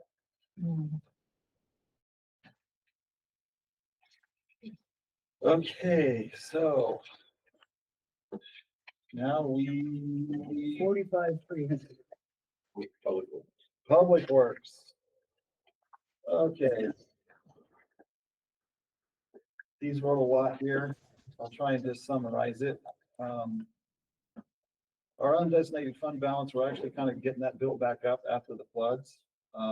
There was so many repairs and stuff. It's just taken a long time to get that back up to where we think it needs to be. The local revenue is down a little bit. We're doing fewer city projects this year. We're not expecting to do as many road improvements from the road improvement program. The state revenue is pretty flat. All that stuff's looking like it's going to stay the same. We get really nothing from the federal. There's really almost no income there for us. We have two big projects. One federal lands flat grant on Mill Creek, which they should be starting soon. And they're also going to be starting on the Thorn Hollow Bridge. That bridge is funded through the Federal Bridge Replacement Program. We've already satisfied our 10.2% match for these projects, so we shouldn't see any expenditures associated with either one of those projects. Any questions on any of the flap or the? So am I reading this right? Thorn Hollow Bridge will be completed by the end of this year. Is that what it says? That's what it says. Both of these projects should be complete by November 2025. I would say with the Mill Creek project should be definitely, I mean, I feel really good about it. The Thorn Hollow Bridge, I've been to a few of the meetings. It really is sounding very positive. I don't like to say yes and, because you never know what's going to happen when things are in construction work. You never know what's going to happen, but we are definitely shooting for that. Have they actually started anything out of the Thorn Hollow Bridge? Have they moved any dirt? We have moved some dirt and redid some work out there. There's a cattle crossing culvert we've already installed. Oh. And the company who got the bid, they are here local. They have people in hotels. They are doing stuff. They are purchasing and moving stuff. Stuff is starting to move. We are actually having some pre-meetings online with them. And they are starting their weekly meetings, I believe, in 2 weeks or something for starting this project. So Now, did that piece of property get purchased? Because I know there was a piece of property that needed to get. they ended up getting it hashed out. They did. Okay. So it is everything right now, fingers crossed, is moving forward definitely. We are actually walking ahead, not 2 steps forward, 1 step back. So we are definitely on the march. Aren't you You're not having glad? permitting problems. No, we had one, but it's Tom got that. We got that all settled up. So I am glad. Aren't you glad? Every time I walk into any store, no matter where it is, I hear that seems to be you can see people when you're pushing your cart. You can see them look up and they will recognize you. And then you guys all know what I'm talking about. And you're like, oh no. So you know what the question is going to be. It's usually about Thorn Hollow Bridge, Blue Mountain Station Bridge, or some load rated bridge. And it never fails. It is always about a bridge. Have you ever heard about Cows Creek? Yes. Oh my gosh. Yeah. Really? Okay. So, but And you know what? You could probably get a really good running start. You could jump across that. And yeah, that's just a deal. People are all wound up about that. well, They're working And I on it. Let me understand. put it this way, they're working on it. Don't ask for a whole lot of questions. And you know what? That's what I always tell people. Go to Commissioner Doran. This is his area. We are working on it. It's one of those things when you just like Thorn Hollow Bridge. Hmm. I think sometimes I'm kind of glad that with like Thorn Hollow, that maybe there's not a lot of equipment moving in there, because the first time somebody sees one piece of equipment in there, all of your phones are going to start ringing off the hook. And the same thing it's already starting to happen with Umatilla State. Once you start getting a little bit of movement, or they see somebody walking around out there, they want to know. So, So are you saying Blue Mountain Station Road and Cows Creek Bridge are the same thing? yes. Okay, The bridge is actually hadn't heard on it. Blue Mountain Station. Yes. right. Yeah. I hadn't heard it referred that way. Years ago, that used to be Cows Creek Road, and now it's Blue Mountain Station. Oh. It's always out of the creek. Yeah, if Oh, I you were didn't know going that. down Highway 11, if you're headed north, off to the east or to the right, Oh. it was Cows Creek Road for a long time. Then they changed it. I don't know how many years ago, Blue Mountain Station, but it used to be called It was Cows just not Creek left Road. just in Blue Mountain Station Road. Yeah. Yeah. I guess I never thought of it as Cows Creek, because Cows Creek's the road below it. It's the same. So, yeah. I agree with Or you. Cows Creek Bridge, you know. Yes, The sure. bridge across Cows Creek. Yeah. When are you gonna fix that? Wow, I'm glad it's getting movement. I hate saying things around you because your interpretation of what I say always gets. And if something, twisted. if something What I is said said and Tom was- gets a phone call, I didn't say being- anything. It is being recorded. James Thanks, Molly. says. Oh. Well, our board chair is stating. Well, thank you for that good update. And then, let's see here, our materials and services and personnel services, nothing's really changed. We do have some openings that we're still trying to fill. We still run in a little bit of trouble trying to fill some of those openings with applicants. We're still not getting a lot of applicants for a lot of the jobs yet, but there is more applicants coming in for like our maintenance 2 workers. We're starting to see those really increase. For a long time there, we got 5 applicants for the road department for some of those workers. It was pretty impressive. And then the last little bit, we've jumped all the way up to 14 to 20. So that's starting to come around. So we're starting to see, I don't know if there's something changing, but we're starting to get a lot more qualified applicants. So 3 openings right now? Yes. But we're competitive. That's okay. That's We're fine. very competitive, really. I think what a lot of the guys who are applying now, in the years previously, they were chasing the big money, trying to go with some of these big construction outfits, and they found out not being at home wasn't a good idea. So I think that's why we're getting a lot of good qualified applicants again, because they're ready to come back home, stay home instead of traveling so much. You know, having a regular schedule and the time, Yes. and a whole lot of things they don't get. Yep. No, you're right. That's turning good. We're gonna, Tom's increased our asphalt materials. We're planning some more overlays and a few more patching for our road system this year. Asphalt prices have kind of, you'd think price of oil and stuff, you know, fuel has gone down, but asphalt, oil and stuff hasn't really gone down. I've got some pricing this year already. It actually increased $6-7 per ton over last year. So it's kind of gone up a little bit. Let's see here. Bridge replacement. We just have some wooden structures.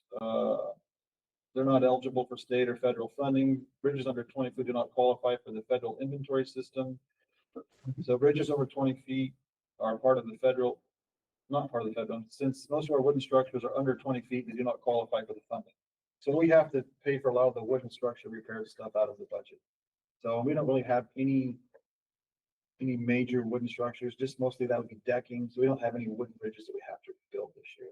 So we'll just be replacing some decking and most of that stuff. So it should be a pretty even small year. We don't have any major things with that. Brian, can I ask a question on Sure. that? How do you prioritize that, those bridges? The state, so most of our bridges, all of our bridges, basically, the state will come in and they do a bridge inspection. So when they get the bridge inspections done, then depending on the state of the bridge, the state actually does all of that for us. And so they come back with a report telling us what kind of condition that bridge is in, what the weight limit should be, what needs to be done, what the repair is. And after we do the repairs and everything, then they'll come back in and reanalyze the bridge and give us that. But most of that is all done by the state. Thank you. One of the things we are looking at getting, we're looking at updating our rock crusher. Our rock crusher is basically pre-1980s, which it's been a good rock crusher. It's done a lot for us. But the cost of that rock crusher is costing a great deal of money to operate and repair. Parts are becoming hard to get. And in some cases, we have to fabricate our own pieces. So we're looking into trying to find a new modern rock crusher. Problem with the rock crushers, they're pretty expensive. So what we're looking at is probably going to be somewhere around $2 million. We plan to have the discussion with finance to purchase the necessary units and use as much funding from our replacement program as we can afford. And maybe have the general fund support the remainder. Then next year we would, with the budget, we would replace the general fund. So our rock crusher is, it's just plain flat getting wore out. I mean, some of our van unit that our crusher sets in is a 56, I believe, is the van unit. So we have probably got our money's worth and stuff out of our rock crushing units. So it's time for us to definitely look at doing that. We are one of the only counties that has a rock crusher. Most counties don't crush stone rock. They hire that stuff done. But after going abroad within the state and talking to most of the other 36 counties, what we can crush our rock for and what they're buying it for is huge, huge difference. It is definitely worth Umatilla County having their own rock crusher. Because what we pay for getting our rock crushed per yard and what they're buying it for per yard is huge. I mean, we can crush 3/4 rock for less than probably $10 a yard. And there are some counties that are even in Eastern Oregon, and they're paying anywhere from $20 to $30 a yard. Maybe we're gonna crush rock for them. Yeah, actually, it's one of our meetings. This is a big topic because there's getting to be fewer and fewer rock crushers in the state of Oregon because of the DEQ and all the policies. You have to have air quality. And so it may be that some of these counties are going to have to go together and maybe look at purchasing a rock crusher and trying to figure out how to operate it amongst themselves, because you just can't afford that. So, and with the amount of miles that Umatilla County has in road compared to everybody else, we would use our budget in rock. It's just amazing how much rock costs. You buy new ones or used? We would like to buy new, just because we plan on this as a long-term investment, just like the last rock crusher. So this way here, we could start out with warranty, everything being good, get everything we need, and plan on keeping it 40, 50 years, just like. They spent quite a bit of time investigating. Yeah, I'm just curious if we buy a lot of, I thought the county bought a lot of stuff used, We do usually buy a lot of things used. like graders and stuff. We do buy some things used, but a rock crusher is one of those things, if someone's getting rid of it used, it's probably so used. well used, you don't want it. How many yards do we do a year roughly? Oh. Hmm. I'm sorry, I can't answer that question because we do so many multiple. So we have our chip rock, we have our 3/4, our 3-inch, 5-inch. We do so many yards of that stuff. It is a lot. Well, just for an example, if you blast at Rancier, how many times? We'll blast, like this last time at Rancier, we did 2 shots. So it'll be 30,000 loose. Yeah. So with 30,000 loose, you're gonna get 50,000 probably fractured rock, and we will eat through that in no time flat. So We, I bet their totals near 200. Oh, a yeah. year. Yeah. That's what I was curious. That's what I was wondering. Is stationary? yeah, so the units, No. the units that we're looking at will be track units. The unit we have now are they're older mobile units on trailers. So the new units would be a track unit that you would haul in on a low boy. You drive them off, you set them up where you want to be. It doesn't take 5 or 6 guys to set them all up. They kind of no brain, simple, push a button, they kind of level themselves up. Then you can really start crushing. So you can put them in smaller areas and you can use them for more things. So some of these spots where we have to clean things up, our crusher, you can't take it there and use it to do long roadside anything. Or some of the, like the unit we'd be looking at, one of the jaws, we'd be able to take it along the river down here and we could actually size rock and stuff and start to use some of the material that we normally wouldn't be able to use as waste. We could run it through our jaw and reuse it back on the roads. So it'd be a good way to recycle and reuse rock.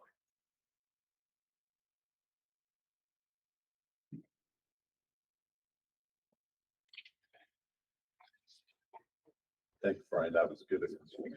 What else do we have?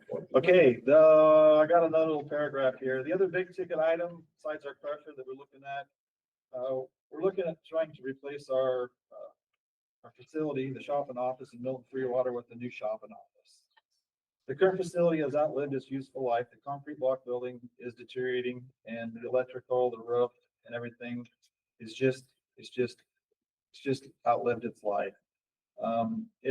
It's been on our replacement list. Tom and I've talked about it for a number of years, 3 or 4 years now. And I went to Croman's and have done some investigation and have passed some information on you folks, but that building was actually an old Harris Pine mill building is what that was. There was a pond out there. We used to put logs out there and they made fruit boxes out of that building. So the old Packer fruit boxes that you find that are wooden, they're all nailed. That's where they cut all the wood and stuff for those boxes. The building was built in 1929. And so the Harris Pine Mill that was here in Pendleton, that was the original Harris Pine Mill. And they got into a little bit of a rub over electricity in Milton Freewater. And so the Harrises picked it up and moved it to Pendleton. So there would have been no Harris Pine Mill here if Milton Freewater would have gave them the electricity for that. That isn't where the flu ended. No, that is, our shop is out there outside of town. Right. But so the flu ended, I think, right there at Les Schwab. Oh, it did, And then, yes. and then they hauled the, original Pine Mill, Harris Pine Mill building downtown by Les Schwab burned down. And right, after part of it burned down, they rebuilt that shop that we currently have now out there. And there was a railroad depot yard there, and that's where they loaded all the fruit boxes on its empty Yakima all over the Northwest. it's interesting. Yeah. But the building is a cinder block building. And for geographical things, it sets basically east-west. And the sun, as it goes across the south side of that building, that cinder block building, it has just baked those cinder blocks since 1929. And you can actually walk up and you can actually push through the cinder blocks. They're just the building, and it's a massive building. I don't know if anybody's driven by, but it is huge. There's the roof is nothing but tin, and it has just outlived its life. Been a good building. It's out there off Springdale. County road on the side. I was out there when it was raining. Yeah, That was a treat. yeah, it is. Like I said, it's a good building, and it's nice to store everything in it, but there just comes a time when we need to probably look to the future. Robert, did you guys come to kind of some kind of agreement on that in the budget?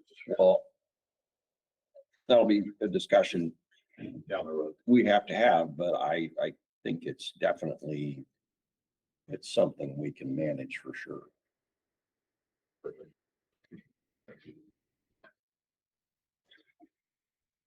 That is all I have on that part of that. If you guys have any other questions about the road department? The last one is the 45,400, the road district.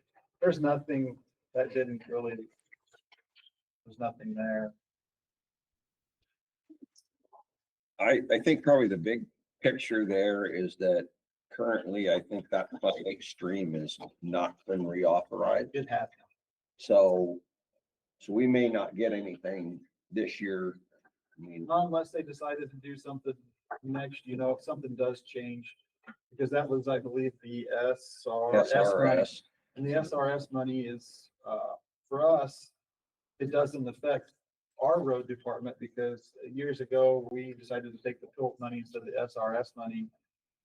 So But now it would. So we're on the list to receive SRS money, but they haven't reauthorized that funding this year. No, If they did, you would get some funding Yes. through this. through this. Yeah, Basically exactly. passes through to the road department. Yep, And I don't know where that sits, but I know that a lot of times those are kind of the last thing for them to agree upon It is, 'cause in the fiscal year. So I know that they're working on that because in Oregon, probably out of the 36 counties, there's probably 32 counties that rely on SRS money, but we don't for our road department. And so I know that there's a big push in Washington to redo the SRS fund. So it's possible that it could come through. But SRS was really only made to be a fix at the time. It wasn't made to be a long-term program to begin with. One thing that I guess we should probably point out here is that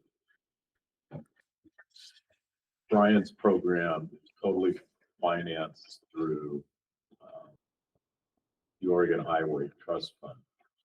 And that's funded through gas tax, some permitting fees, some registration fees.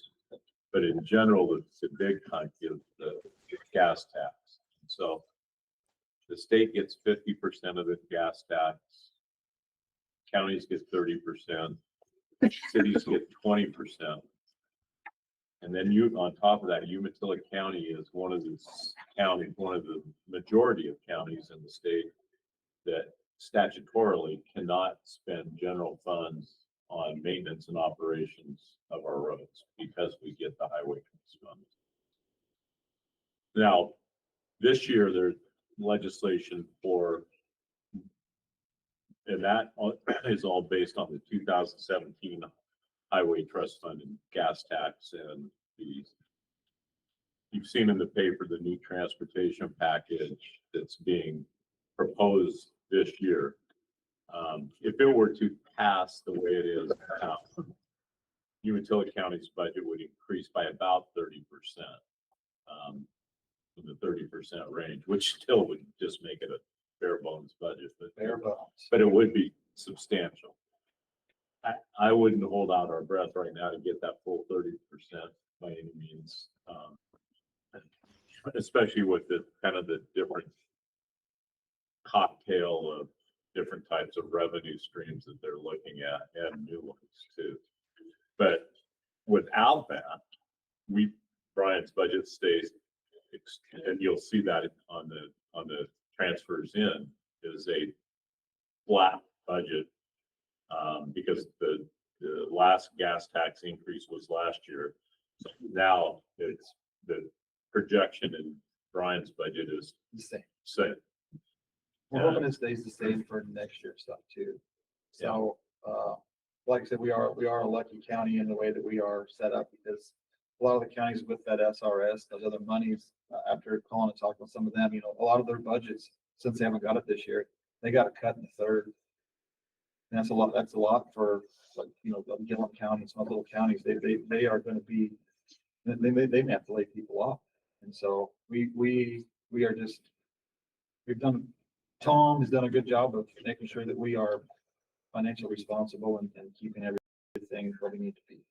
And still maintain our And roads maintain what we at a can. pretty And we're dang doing- good standard, yes. to be honest with you. Yeah. And that's one thing that I don't know if a lot of people know too, that our roads here in Umatilla County, we have to, there's a company called Street Saver, and they do all counties in Oregon. So it's a company that comes in and they drive all the roads.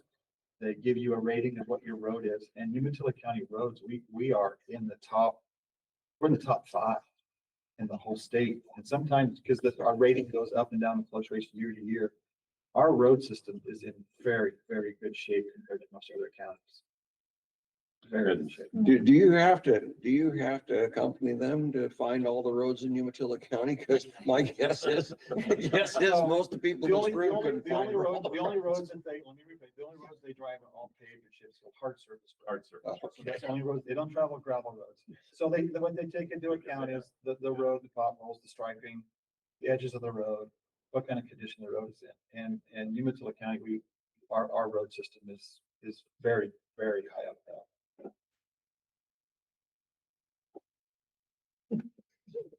Thanks, All right. Brian. Any other questions? Thank you. Thank you. Thank you. Thank you for being easy on the first time. Very paying us. You did great. Well, we've got it. You came back next year instead of Tom, so. Yeah. You guys We are, want to encourage. maybe he'll let me come back with. Thank you, guys. Thanks, I Brian. don't know Thanks, how well Teddy. things went without him. Oh, if I do that, then he'll feel bad. I'll tell him you guys beat me up really bad and I answered a batch of questions that were horrible and that way he'll feel mean. That's okay, Ryan. I'll just tell him it was a disaster. Thanks again, everybody. Brian, I'd be Don't remiss if I forget didn't say this, but I had two guys last night corner me about Hatch Road. Oh, no. You can probably guess who the two guys are. I didn't know who they are. Anyways, I have no idea what it looks like, but just throwing that out there. So I got a call this morning. We are looking at that, so. Just take Are you care gonna of look, it. if you're looking at Hatch, I'll get a hold of you because there was a semi commitment last night for some, not gonna say construction road type reimbursement, but a discussion of reimbursement and help on that. So Anything, let me know. I will. Oh, yeah, yeah. thank you. Yeah, thank you, guys. So for you guys' knowledge that one of the, when we have windmill projects and all of those type of things, they put a road usage agreement together. And in most cases, those road user agreements are done with construction stuff. But right now, they have just an incredible amount of maintenance going on the Hatch Road, basically all the way through Dorn Road down to Barnett Rugs, all on the far side. Yeah. And they're tearing it up and those guys are pretty vocal to start with. They were extremely vocal last night, but the Nextera folks are, as soon as Tom gets back, we're gonna set up a meeting for a road user. Anybody gonna take a break? Yeah, if you got one. What? Well, if you don't, I'm gonna go get Rachel. Either way, I'm good. You may need your break before the one after that. Yeah, that might be true. What? It would say, I think Rachel can come. You know the way? What? Do you know the way? You're just full of it today. Oh, yeah. You'd be surprised at the amount of crap he put me through. It must be those nerves.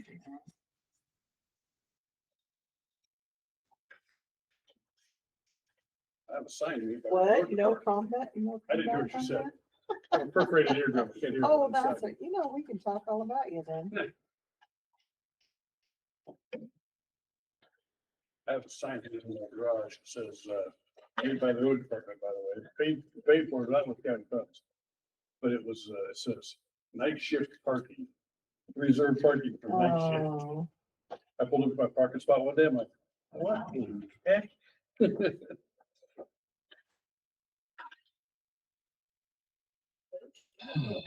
What did you break your watch?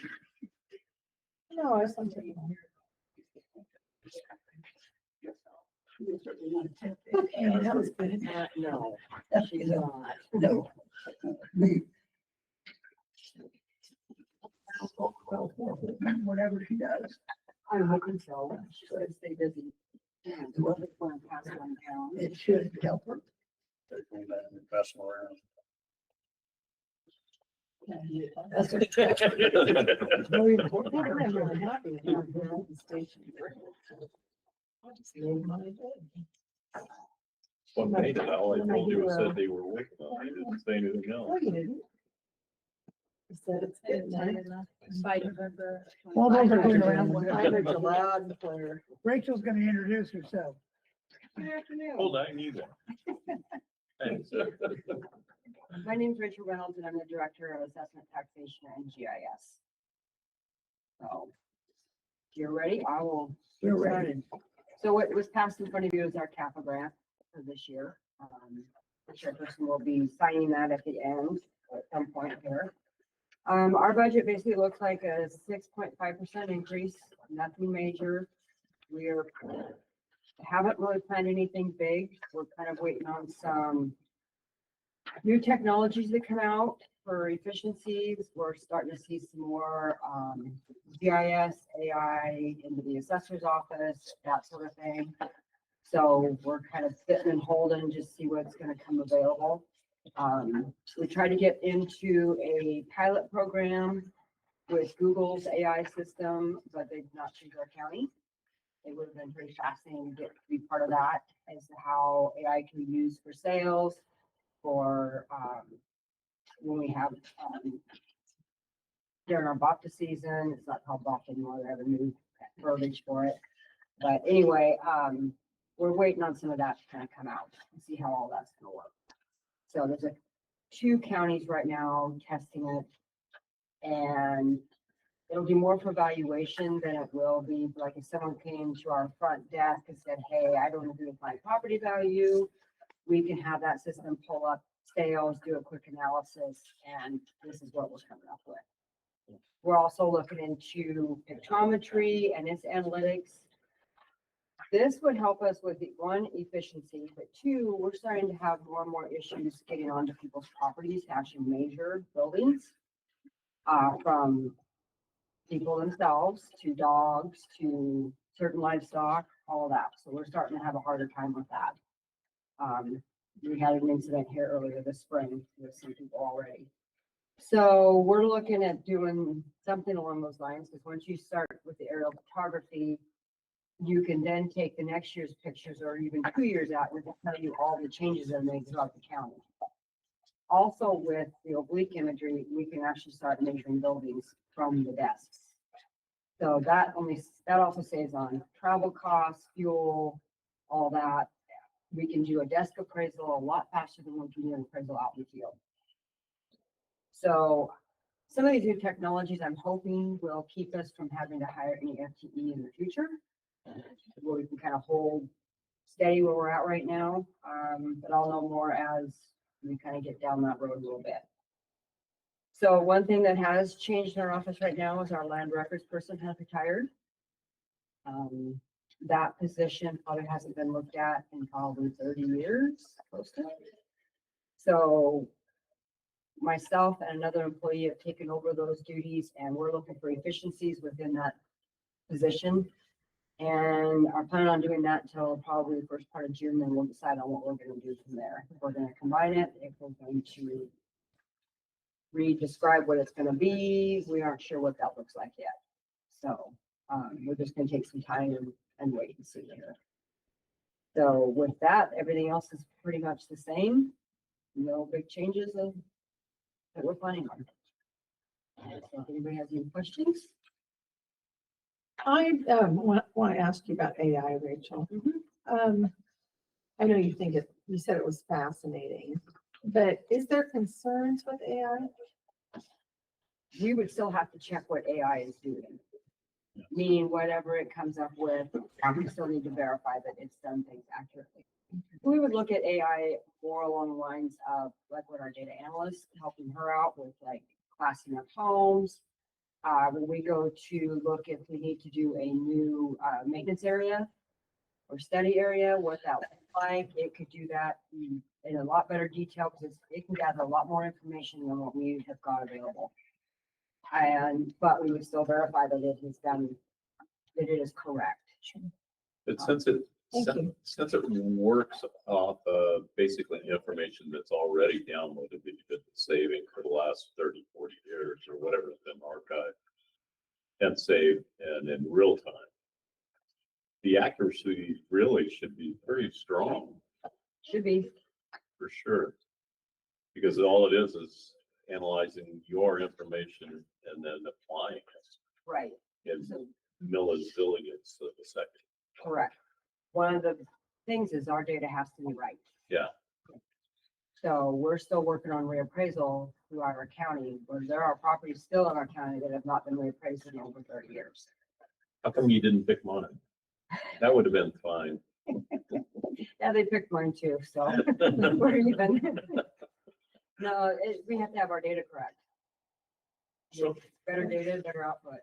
I will tell you that, at this year's AOC annual conference, one of the people I'm bringing in is going to be a company that does AI. And they're going to talk to us about planning, A&T, different modules for AI that they have that will help counties. So, and reduce costs of FTE and reduce workloads. So that's one of the things I've requested to be brought into the conference this year. Just so you know. Perfect. Yeah, that'd be fantastic. Yeah.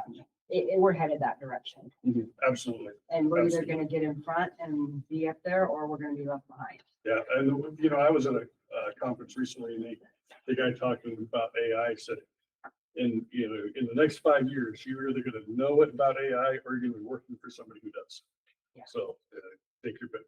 Yep, absolutely.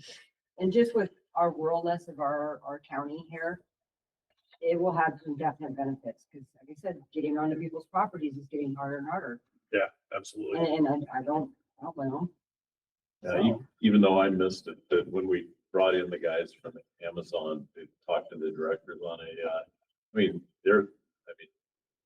the last 3 years since that happened, everything he said in his presentation is now true.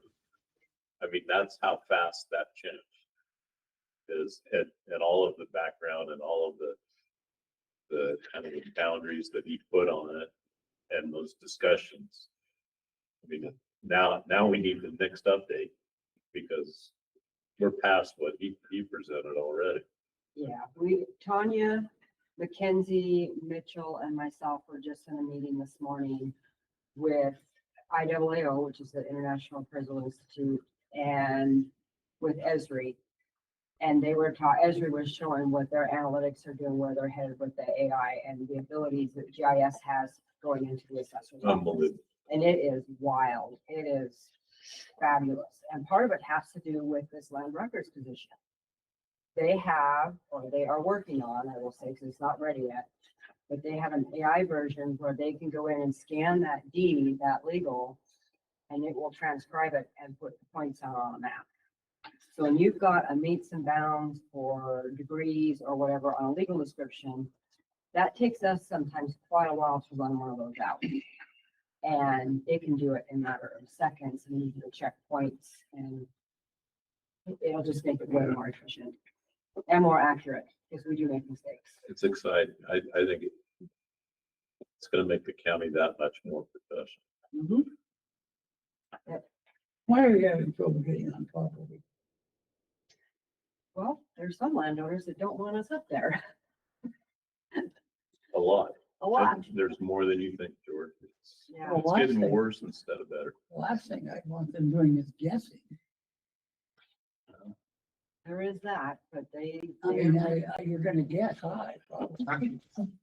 You can't use logic, George. You know What? better. You can't use logic. You know better than that. I mean, you'd have to guess to cover what you might not see. But we've had people on Weston Mountain all the way down to the new McMansions in Hermiston. I mean, the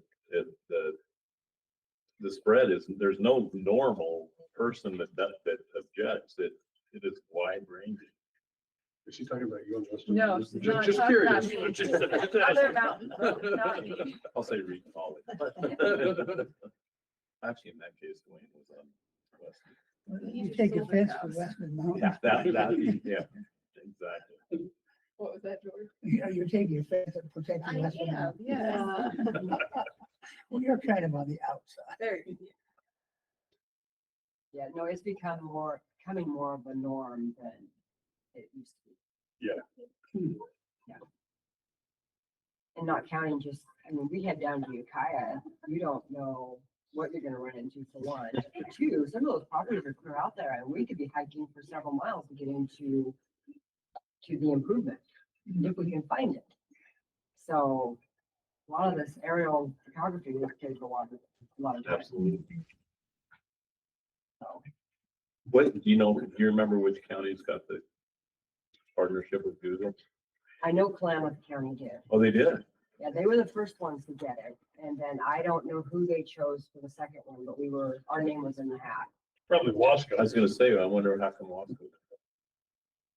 I don't know, it's They may Wasco not Park. apply. Yeah, they may not have applied for it. I don't know what Jill did on that. Wasco's got the Google centers. Oh. Yeah, I don't know who the second one was. They may have chosen a bigger one because, I mean, Klamath is a little smaller than us. Yeah. They're trying to pick a variety. You know, when we had that place about 20 miles off the road, down below Long Creek, going up into the hills, there was a lot of bad jokes, I suppose. I can understand, I mean, people that just did not want to be seen on fire. Not counting the wildlife that have chased the cruisers over the years. So, Yeah, Is there a certain kind of wildlife? let's see here. I think Bill Thornburg was chased by an ostrich. We had Who one was? chased by a Bill Thornburg. An ostrich? Mhm. Yeah, this was during the era that we were told to climb over fences. We did. And yeah, there's something else someone else got chased by something. And I know there was down in Ukiah, I think it was Les there was a bear that came out in the road and they decided they were leaving. wasn't there somebody on Riverbend that got chased by a llama? Yeah, there was a Or a llama, yak I or think so something. too, yes, Crazy. yeah, so. Free wildlife safari. We won't count the number of dogs that we run into. On these that you send to, Kappa, Mhm. how, do you get anything back from them? We get about 10%. It used to be about 36% when it first started. So right now, the Organization for Assessors and Tax Collectors have a bill underneath the House right now for additional A&T funding. Is that 2351? Yes. I think that's the number. And so we're trying to we have a more stable funding.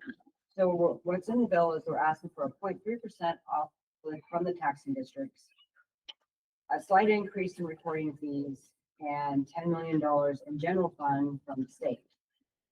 The state used to fund A&T funding with it started out at $5 million.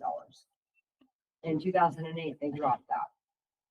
So ever since then, those collections have been going down because right now CAFA is funded off in tier 1 and tier 2 delinquent interest. So the better job the counties do on collecting the taxes, the less interest we have to help for A&T funding. It's kind of a double standard there. Okay, if I want to get money from my department, I shouldn't be collecting taxes. But I have an obligation to the taxing districts to keep up and have our tax collection rates high. So that's what's in front of the legislatures right now for our funding. Because like I said, CAFA started out at 36%, now we're down to 10%. And I heard yesterday from one of the other assessors, they just got put down on 19 furloughs for this year, At the state level, county level. county level. Not Which county, county was that? Columbia. Ooh. Josephine just cut, That's what I thought it was gonna be, yeah, Josephine just cut a number of directors. like almost all of them. Yeah. So and Lane County's losing 2 more FTE come July 1. And they're a big county.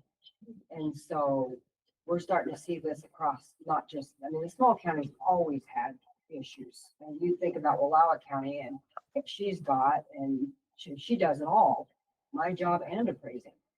So it's starting to really hit home and counties can't keep flipping the bill for this. And I don't think the taxing districts are realizing what's going to happen when we don't have the manpower to keep this going. They think changing the Oregon state laws for property taxes will fix it. Well, if you're not willing to fund what you already have, how are you going to be willing to fund a new program? Because eventually it's not going to be funded either. This is always, the answer to this is always kind of surprising. What is the percentage of property taxes that go to the state. None. But in the same breath, Catholic gets to keep 64% of it, or now you're saying almost 90%. Well, they're not keeping it, it's just that's how little. It's getting collected. That's what I mean. So it's not the taxes that go to pay that, it's the interest that we charge on the Right. taxes we collect. And it just doesn't, it only funds 10% of our collection process versus used to be, say, 36. But I mean, when you tell people that, they're surprised. Yeah. But then again, if you ask the state how much the counties get out of income taxes, the answer is the same. So, Yeah. So I was in Salem last week, I remember what the weeks were here again, and one of the nuggets that was given to me was, as we were walking up to the Capitol building, oh yeah, this is $100 million over budget for the seismic construction. $100 million, not a big deal. They're laughing about it. And I'm sitting there thinking, $100 million would fund every assessor's office in the state, so we could actually do our jobs and do them correctly. And part of that $100 million is also artwork that's gonna be installed in the Capitol building. I was a little upset by the time I left. Welcome to the club. Yeah, because we're the ones answering the phone calls from taxpayers saying they can't afford to pay their taxes and they're gonna lose their home. And Go get some artwork off of Capitol. yeah, and I got told, well, it's just pennies on the dollar. It's not that big of a deal. It's a big deal to the taxpayers in my county. Real big deal. Rachel, at one time, you and I talked about, seniors, and you have a program that seniors can use where they can't pay their taxes. Is it a reverse mortgage? Is that what it is? Or a reverse? What it is the Department of Revenue will pay their taxes. Right. And the Department of Revenue puts a lien on their property. How many people do you have that take advantage of that? I would have to go through our files. Just a very round figure. Probably a couple hundred, maybe. Every That's a year. lot. It is a lot. And it's not a great program. Yeah, because those taxes come due and that When goes, they die, you have to Yeah. pay them. somebody's paying those taxes somewhere. Somebody's paying Yeah, those you sell the taxes. property. it comes Yeah. through. There's interest tacked onto that by the Department of Revenue. And if we, county, ends up foreclosing on that property, because a lot of times folks will get into that program and they have delinquent, we're about ready to foreclose on them, and they'll also put in for the delay of foreclosure. So we're sitting there waiting, so as soon as they pass, we're foreclosing, now guess who gets to pay that tax bill? County does. What happens to the property? If we foreclose on it, it gets sold. So we Eventually. get to sell the property and then get our money back. Maybe. Not Okay. necessarily. Maybe not Yeah. with the deal. Tyler V. Hennepin. I would say that's less often the case than the other way around. I think probably most of the properties we've foreclosed on have sold since I've been here. We sell them for probably less than the taxes that were owed on them, let alone any other expenses that are related. The limited market for 1967 single wides.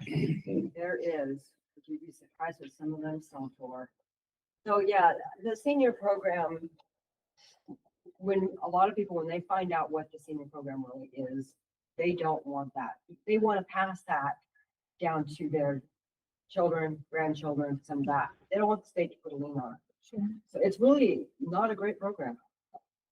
How many people take advantage of the disabled vets? I mean, besides We me. have probably got about I do. 800. I do too. So what is that program? So if you are 40% or more disabled, you can get a tax break. So yeah, all I did was took in, it wasn't really all that hard. I took in my paperwork and it's a year out, it's a year delayed because when you take it in, you've already paid it. But what it is, it doesn't reduce, it reduces the value the value, it's a, it's a percentage reduction on your home, but not, and so you're just taxed at a different level. You still get paid tax. So what they, I- and the Department of Rachel, you Revenue better just than this. changed this whole thing up this last year. For years, what it was say $36,000 came off your assessed value. That was your reduction. Okay. It averaged around $300 to $400 per person. Now, when someone comes into the Disabled Veterans Program, we have to remap their property. So what that means, so let's say when Measure 50 was passed, let's say the change property ratio was sitting at 50%, pretty low. They have a really low amount compared to what their real market value is. Now we're gonna remap that.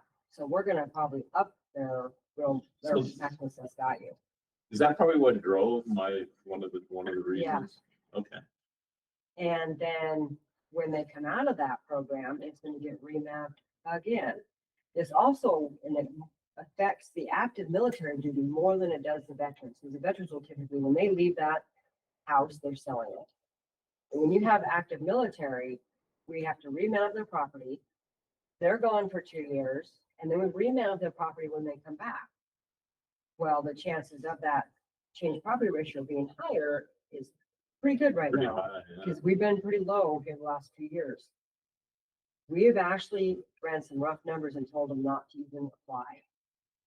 Because it was gonna cost them more money when they got back than it is gonna just, if they stayed right now where their maximum assessed value is. So I'm gonna use you as an example, Dan. So if Dan is using this program, is it something that he has to reapply for year after year, just one time? Okay, and then it's set until he dies or something, okay? So what happens then, say he passes that property on to his kids, then it has to be remapped and then away we go, I see. The only time it is not, is if he passes away and it goes, and his spouse has it. I see, okay. But as soon as she's gone, then it remaps and no matter who So has it. Terry and her new husband will be able to take it. There you go. Okay, other questions? for Thank Rachel? you, Rachel, that was Just- interesting, I don't- thank you. Got Amazon building everywhere. Are they She'll paying answer. property taxes? And how many years are they gonna get off the hook? Well, depends on which program they're in. Some There's- of our Amazon projects are in the SIP program and they do pay a percentage of taxes. Some of the Amazon is in the long-term rural enterprise zone. They do not pay per se taxes, they pay in other fees. So, Substantial. And both of those programs are 15 years. yes. So for 15 years, construction or development under the SIP program pays a very reduced rate of tax plus some other payments in lieu of taxes to the county and other entities within the county. Long-term rural enterprise zones, very similar, but they don't actually pay any property taxes, but they pay a number of different negotiated fees, which is less than property taxes would be, but not property taxes. Eventually, will they pay property tax? When that 15 years is up, then they'll start paying property taxes based on what the value of their property is at that time. That's really hard to predict with a data center because as quick as technology is changing, it's really difficult to know what they'll be doing with those buildings in 15 years. Because I think what they were doing 5 years ago is dramatically changed now already. So They could call them off so they can walk away from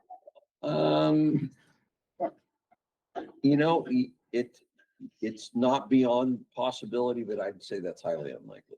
the great, that's a great question, Mike, for a lot of people. But it's not just property taxes or the real market value of the buildings. The real value is what's in the buildings. Yeah, what Robert just talked about is through because we actually have some coming off 15-year plans. Same with renewable energy windmills and that there are some starting to come off.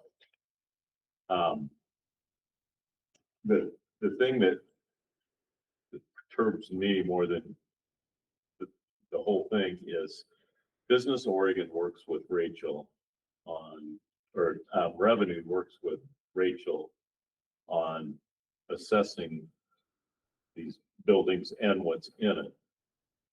But Rachel's crew probably has 100 times the expertise of Revenue, but Revenue is making the decisions, not Rachel's crew.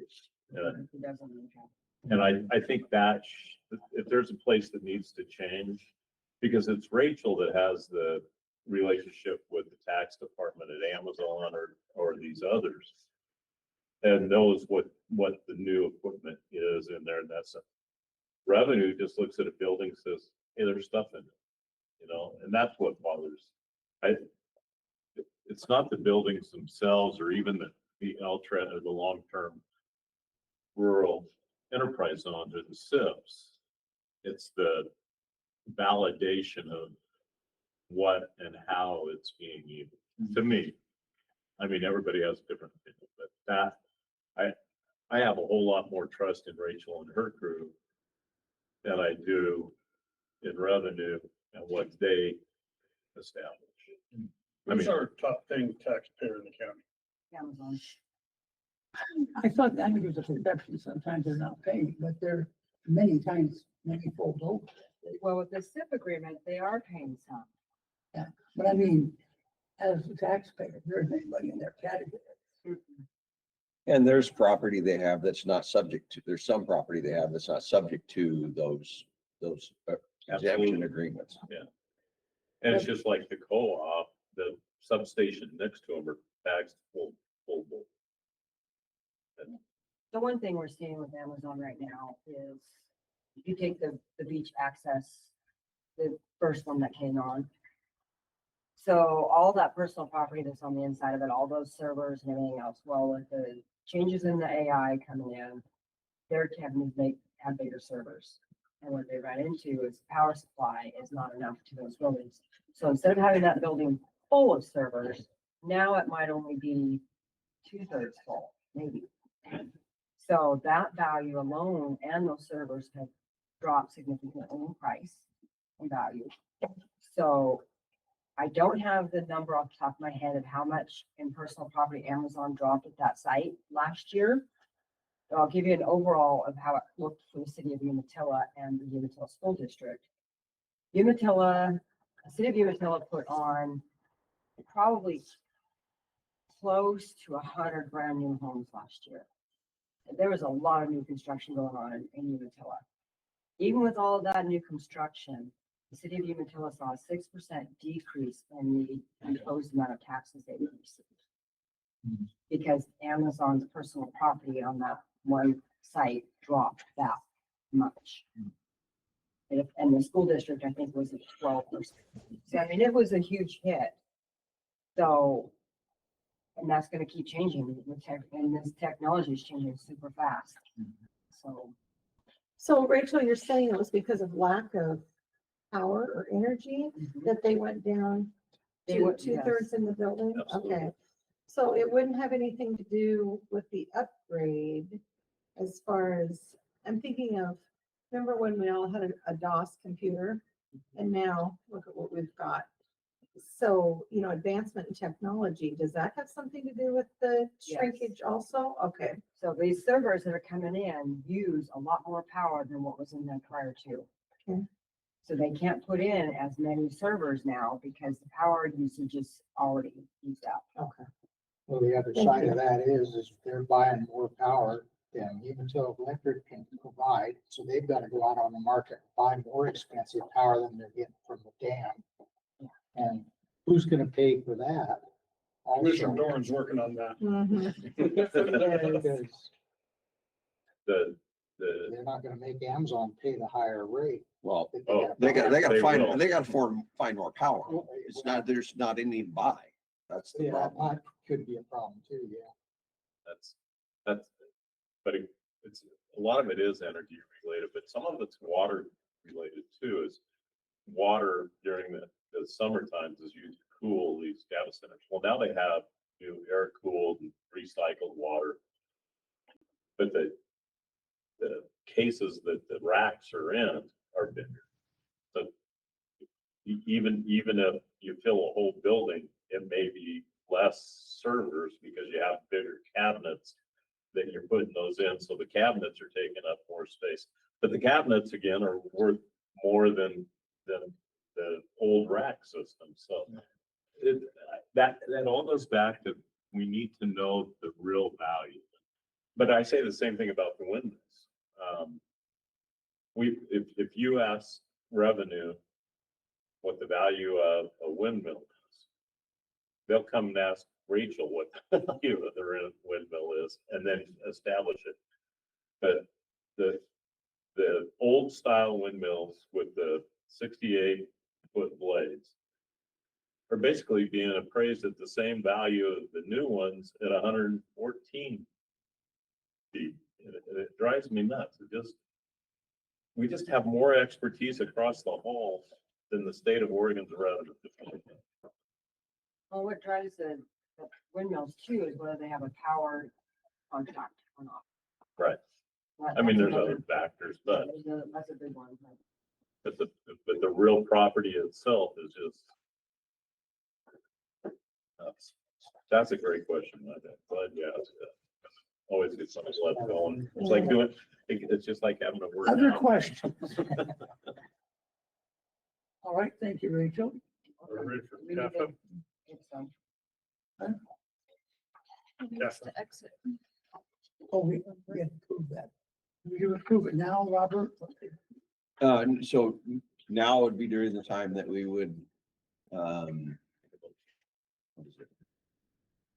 Suspend the budget meeting and they would put a Board of Commissioners meeting in session to approve the CAFA grant.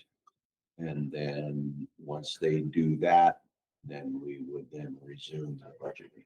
Do we need to pause But the? don't we need a recording? recommendation No. from the full budget committee to approve? Is the budget, I think we simply adjourn the budget committee. We adjourn the budget committee for a few minutes. They don't get a vote on the CAFA grant. That's something you do. And then once that's done, which generally it's a couple minutes, we're All back. right, we're adjourned. Okay, bring us into order. There you go. All right, call this meeting to order. Don't go home. And our business today is to approve the CAFA grants. Is there any discussion? I'd make a motion to approve the CAFA grant as submitted. Second. There's been a motion and a second. Any more discussion? All in favor, say aye. Aye. Aye. Opposed? No. Okay, motion passes. That is a rubber stamp. That's all we are. Meeting adjourned. We are not going to reconvene. What? We're gonna take a little break. We're not Hey, gonna you go get get- into GIS here? Yeah, more, We did it Rachel? all- No, We did it all right in one. there? No, we did it, okay. Are we gonna go through and have him do some? To get us ahead for tomorrow? You have more? Did you Oh have a, my, look at this? What? Did you I have said, that look at oh this? my. I just want to make sure we get a 15-minute break Has before. he seen this? I mean, I think Yeah. it's completely up to you. You're the chair of the committee and, I'm happy to keep it going until 3:00. but we need to, yeah, we need to, yeah, so I could put in quite a bit of stuff before 3 if you guys are attentive and ready. Okay, Rachel, if I get in trouble for this. My kid is getting an award tomorrow at school. Since we're done early, I get to see it, so. I just want to. Exciting. If I get in trouble. You won't get it. I want Thank to you. tell you that You're talking world record pace, but Okay, Commissioner, Tab, yeah. They're wonderful. tell them we They reconvene. do a Have you done? great job. The chair's Yeah, talking. you can tell. So, No, he I is just the wanted chair. to- I told you that before, but I'm telling you Our again. chair is You're great. reconvened, by the way. Oh, did you reconvene? I'm Yes. sorry. He's Thank trying you, to get Rachel. Rachel. out of the We way. reconvened until 3 o'clock, and we are definitely taking a 15-minute break before the show. Okay. Wait a minute, you told me to shut up. Why did I shut up? Because we're reconvening. You said so. The chair said so. I think Robert's gonna try. Robert is gonna present some more budget. Yeah, I'm sure we can just. Yeah, you would think. I apologize. But you know what? I'm getting darn tired of apologizing. I got it. Just quit. Just We're quit. done. Just be nicer to me. You would have to stop apologizing. All right, Robert, All righty. So next section that I have would be on page 203. It's called Community Benefit Plans.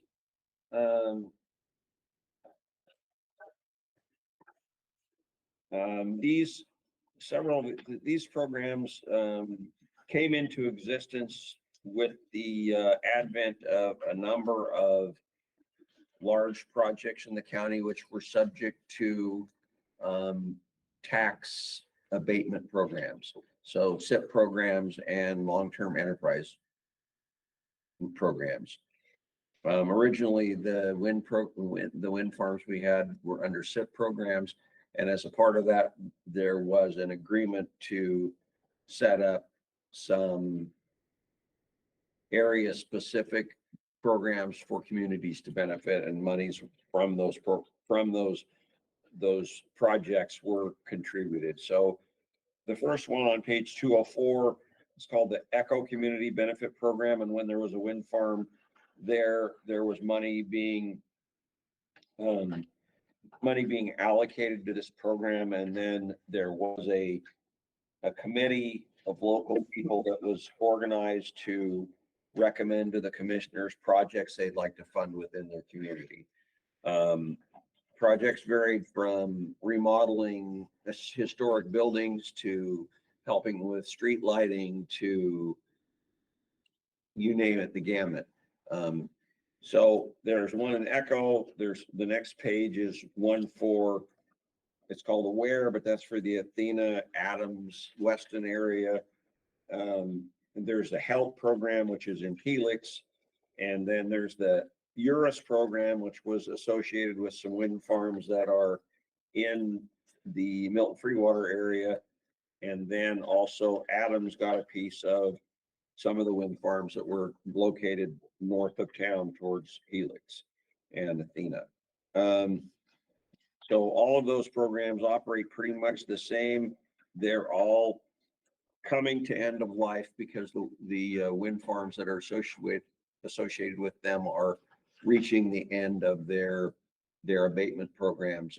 And so the source of funding is dwindling. But basically, there's an amount of money that's budgeted to come into those programs and then budgeted to be spent. And so as a specific example, if you looked at page 208, that's the Adams Community Benefit Program. They have been pretty conservative about spending their money, so they still have a balance of $100,000, even though they haven't historically gotten a ton of money into that account, but they don't spend a lot on programs. If they refurbished their park, they did a project on Wild Horse Creek to protect the bank in town. But those are what those programs are for. Any questions regarding those before I move on? I have a question about Adams. Uh-huh. I thought they were having some water issues, Absolutely. Well issued. and this funding doesn't help with that? They have to ask. I mean, They so what? the way the program is set up is there's a group of community members which take grant applications from the community, which the city could apply for a grant for their water. And then the committee would then approve that grant application or deny it. If they approve it, they'd send it to the Board of Commissioners for you guys' approval. They haven't done that yet. Might be a really good idea to recommend that to them if they're having It's water not- quality issues. It comes up all the time. They actually did put a new valve on through this program 2 years ago. They need a new well. They only have one well. And $2.5 million. Yeah, see, $100,000 isn't gonna do it. That's not gonna, all it's gonna do is get in the way. But they do have some capital construction requests. Yeah, they only have one well, so if they have a fire and their storage tank up on the hill is very, very small. If they have a fire, they're out of water for 24 hours in your home to flush your toilet for anything. Because that water is only a single source, which actually is illegal. In a incorporated city, you have to have two wells. Yeah, it's an And if they it's an issue. come out to the voters and, They don't have enough. yeah, see, so we had to go out and increase everybody's water rates and then apply for a USDA loan to qualify for loan that raise the rates. And I thought that was in my political career because, raising people's water rates is, real popular. Suicide, yeah. Yeah. But nobody in that town was more upset with me than my own wife, let me tell you right now. Well, their issue is they already went out for what the bonding companies would let them. And they passed it, and all it was good enough is to put a new pump and some lower casing on the existing one. I mean, they needed it, don't get me wrong. Sure. But they still have 15 more years to pay that off. So there's not a bonding issue. It doesn't matter. There's not enough people in that town to pay off a bond of $100 in 15 years. So it is one of those where federal and state dollars should be part of the program. And hopefully they will. My AD. So, after that is program 16500, page 209. It is called the Local Distribution Program. That's where all of the monies come in from SIPs and long-term enterprises agreements and other similar tax abatement programs that are payments in lieu of taxes. There's a variety of different streams involved in that. So you can see, for instance, Lamb Weston, you can see some Amazon, you can see further down, you can see community service fees and that sort of thing and other fees. And then those monies are then redistributed to a variety of different things. So intergovernmental payments, primarily that line item is to pay. So we are the receiver of the enterprise zone monies for the Umatilla area. So we receive those funds and then we share them with the city of Umatilla. So that is a portion that we give back to the city of Umatilla. Community benefit plan transfers, that next line item is money that goes back into those programs we just talked about. The next line is similar to the first. It's a little different, but basically monies that are transferred to other communities. And then community service fee distribution is a little different than community benefit plan. So involved in a SIP, there is a specific statutory provision that we need to share some of that money with other taxing districts within the service area of that abatement. So that might be the port district, that might be the mosquito control district, fire districts, those sorts of things. So they get a piece of that money and we redistribute that every year as we receive it. And then the next section is transfers that we make to other county programs. So you'll see there that we've got a transfer to the general fund of $2 million to help balance the general fund budget. And we have a variety of other transfers. The major ones is the facility fund. So that funds things like the new roof for the courthouse, and a variety of other facility type related issues. And then the fleet management fund and the capital improvement fund our vehicle and capital improvement projects. So probably one of those, so probably the capital improvement program will be where we'll take some of those funds and we'll help the road department buy their crusher. And that'll be a decision you gentlemen make, ladies and gentlemen make, excuse me. But that would be a source of funds for that. Facilities fund, that might be where we would help them to give them a loan to build their new shop in Milton Freewater. I got a question, Robert, Yep, and I should have looked at this earlier, so I apologize. no worries. But on the economic development, between the reserves and the transfers, we're going from 700,000 to 20,000. Now, I know we've made a couple of commitments lately to the economic development, the FCS contract and a couple of those type of things. So there were some specific things that $700,000 related to, and actually, I think a lot of it carried forward from the prior year. Right. We haven't sent any of that money to Economic Development Reserve recently. There is money existing there already, and so the thought was to not transfer a bunch more there this year. Just work off of the reserve and deplete this account into a different pool, but just work off of the reserve. If we need it, move it back. Yep. Okay. Got it. Got it. Thank you. You're welcome. Any other thoughts? Page 210.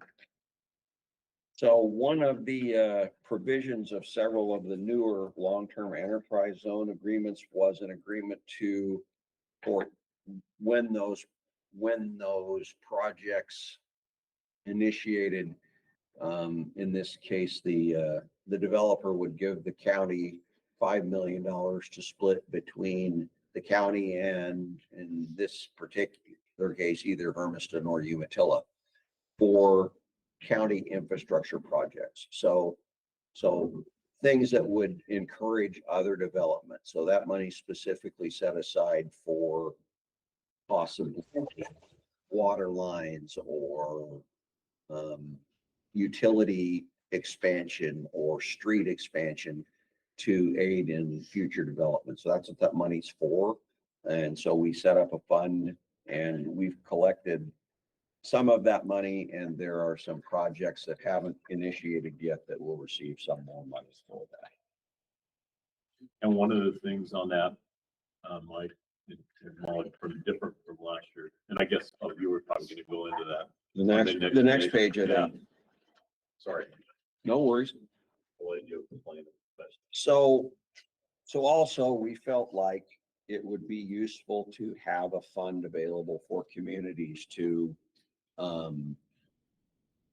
do similar type projects that were not maybe related to Umatilla or Hermiston, but the other communities. And so we set up a fund, and it's a revolving fund, but it would help other communities to have money available for projects that they may not be able to fund internally, but we could then give them a revolving loan to help them establish a sewer system like the smaller towns that don't really have them, or replace a water line that they couldn't really afford to do in one fell swoop. So that's what that next page is for.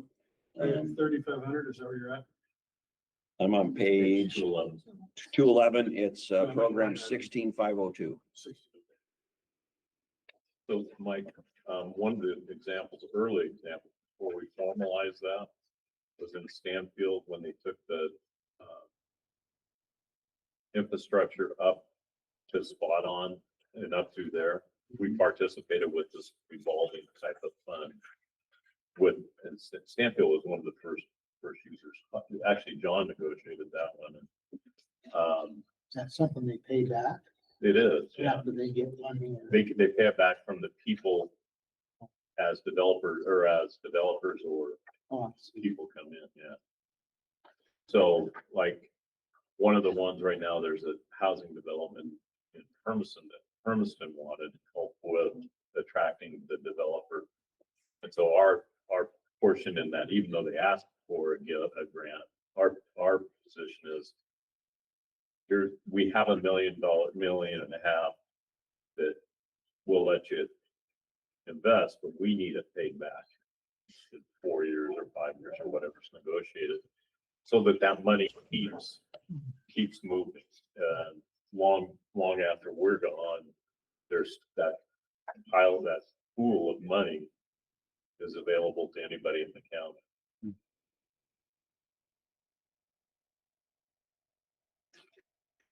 And that is the end of that section.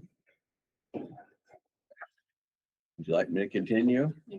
4 minutes. Okay, so the next section is called the facilities section.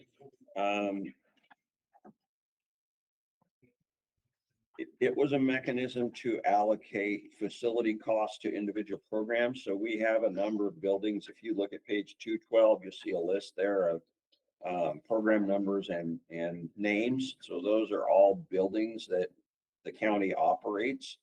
And many of those buildings have a variety of programs in them. County courthouse is a really good example. We have a lot of programs in the county courthouse, including the second floor, which is state courts.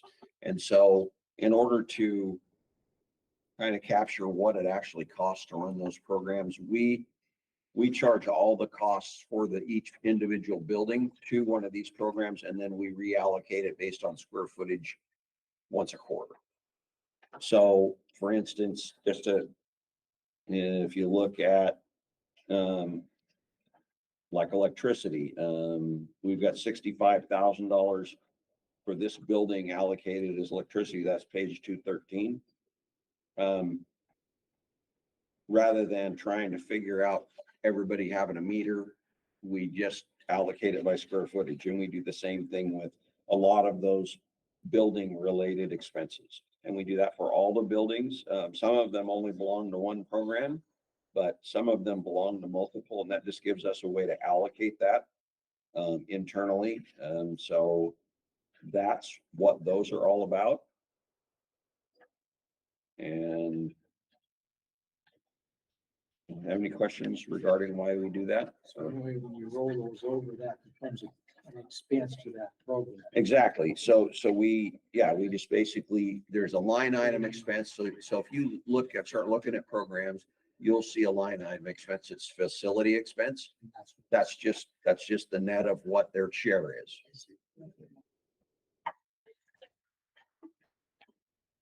I got 2 more minutes. I only have one. Debt service. Luckily, and I'm very proud of this, is we don't have very much of that. You go to page 241, we have a project with wastewater. So a number of years ago, they needed help with their wastewater project. We borrowed the money on their behalf and they've been paying us back. That'll be paid off within, I think, 2.5 years, but they pay it back with their utility rates, but we borrowed that money on their behalf. The next page, 212, is just a statutory piece of that. We had to, well, it's the other way around, actually. The first part's the statutory piece. We had to keep at least one payment in reserve in the bank. So that's what that is. The next page just recognizes the revenue from REIT and the expenditures to pay that loan. And the following page is actually a defunct debt service. We are still occasionally getting a few taxes in on this. Was a bond issue for the jail rebuild, but there are still a few past due taxes that come in for that. Eventually, we will merge that money with the general fund. And then the Next page is the PERS bond. And in 2005, we financed part of what was our unfunded liability with PERS to pay maybe a little less than the 8% it was accruing at the state level. We've got about 2.5 years left on that. But it's saved us several $1 million over the last 20 years. But then that'll be done. School districts had to do the same. What's that? School districts had to do the same. Yeah, there was a pretty big push in that period of time, and it made it's kind of made me bite my lip. I hate to borrow money, but it seemed like it was probably going to be our best choice.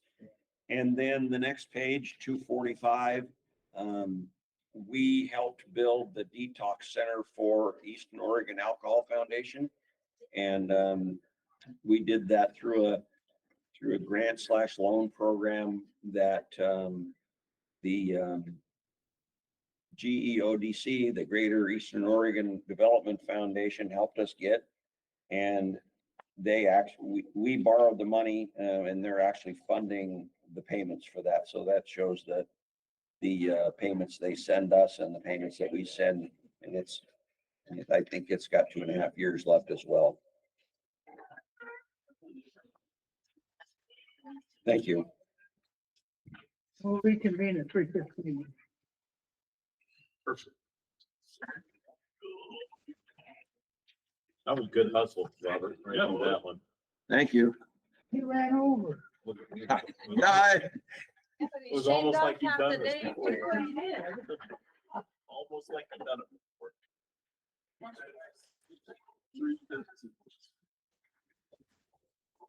I got it. Thank you.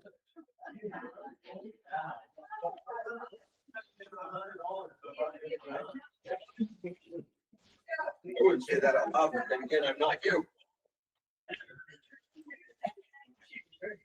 I didn't argue with you.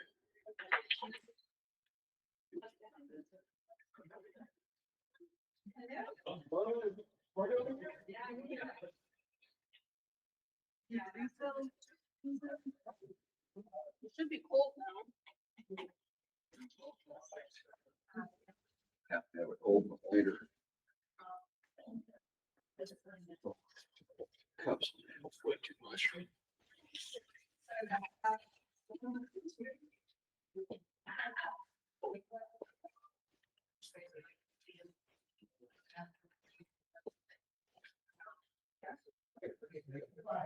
What is that drink, Christina? It's iced tea. Oh, iced tea. And there's lemonade and Sprite. Okay.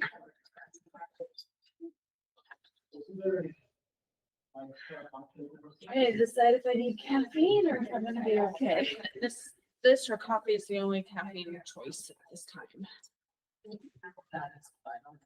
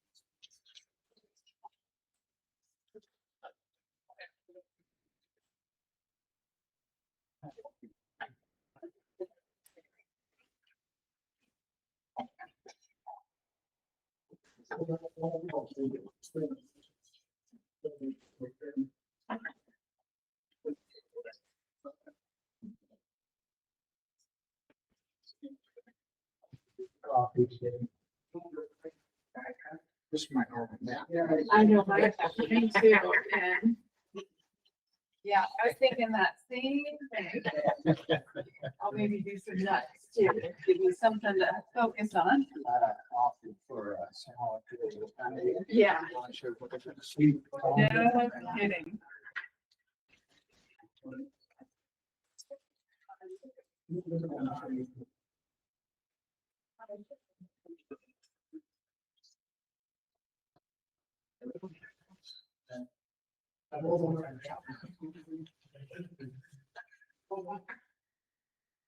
We have kids.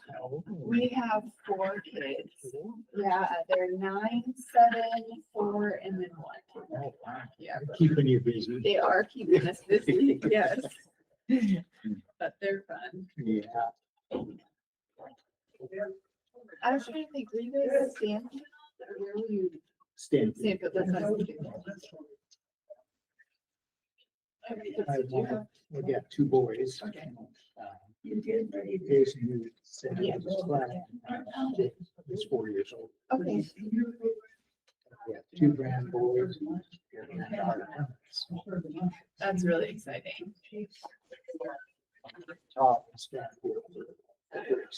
Okay. Well, great. Just first, second mostly, and then later she was doing mixed grades, right? Okay. Yeah. She ended up in third and fourth for last year. Okay. That's a fun age group, I think. Anywhere from Yeah, she- first to third is fun. She liked the little guys, but I think she got a little bit of the older. I'm not sure, so, my oldest 2, they're girls, and they're best friends, and they hang out at school and do everything together, but I'm a little concerned when they get older, because they share everything with us. We don't need to know every detail of everything that's going on in your life.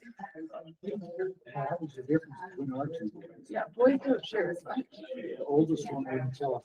And then you see how long it takes for us to find out. And the younger one, he tells everything. He didn't know. Yeah, yep. My dad says, I always told them everything. He would have been much happier if I had shared stuff. Yeah, I'm gonna do this. And we'd say, well, you might think about the consequences. And he'd go, I'll let him know. Okay, whatever, you're going to deal with it. The other ones did, yeah, that's okay. That's okay. Just gonna go that. So are you retired now too? Yeah. What do you guys do with retirement? Well, 3 years ago, my wife had a triple bypass surgery. So since then, Katie barred the door, no matter what the cost, we travel. Yeah. So she's about 5 to 7 years left, so I'll throw it in the face. He's been 12 years since his, so. And I said, Where, do you guys just stay domestic or? well, this, my wife has gone on cruises. Okay. This is my person. This summer we're gonna go do a line cruise, Viking cruise. Yeah, yeah, I hear those are amazing. That's, we keep hearing that. That's gonna be my first out of country Okay. trip. We've been to Palm Springs, and she's gone to Palm Springs, with girlfriend, so we had an opportunity to go to Palm Springs. a couple of years ago. States. I liked it, it was okay, but I'd rather go. Yeah, So this year, the year before, and this year, we're already booked for next year. which I would, okay, We stayed in Key Haven, okay. and then we taken, one of my nephews was in the army, and he was stationed in Virginia. So East Coast on the Outer Banks in North Carolina, and spent 3 vacations there. The last one, most of them, because both my boys. Driving me crazy. Living to That was do. right after he met Lisa, when he just wanted and asked her to come out. That's fun. And we had sort of got Mark down there and like. her brother's friends, Son. And we wanted to- Isn't he a place? And we shared- I'm not saying anything. So we had it all. That's awesome. And Kathy had a plan. Yeah. And so if you want up the ocean. You know, I don't want to believe that stay matters so much on a vacation. So like for us, whenever we Hi, Doug. we don't do hotels. We have some kids. So we Yeah. have the house where you have space spread out and it has a Well, that's, you having that fun. Free. Yeah. Prepared, yeah. You never know when you're gonna leave. Well, no. Good way to go home, I think. Oh, well, that's fun. What? And It's great. I have nothing to Gotta be say. smarter than the bad. Yeah, So her trailer, we go, you don't need. Is there something healthy on it? yeah. Oh, I think that's a misnomer, you know. Yeah, there's not. Oh, is there? We try to do as much as we can. Yeah, that's fun. There's nothing. You know what, That's right here. I don't want to go over there. you know what that is, right? When they tell you something's healthy, that's a marketing ploy. Is that it? They really don't know. Okay. Oh, yeah, is that great? We're way ahead of the game. Yeah, she's, Robert Myers still most of his- She never does this. I never. You No, did. I was actually looking back at pictures on when I had my kids. Mike, Mike. In fact, I told her that last time. I said, you're not gonna be a Molly Molly. I'm sure she loved hearing that. And I Well, only she's know very this proud of because- this, let me Well, tell you. it's a nice, I have this like a cute little, they have the little ball. Yeah, she's not gaining it anywhere else. If you're, if she's Yeah, walking but away from it, you can't even tell. So, Are they gonna find out what they're having? oh, they're having a boy. His name is George. Oh, that's good. So my grandsons are gonna be Henry and George. I'm thinking. All the rules and regulations. You had a grandson telling me enjoying. Oh, you There, do? what?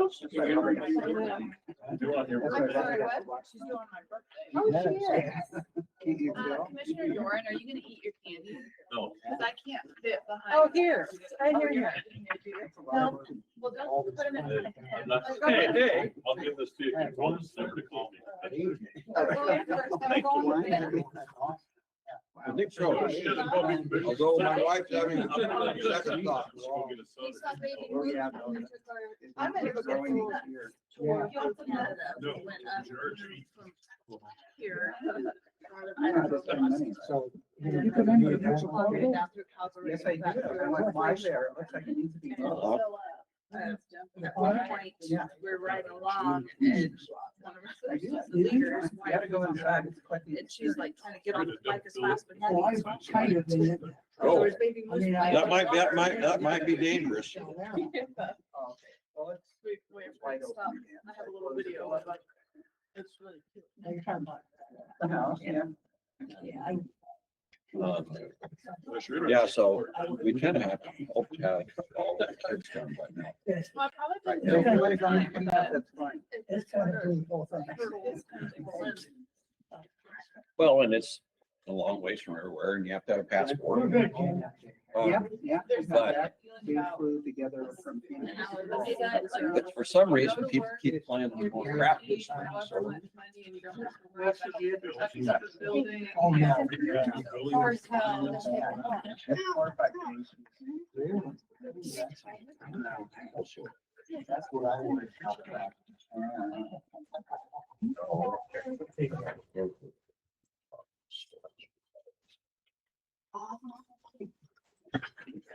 Be sure everybody knows themselves. Yeah. Yep.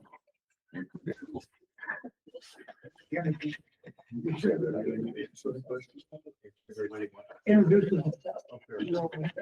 Okay, are we ready? Waiting on you. Well, they're still gonna introduce themselves, so. I don't know who these people are.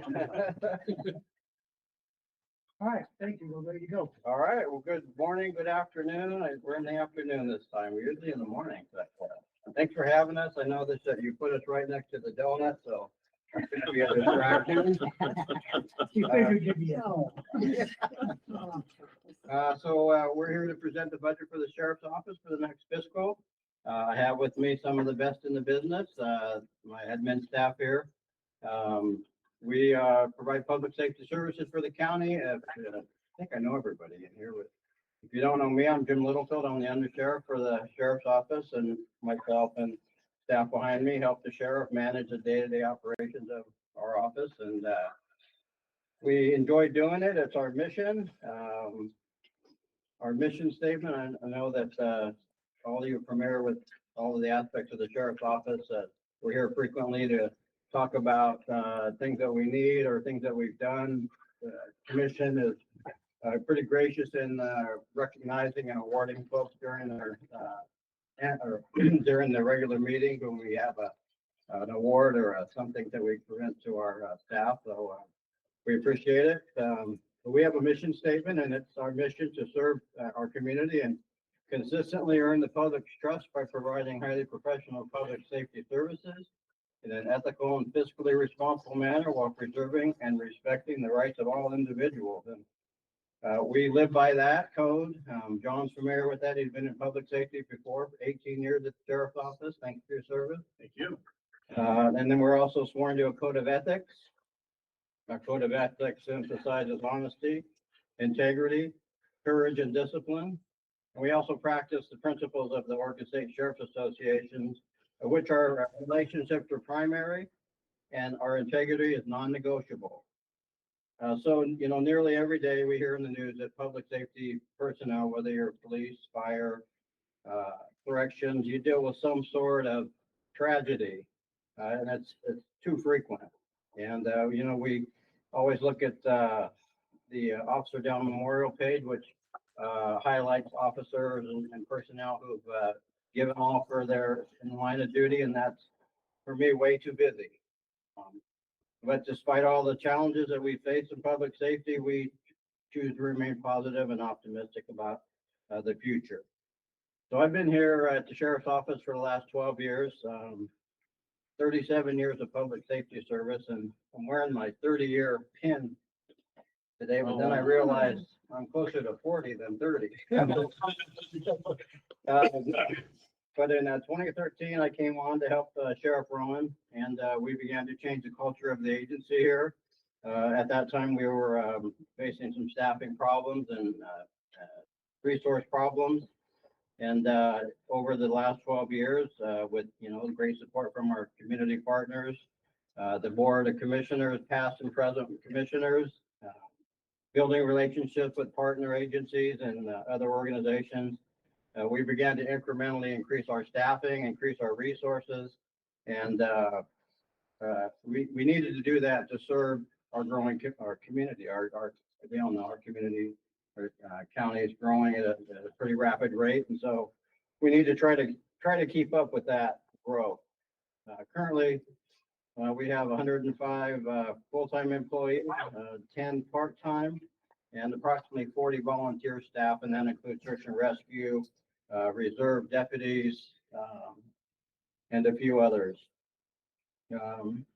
All through our tenure, we've tried to bring resources to the table through policing contracts and to contracts with other entities such as the Marine Board and the Oregon State Parks and Corps of Engineers. We provide services to them and they provide resources to us. We have some policing contracts with some local cities, which also brings in revenue. We always tried to do that, and we continue to renew those contracts and try to negotiate new ones. We're in negotiations with a couple of new ones currently. And so we don't want to just come to the county and say we need this and we need that and we need this. We want to be a partner and bring resources if we can to help fund some of the project. And it helps us with position and with staffing. They support some of our staff, the contracts that we have. So I'm going to move on here. I know we got the limited time, so the admin staff with me here today, they're a very experienced group. They are experts in their respective disciplines, and like I said before, they're some of the best in the business. They're leaders. They have continuing education. Many of them are graduates of the National Association of Counties Professional Development Academy. Some have attended Leadership Pendleton. They all have attended the Oregon State Sheriff's Association Command College, Oregon Executive Development Institute, and others. And so we're trying to build leaders. They build their staff, and we think that's the way to go. And so how I'll structure this today is that I'll give a brief overview of the respective division, and we'll go in alphabetical order. And then I'll bring up that division head to talk about the specifics of their particular division. So we'll start with admin services. They have 9 full-time employees. They also are responsible for issuing concealed handgun licenses. And last year, this is 2024 numbers. They issued 6,951 concealed handgun licenses. And then they've served civil processes of 12,635. And one of our current staff in admin services, Tila Denton, is serving on the OSSA CHL Command Council. So we try to get them involved in those types of statewide committees as well. So without further ado, I will introduce you to Captain Sternward, who heads our admin services division. Have to fix that up. Hello, good afternoon. George Murdoch, I've been thinking about you all day because I've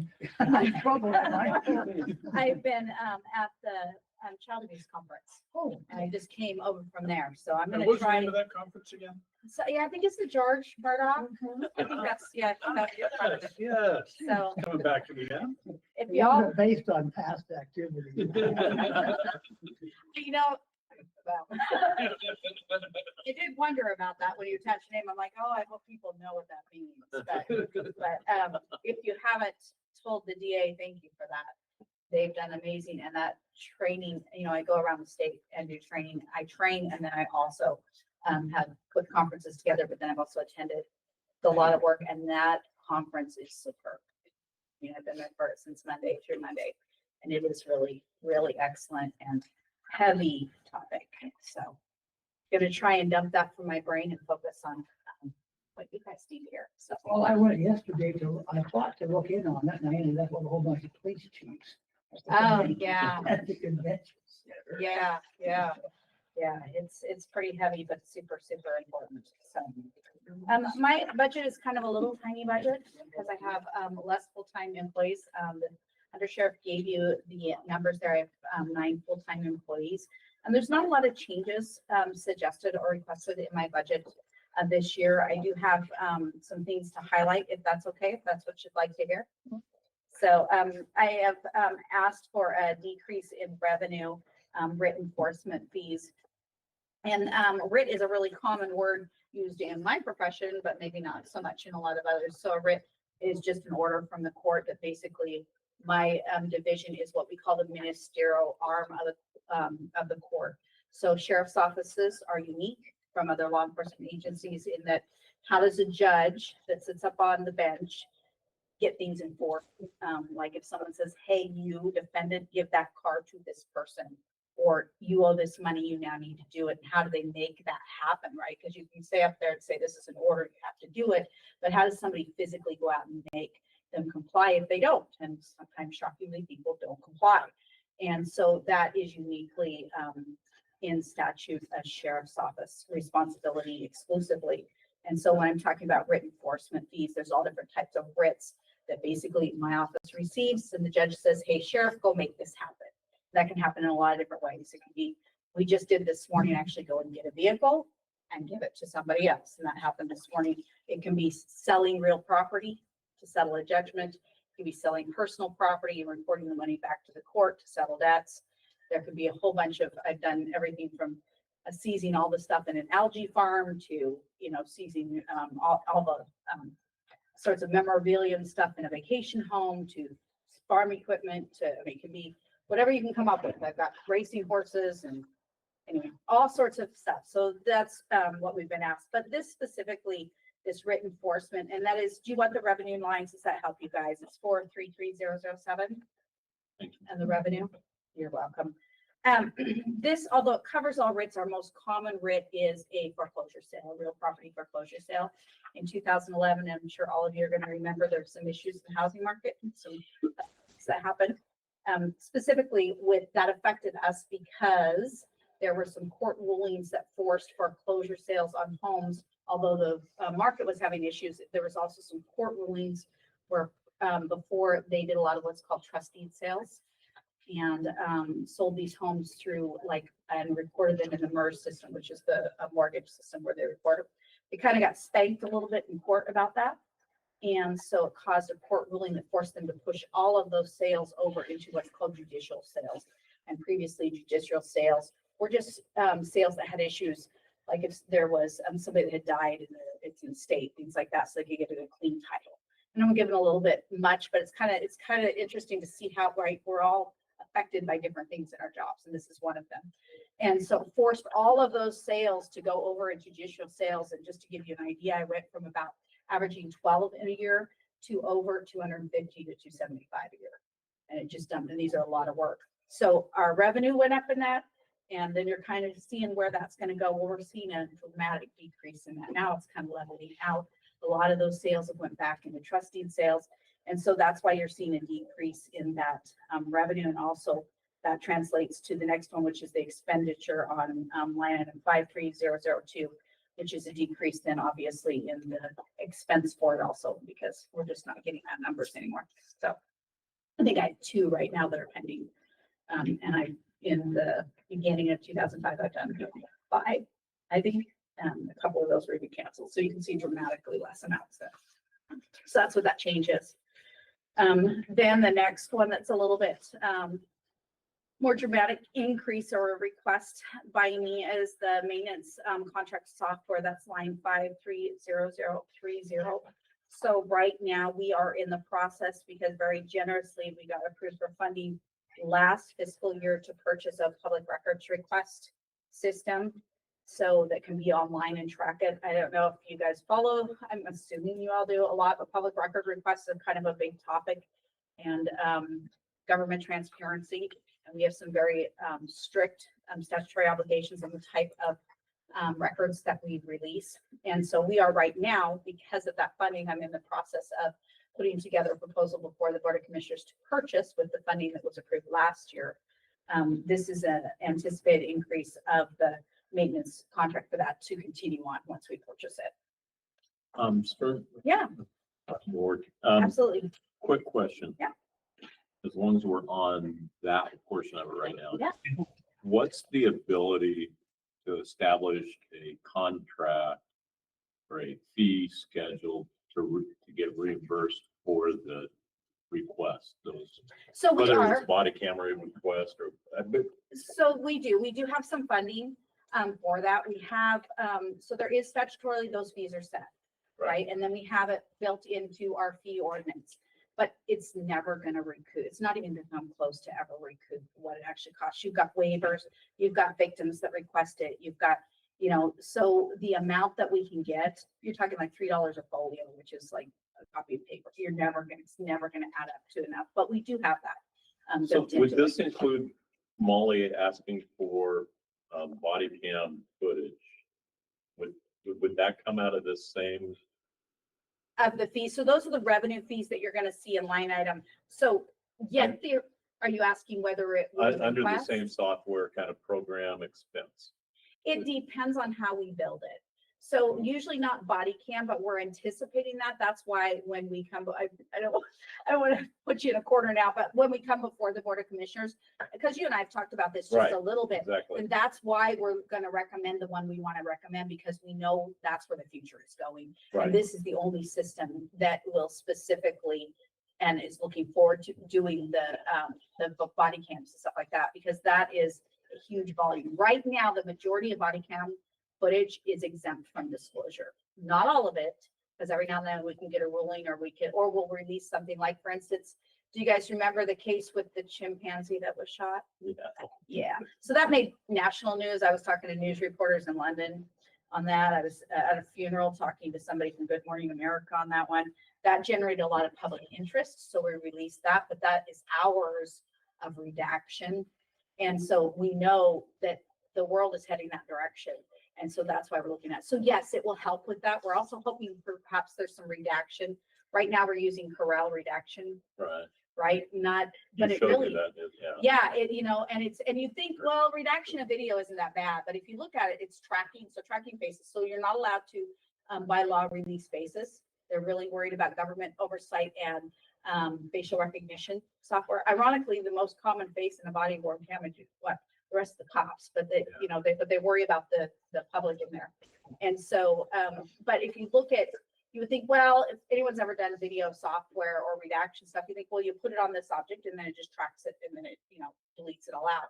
That sounds really good until you consider it's law enforcement footage. So you're talking about flashing cop lights in the dark. With the last one with the chimpanzee, I redacted frame by frame by frame of, I think it was an hour and a half, almost 2-hour video. So try and picture that. Now that's unusual and extreme, but that's the direction we're going, is we're going to, you know, even a 5-minute video. Do you think it will give you the ability to recoup more or to charge more? That, not the system itself. I think it'll track it a lot But better. I mean the opportunity. But yes, and I think there's some things that we can do. We can look at our fees, because some things are set statutorily, but other things are our fee schedule. And if we get that ability better, then I can track it better and I can bill it better. That's And what so, I yes, guess that's yeah, the whole thing I was yeah, asking. yeah. Is there AI software that can help you with that redaction of the video? Not good enough at this point. Yeah. Not good enough. And it is because it's just technology, right? Because that flashing of the light just really screwed, you know, because it's dark, it's hard to see. You got the flashing of the light. So yes, in a really nice, pretty daytime video, but that's not usually when the bad stuff The answer to your happens. question, John, is that what she's gonna bring us in new software. And once they build an information field, then AI will definitely be able to look Yeah, at, 'cause- to bring that back. Because this is the company that's going that direction already. It's called, yeah. So, and obviously I don't have permission from BOC on that particular one. But when I make my argument of why we picked this one, that's going to be some of the things, is because this company is actually going that direction and other ones haven't even looked at it yet. So on the statutory, are those state courts statutes are they our statutes or are It's they? set by ORS, it's set Oh, by it's in OARs, ORS, and then it's okay. also set by county fee schedule. So there's 3 Good, portions. okay. So I'll recoup like time spent. Yeah. And I'll do a, yeah, you know, your typical do up a formula and stuff like that. But sometimes you're talking, but we're not talking just public records requests as far as fees. We're also talking about things for attorneys, and we're talking about discovery, and we're talking about for the DA. And I mean, it starts to get pretty big, and all for free, because we're, you know, Are those fees, because that's why we're here, right? That's our job. are those So. fees limited by state? Can we free to raise them? Instead of set them out? No? So you're gonna have, so yes and no, in that it has to be reasonable. So case law and state law is all about making it available to the public, which is good because I'm a citizen and I think the government should make it available to me if I want to know those things. So yes, but they have to be reasonable, and it can't be, you know, you don't want to limit somebody because they couldn't afford this request. But there are times that it's helpful if we get a huge exorbitant request. And, you know, now we say that's going to cost you $300 because they want, you know, I want everything on all of you sitting here at the, you know, every contact that you've ever had with law enforcement, which is a public record request and is available for release, right? But the ones that typically, if it comes from the press, I'll waive it. That's what I was just gonna, I'll waive it. and I would go because- the other way. Yeah. You waive it because sometimes, it depends on what it is, but you'll waive it because we don't get a lot, and I build a relationship, and sometimes that detours others over here. No, I So, get that, yeah, I get that, it but just my, depends. There's a balance. because some of those requests end up being, hey, like you mentioned, tell me, I want everything from the time the officer got in the. Yeah, in those the- kind in of the things rig we're in the gonna like, morning. show me the money. Yeah. But if it's something that's a public interest that benefits us, we need to get it out, then we'll typically waive it. But we're not, I get- we're Eastern Oregon, we're not getting a huge amount of that yet, but it's coming. And it's, and it's coming rapidly, and I'd rather not be caught on my heels. Yeah, So no, get it. from a Thank you. wrestling standpoint, so. The other, let's see, was the non-capital, equipment, line item, that's 550002. And that's just in response to IT notifying me that there are some computers that were need to switch over from Windows 10 to Windows, 11. And, you know, that was kind of on our radar anyway, but just, put that in there. Training, that's gonna be, I'm trying to be conservative. Training is kind of a hard thing for me because let me tell you, I could ask for a lot more than that and be happy about it. But I'm trying to be conservative with, you know, the money that I also as a taxpayer put in. But I have 9 full-time employees. When I have, so I don't want to take up too much. So in records division, we've kind of created a records division in that administrative, the sheriff, I put together a proposal after conversations with the sheriff and asking me to do that. The sheriff's office in history way back when didn't have an administrative division. And if you can picture that, that's kind of really unusual. I know why that is just from, and actually Commissioner Schaefer will know too, just because how the sheriff's office grew up. It just didn't really have, it was, you know, you had the secretary for the sheriff and that was pretty much it. And just the nature of how we grew up, there wasn't an oversight of a administrative, and most law enforcement have a administrative division that does things like public records requests and handling all of the cases that go, the criminal cases that go over to the DA's office. And there's a plethora of all of the behind the scenes that happen daily to get law enforcement, the system working, because it's a system.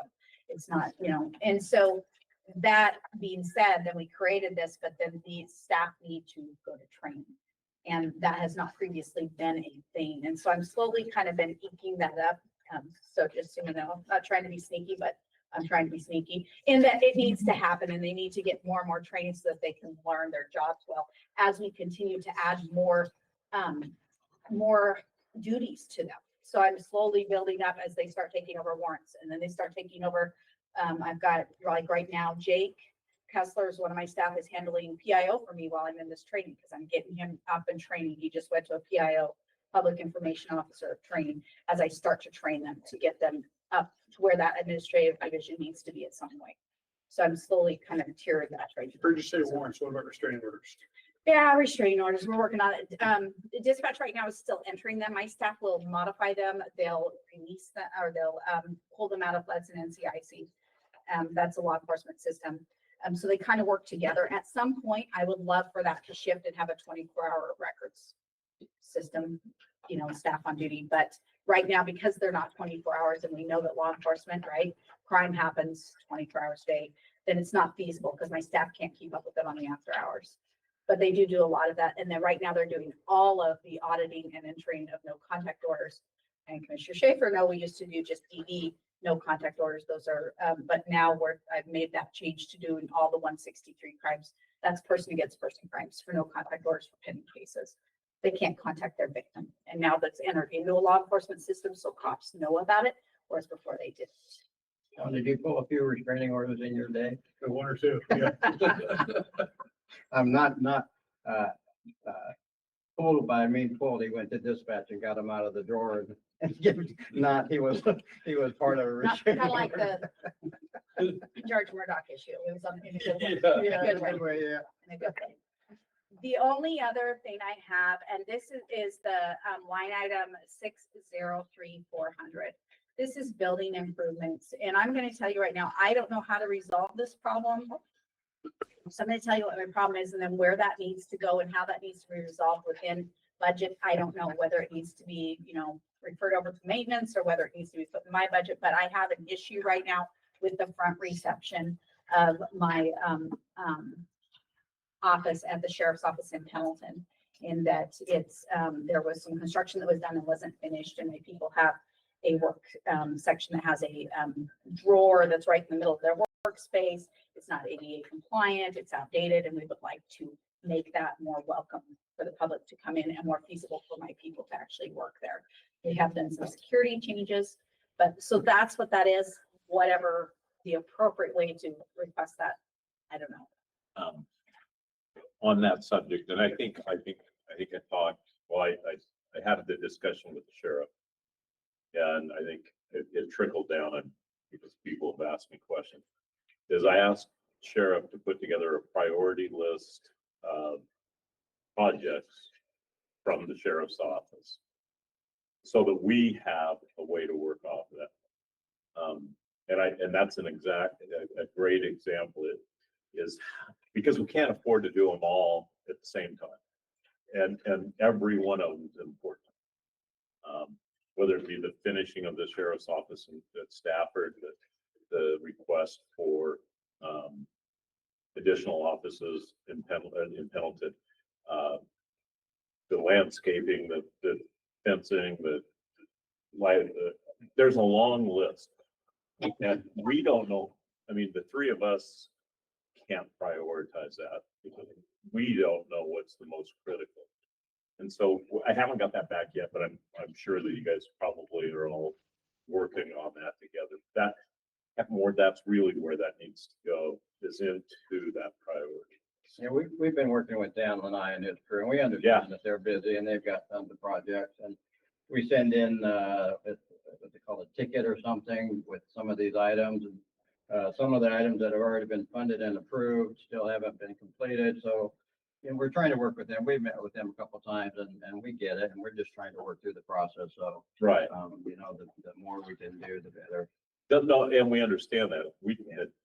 Like I said, we'd like to say yes to everything. Sure. We just don't have the money. And the one thing that I think has been stressed to everybody that's been here is this is a tight year.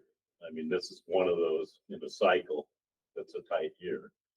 And I think we could help you guys better if we knew had that list, because say there is something that's unfinished that we've already budgeted.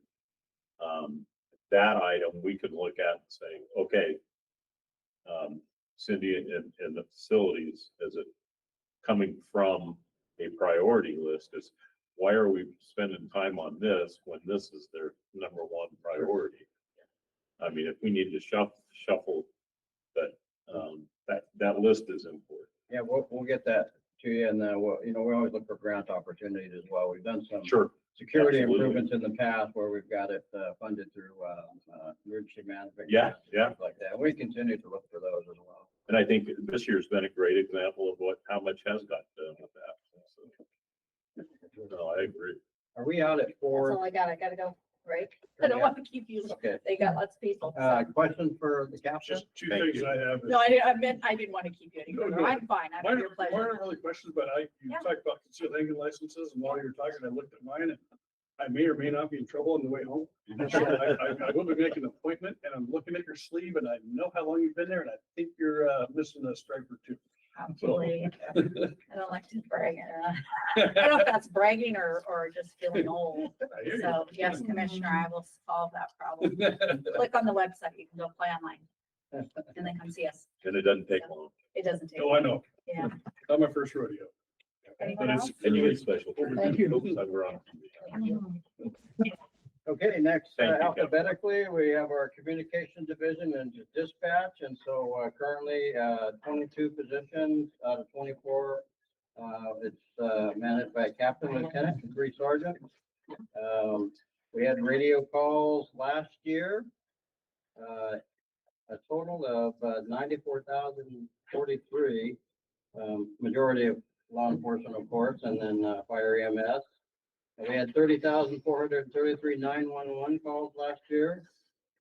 We had 113,000 non-911 calls, business calls.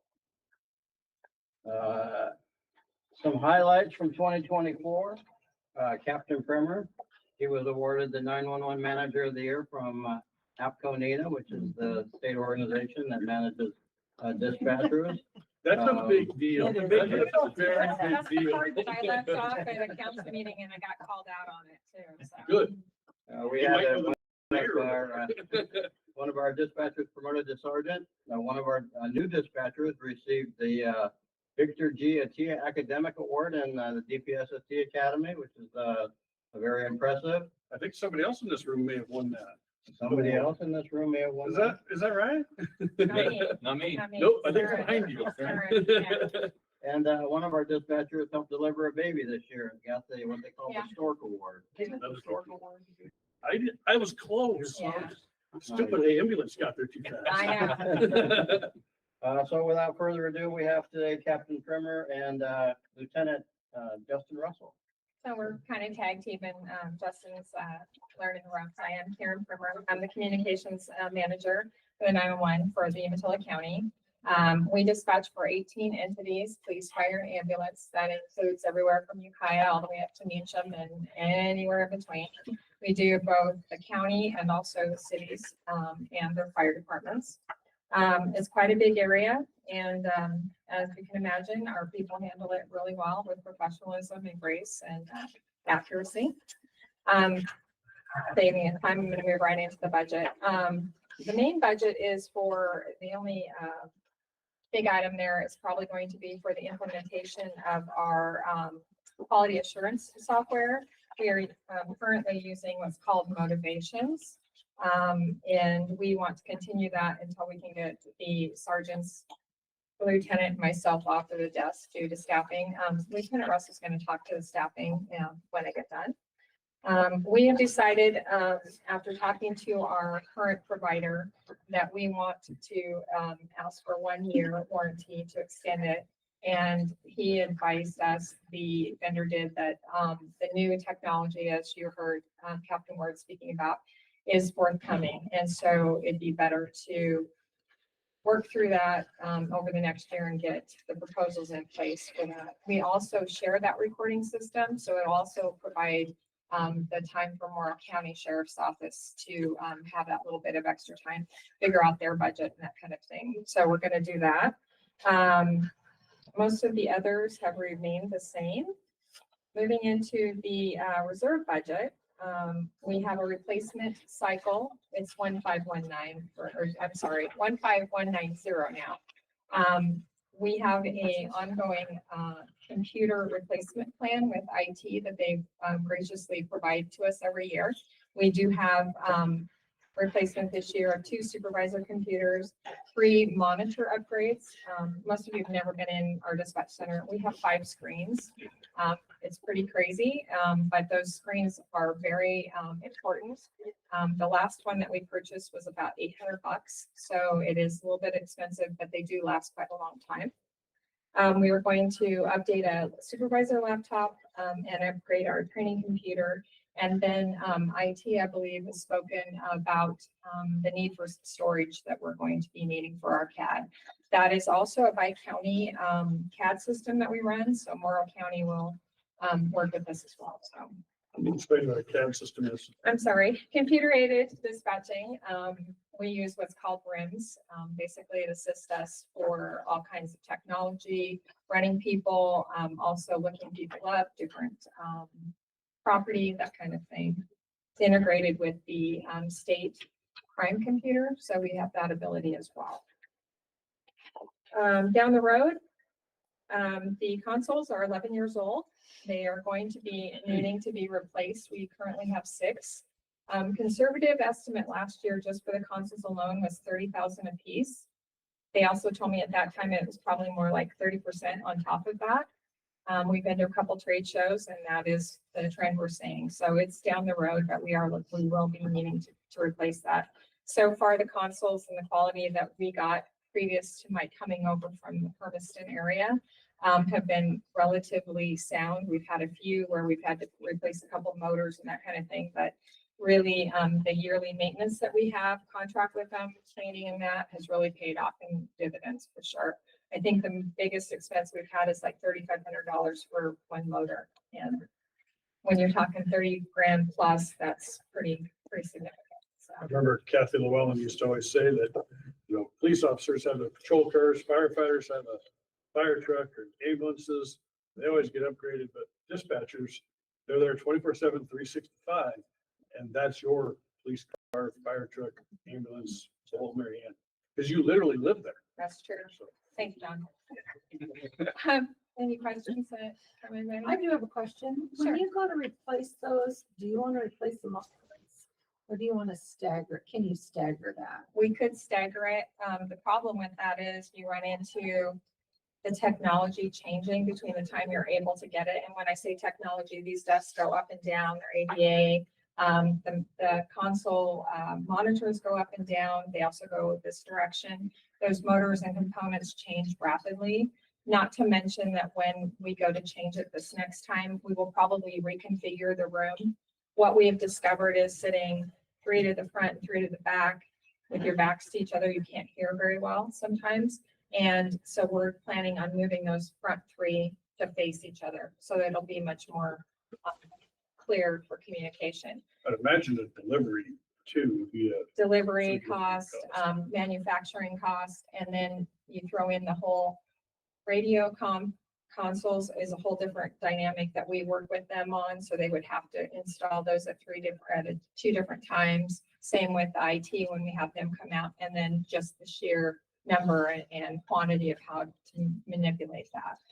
So it would be better to do it all at once. And I know that's a significant outlay, but I think we've been very lucky so far with the quality of the components we What have. fiscal year are you scheduling that? 26, 27 or further, a little bit out. We've been kind of putting some money away for that because we know it's going to be a huge expense. Okay, I was just curious. No, not next year, Robert. Just kidding. Any other questions? I got a couple questions on smaller expenses. Okay. But Sure. big growth. I understand the break room supplies. I don't know if that's an admin expense that gets split between each of the departments. But you're asking for 2,300 this year. Mhm. And that's basically twice as much for 2 years ago. So we've added more employees, for that's one thing.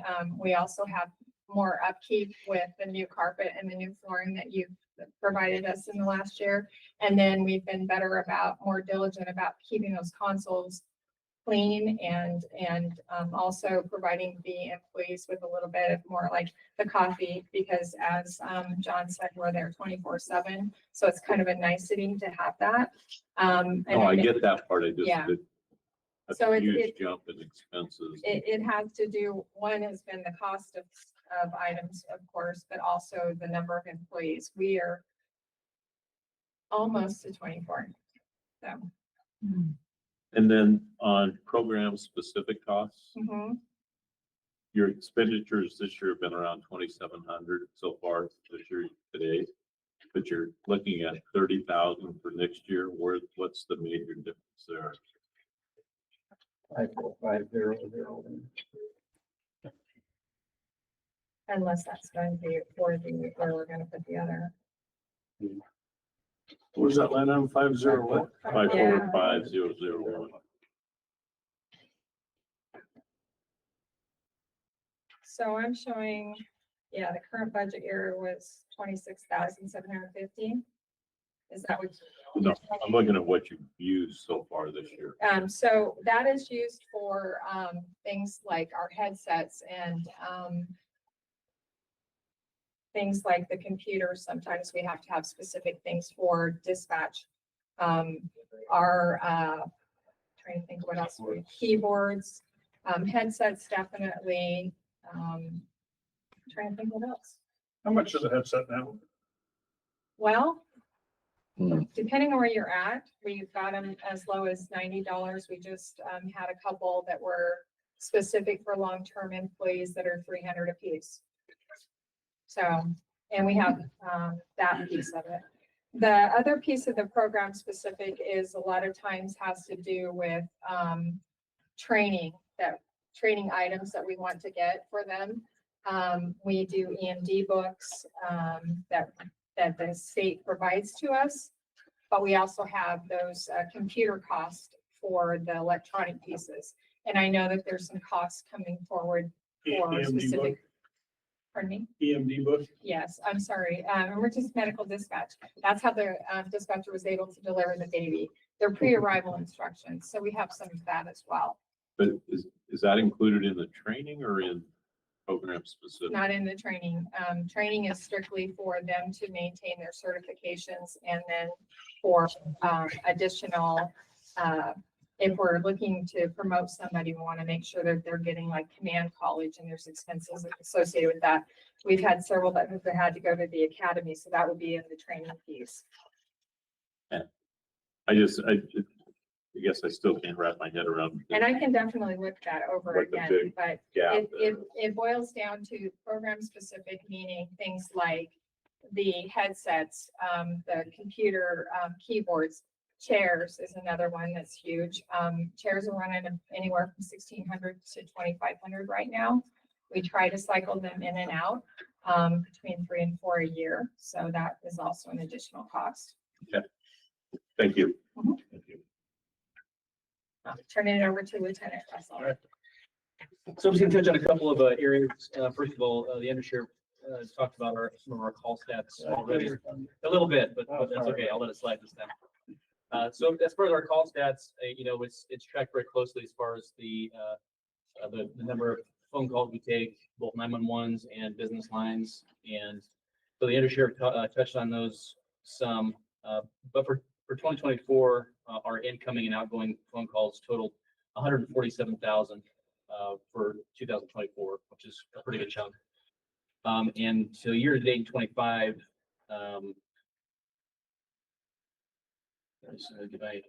so we're already at 27, almost 30,000 for this year. And that's not really significant until you look at the national standard for 911 answering is to have 90% of 911 calls answered within 15 seconds. So that's the national standard, which is set by APCO and NENA, which are two nationwide organizations for 911. Currently, or for 24, our standard or our metric is we answered all of our calls within 5.81 seconds. So we're blowing the national standard out of the water, basically. So our people are doing a really great job.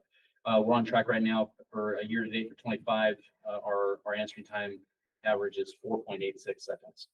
So our people are doing a really great job of answering the 911 calls.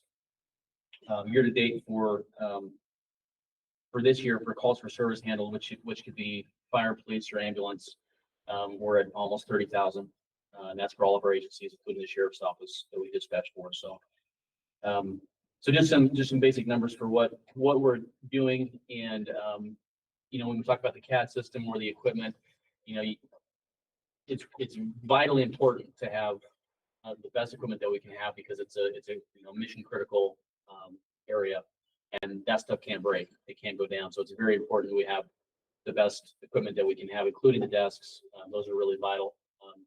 I can speak by firsthand knowledge. You're there a lot, and you're sitting at a console, and to be able to have it adjust to you where you're comfortable for your 12-hour or 16-hour shift sometimes, it's really important. So it just goes along to taking care of our people. They put in a lot of overtime, and so the more things we can do to make things work really well for them smoothly and give them the best tools to do what they do is really vital. So the other thing I want to touch on, Captain Permer mentioned, is our recruitment. So you're probably aware over the last several years, dispatch has been chronically understaffed, and we're slowly digging out of that. But in January of this year, I had an epiphany of if we're going to get this situation fixed, we're going to have to do something different. And so I went to our HR department and spoke to them about what they're currently doing, and we came up with some strategies to do some things differently. And so we started doing some paid advertising on Indeed.com, some other avenues. I currently have a slide that plays before all the movies in the Hermiston Cinema, advertising our position. I've gone to several job fairs around the area, over to EOU and LeGrand and Hermiston High School. They invited us to come to theirs. So, and we're seeing the fruit of that. And since January, since we put that in place, we've received 131 applications. Whoa. Yeah. Versus maybe 2 or 3 a month, or maybe 0 per month that we have been seeing over the last couple of years or the last 3 or 4 years. So as we sit right now, we have one person that we're going to, he has to still come to a sit-in correct? And, so we'll send him through the background process, and once he's hired and fully on board, we will be fully staffed. So we do right now have 3, which is, you know, when you have minimum staffing standards like we do, where you have to have a certain number of people on duty all the time, that means, that your staff, is required to put in, like this month is 28 hours of overtime per person per month, which leads to burnout real quick. So, thankfully, we are almost fully staffed right now. We have 3 that are in training right now, should be released around June, July, August. And we have a couple more that are slated to start hopefully next month. And then that last one who will be hired as soon as he finishes his psych test and gets all cleared through that background. So, so we're making progress on that front, and that's all I have. And we're Thank you. still, we'll be hiring for on-call because we have 1 on-call right now, so. And 130. One. We, 16 years. we actually got 30 in 2 days. Oh my gosh. Yeah, yeah. That is unheard of. Well done. It is, very Yeah, and it was it's due huge. to his, forward thinking and, ingenuity and, us being able to diversify a little bit and go to those job fairs. It's really helped too. And like he said, it's not gonna ever change if we don't figure out what the mechanism is, and lots of interest for sure. Well, that is huge. Congratulations on that. That's well done. Any other questions from anybody? Okay, we're gonna turn it over. Thank you. Thank you. Thank you, guys. Yeah, totally. That's in the business. I like to brag on them as much as I can. You should. So the next, section we have here is our corrections division. Captain Kenny Franks is in charge of that division. It includes our jail, also includes, court security and our transport program. They have 38 full-time employees, 7 part-time, 1 captain, 1 lieutenant, 3 sergeants, and 4 corporals. Last year, we did 3,746 intakes in the jail. We have a 24-hour medical service provider now, Med Trust. We cooperate with pretty closely with Community Counseling Solutions on mental health and substance abuse services. And we have a contract with them for transport services, which pays us a fee every year to do secure transport for them across the states. And then in 2024, the jail received accreditation from the Oregon State Sheriff's Association, which is a pretty big deal. They meet or exceed standards set by the Oregon State Sheriff's Association on a regular basis. And so they were awarded accreditation in 2024. So without further ado, here comes Captain Franks. Speaking of accreditation, the agency in general, we're also in the process of accreditation for law enforcement and dispatch. We hope to be done within the next, I don't know, few months. That's with Northwest Accreditation Alliance, and that's a pretty big deal for us. It shows that we are meet or exceed the standard that they set forth for the industry. Plus, we exhibit or we demonstrate that we perform those standards on a regular basis. So it's a big process, but we're about 80% through our law enforcement section, and then probably about 40% through our dispatch. Do you get a like discounted rate for being accredited through from the CIS? Perhaps, I don't know. It could yield some financial benefits in that regard and some other aspects if we have an incident that could play into the equation as well. I think that would reduce your liability a little bit. Anyway, Captain Franks here. How long have you been with us, 18 Captain? years at the Sheriff's Office. I'll keep it quick. Thank goodness we don't have a lot of changes in our budget this year. Our biggest expense is obviously our medical department. We are one of the jails, one of the few jails in Oregon that has 24/7 medical. And that is, I believe, saved us huge. One of the things we switched to is every time an intake comes in the jail, they're assessed by a nurse before they actually walk in, instead of the officer making the decision on whether they need medical care before they get there. So if they determine they're not fit for lodging, then it's the whoever arresting agency's responsibility to take them and get them cleared by a doctor before they bring them back to us housing. We That actually does had, reduce your liability, by the way. and that does give us a discount with sales. And we did actually have an incident about a year ago where an agency chose to cite and release a person. They released them outside the gate. And about an hour later, officers noticed that person was laying in the grass and they passed away out right outside the gate. So if we had taken them into custody, that would have been on us, and who knows what kind of lawsuits or that would have went from there. So when jail standards, the way jail standards work to get accredited, they send a team from throughout all the other jails in Oregon. There's like a group, maybe that are inspectors. They come out to your facility. They basically go through every single policy and every single practice you have. There's 313 of them. We were in compliance with 312 of the 313. The only one we couldn't comply with is there's one where females and males are not supposed to be able to see through the glass to somebody else's day room of opposite sex. With the design of the building, that's basically impossible. We'd have to build a new facility to do that. So we just take Mark Helm on that one. So they after they got done going through our medical department, their lead inspector, who is one of the ones that helped create the whole jail standards policy, she said that our medical department is one that should be modeled throughout the state of Oregon. So we're very proud of that. On that puts me into the budget. One of our most expensive things that goes up every year is the cost of medical. I've had a lot of conversation with Chief Financial Officer from MedTrust, who is our third-party contractor. And most of the reason our contract goes up is every year they shop for insurance. And they have about 5 companies in the United States that'll cover correctional health. And there's only about 2 of those that'll actually work in the state of Oregon. The reason for that is the number of lawsuits that have come out of corrections for medical reasons. The last company we had just filed bankruptcy, and then there was another one, NAFCare, that I just heard is also filing bankruptcy. That used to. So that's probably our largest expense. Last year we were way over on overtime. We're still over on overtime this year. It's less than last year. We are close to full staff. We have 1 person in background, which will get us at full staff.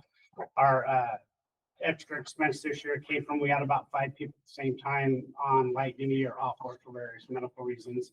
We're slowly getting everybody back to work, and I believe we'll see that go down. So I don't believe I asked for any increase in that amount, because I believe it's going to get under control once we have staffing back in work and stuff like that.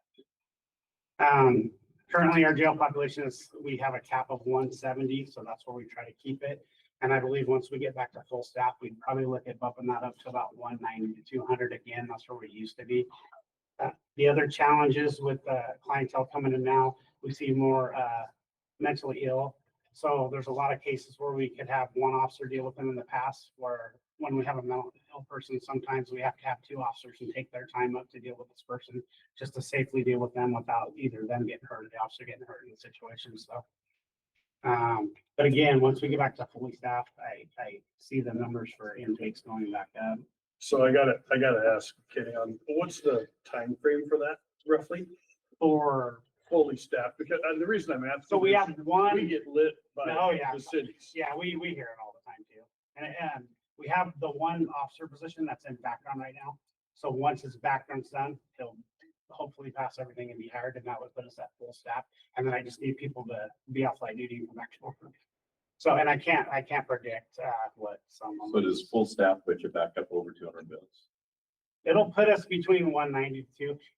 Again, the reason that when we were at 200 before, we didn't have the same kind of clientele. You know, they were much easier to deal with, and part of the reason we went through the expansion, you know, a few years back, was to have more space to house people that were more difficult to handle when they're in. So our booking area is designed better now for that, but staffing wise, it's still tough with that many. When we get to 200, it's stressful on staff.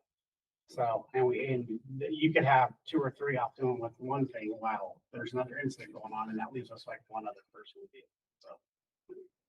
So, but I really believe that 190 is a good number to start. And what we do is we raise it up gradually and see where we're at, and then move it up from there. So, Kenny, what percentage of intakes do you think are either a mental health crisis or under the influence that come in percentage wise? I would almost say that 90% are under the influence and probably close to 70% are probably have some kind of mental ill or had been diagnosed or dealt with mental health before. CCS is constantly out there. We have our crisis line. We call them anytime we need help. They'll send people out to come in and assess somebody. With our medical contract, we get a mental health person, but that's we have one guy, so he's not there 24/7. So, and he's also in charge of doing SEG reviews. Basically what a SEG review is anybody that, well, I call them segregation anymore, they're special housing units. Anybody who's in isolation like that, we review them weekly. He sits down in my office, him and myself and Sergeant Picard, we sit there and we come up with a plan to try to get that person out of that. So, Yeah. And so what we found out is they need to be separate from everybody else to keep everybody else safe. But we also found out that somebody in a mental health crisis or area, when they're isolated by themselves, that just helps them go down even more. So it's kind of trying to find the fine line in between there to be able to manage them without pushing them over the edge a little bit more. So we have that review every single Monday. We go over every single person that's in SEG, and then some that are also housed at Bookend, try to come up with a plan. One of the things I've been super excited about is CCS now, a couple days a week, will set up a van right outside the jail because they know we're releasing in the morning. And what they're doing is they're trying to catch people as they're releasing, sign them up for services. Because we find that if we can get them engaged in services from the time they go out the door, there's a lot less chance of them coming back in. is that one of the vans that are set up with the desks in them and stuff? Yeah, it has like an awning that pops out. Oh, yeah. George, you should know those vans. Yeah. Yeah, they're getting used, George. And they really just started doing that at the jail, but it'll be interesting to see. I think it's gonna have a huge impact. I know she talked about it like 6 months ago, so. Yeah. We also have a mod program now in the jail, which is medication assistance for opioid treatment. We did get a grant for a lot of that medications. We're kind of in the beginning phases of that. We haven't been quite a year yet, but I've been tracking stats on that. And we signed up in less than a year. There was about 176 people that came in the jail that were signed up for the program.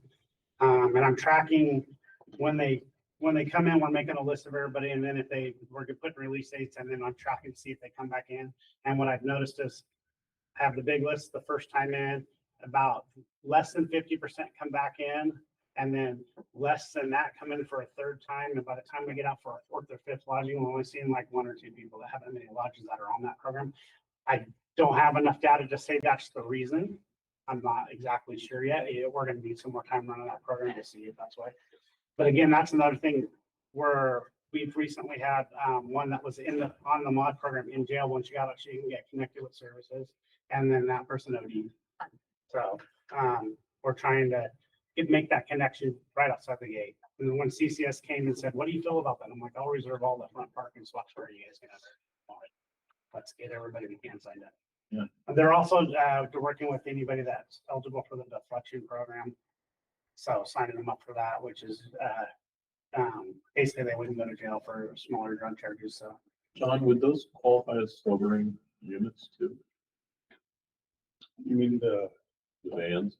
no, No? no. What's the average population? right now we're keeping it at 170.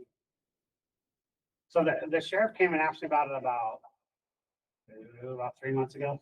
Because he was getting questions from people, and I said, "Well, Sheriff, we're at 170, but we're sitting at like 162, so they're not even keeping us up to where we're at that time. We're already going to do any work releases. They weren't bringing enough people, but they were saying they didn't have enough space. So, again, it's we get the same question. If I was at 250, I'd still get the same question. When are you going to go to 300? And when are you going to go to it's just been that way for the whole 18 years I've worked there. So, I don't have the exact numbers with me. I do have a chart back at my office that which tells me exactly how many force releases we do, and it's not very many. Yeah, and as far as the budget, that is my biggest concern, is that going up every year. And I talked to Robert a little bit about it, and he's like way more understanding than I am that they have to raise that budget. So it's just, it is what it is. I mean, medical costs go up and that costs, so our food contract goes up every year and our medical goes up every year. Speaking of the food contract, I got that marked down.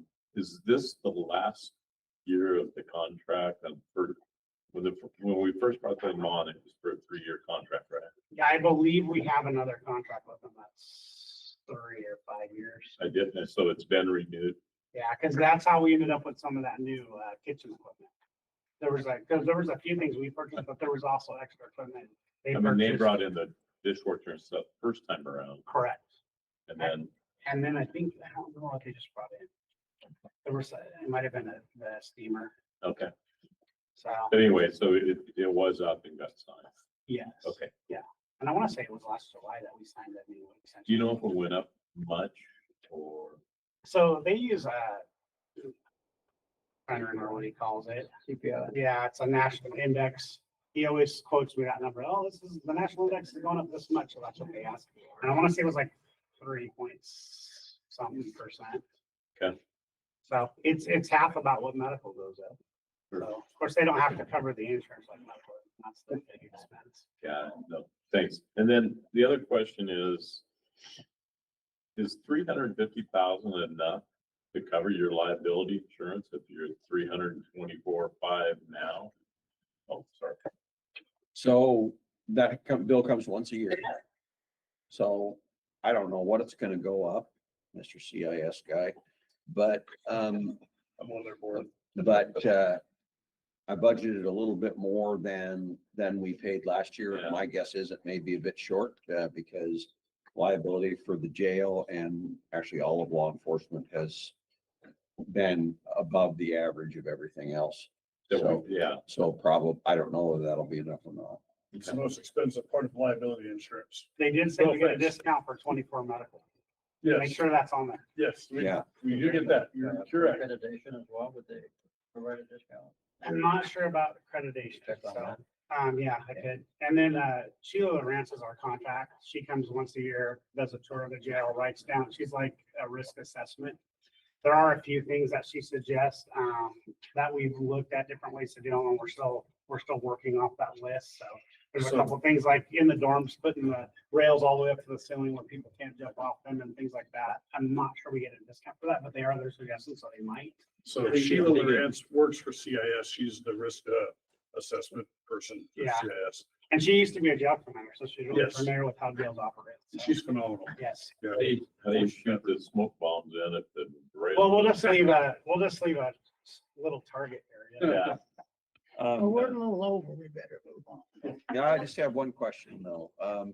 Last year when we put the budget together, you, or I don't know, might not have been you exactly, but we budgeted $400,000 for federal detention fees. I think through US Marshals. Correct. We haven't near accomplished that and it's in the budget again. What is the outlook for the next year? Not good. We're not seeing very many of their, so what they found out is they were bringing us a lot of detainees that still need to go to court out of Portland area, and their attorneys complained that they didn't have access to them. So we'll see 1 or 2 here and there, not very often. So realistically might not receive that $400,000. Correct, yes. Okay. Yeah. I just want to make sure I read that right. And we've still been in communications with them, but we're just not seeing the numbers, so. They actually brought us some from Washington for the first, but again, it was only 1 or 2. At that time, they were telling us they could fill 10 beds for the entire year, and they just haven't been able to do it. Okay. Thank They you. were initially, as Kenny said, bringing detainees out of the Portland area, but the last conversation I had with them that they were gonna try to adjust that and bring them from Eastern Washington, which is closer to the region, but they were still getting pushback from the defense about not having access, and so I don't know how that's all gonna play out. Okay. We're still working on it. Well, please do, Yes, absolutely. but that just gives me some insight going Yeah. forward. And then, again, back to detention fees on Morrow County. You've got it low compared to where you ended. So, there was just a big deposit, I want to say like $300,000 like yesterday. Okay. So I was talking to Laura about that yesterday. She just had Morrow County and Tribal was behind 2 and they both paid.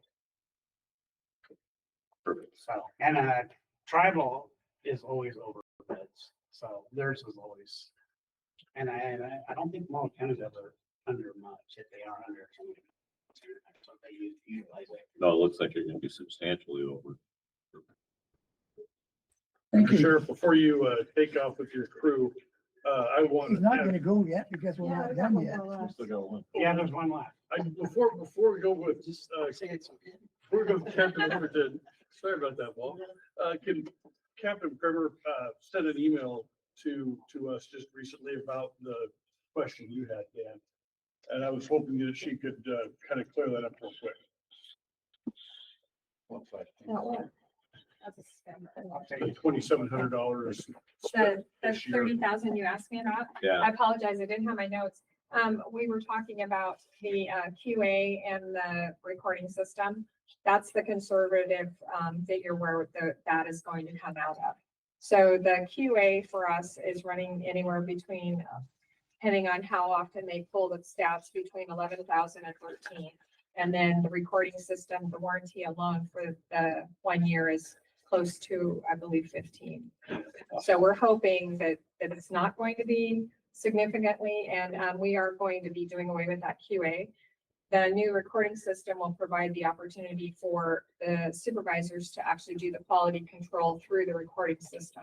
So that would hopefully eliminate that fee Okay. coming in outside. So thank you for that. Thank you.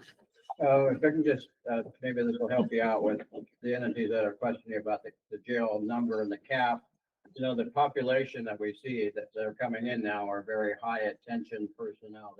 The demographics have changed, their characteristics have changed, they're high, they're mentally ill. So it takes more staff attention to take care of the number that would have been if we got a bunch of well-behaved inmates that were sober. Somewhat.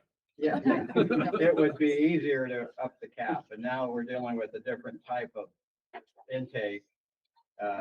More staff attention, more staff time trying to manage those folks. And so that's pretty simple for people to understand. If you got somebody in that condition, you probably need 2 or 3 deputies to take care of them versus having one to take care of somebody. We also get pushback from some of the entities, some of the police agencies about the medical clearance. They don't like being inconvenienced to take somebody to the hospital to have a medical cleared before we'll accept them. Our duty is to protect the jail, our staff, and the county. And we have to make sure that we're taking in people that we can care for medically to reduce our risk and liability. It's your intake, it's your custody, whomever the agency is, until we tell you we accept them. They don't just drop them off at the jail and say it's your problem. We have a system where they're screened at intake. Our medical staff, now that we have people on staff all the time, can make a better evaluation. And so we get pushback from chiefs who aren't medical professionals saying you should have taken this person, when our medical people are saying no, they need to be medically cleared. We're going to trust our medical professionals to make that call. And if it's an inconvenience, it's part of the job, and we need to protect ourselves. So we pulled the stats last year, and less than 1% of all of our intakes are sent out for medical clearance. So in our mind, less than 1%, is that a big problem? I don't think so. The other end of that coin is if we take in people that we can't take care of, and they have a medical emergency that we should have known about or knew about, we're on the hook. So To be fair, I haven't heard anybody complaining about that particular issue. Mine was just the number of inmates. yeah, we get I hear emails. about that issue. Yeah. I get I'm sure you the do. email from the chief. We get the emails from the chiefs about you delayed our officer by sending him to St. Anthony to get this person. We didn't delay him. We have our standard. We can't accept them. You get them cleared, we'll be happy to take them back. And the majority of the ones that we sent out for medical clearance, they come back. Sometimes they don't, but we don't know why. Maybe they release them out in the field. And then the same goes for our police officers as well. They follow the same standard. If one of our deputies brings in a person who has their eye socket sticking out, we're not going to say we're going to take them. We're going to say take them to the hospital, get them cleared, and then bring them back. And if we can accept them at that time, we'll do that. But it's all about protecting ourselves. And with our medical provide our, and the whole situation the way it is with them being very few of them that actually provide services to jails, we got to be real careful about what we do. We don't want to lose our medical service or we're out of business. I have to say this, I hate the thought of somebody dying right outside the gate. Yeah. That bugs me. Yeah. And so, especially for the family, I mean, you know what, that's a human being. And so, yeah, on that soft part, I'm sure you're rolling your eyes over there, but I just, that was hard for me to swallow. Yeah. So I'm glad you came back around. Are you both okay with staying late? Well, and they had the option to take it. What we requested was them to take him to get them Or cleared. we'll bring them back? And they didn't want to take the time to get them cleared, so they released it. Okay. So they. And I'm not questioning you at all. I'm just, just from what you said. But that's the kind of cases that we get in. And we've had this, because we have a jail command council. We meet monthly on the Zoom and then at all the conferences we're there. And we spend 3 days talking about business. And this is the same problem. It's not just the state or our county, it's all over the state where people are complaining about having to be medically cleared to come in. One of the jail commanders just came to the undersheriff and he said the worst people to complain were his county department. So he's going to address that now that he's all their bosses for the patrol division. So, but he said they were the worst about complaining how to take people to cleared. But it's, it's the same for even our guys that are the road guys. If they recommendly come back and cleared, they take them and get them cleared. Thank you for the clarity. Great. Okay, so we have our criminal division, which includes our patrol staff, our detectives, evidence, and the search and rescue. 24 full-time employees, 2 part-time, civilian evidence tech, and our beloved K9 Scotty. He's with us still. And so last year, 15,275 incidents, and we took 1,719 cases. We have 5 patrol contracts currently. And search and rescue also falls under Paul's division. They have 30 members now, and in 2024, they had 34 missions and about almost 2,000 searcher hours. And that's a volunteer group, so we really appreciate them. But Captain Warburton's here to talk about the specifics. All right, thank you. For those of you that don't know me, my name is Paul Wolverton. I'm captain of the criminal division at the sheriff's office. I've been with the sheriff's office since 2019, working in law enforcement in the area for 26 years now. I'll keep the overview of the division short. I know we're running late, but essentially, I just want to say that for personnel costs and things like that, those are always rising. We try and assess our organizational structure and assign personnel to different units within the division to meet the service needs of the communities that we serve and maximize our personnel and staff, while understanding that we have a limited amount of staff to do the things that are always increasing in public safety, as we've heard from all of my peers here today, and I would echo the same thing that they've said. As the undersheriff explained, we do have a couple of law enforcement services contracts. In addition to assessing the cost of personnel in those contracts, I'd like to point out that we include some costs of equipment. Aside from personnel costs, the biggest cost of my division is always our vehicle expenses, purchasing and updating the equipment and the maintenance costs. I mean, in law enforcement, we do a lot of driving. A majority of the shift is driving in our patrol cars from one place to another. So that's a huge expense to my division in equipment is our vehicle costs.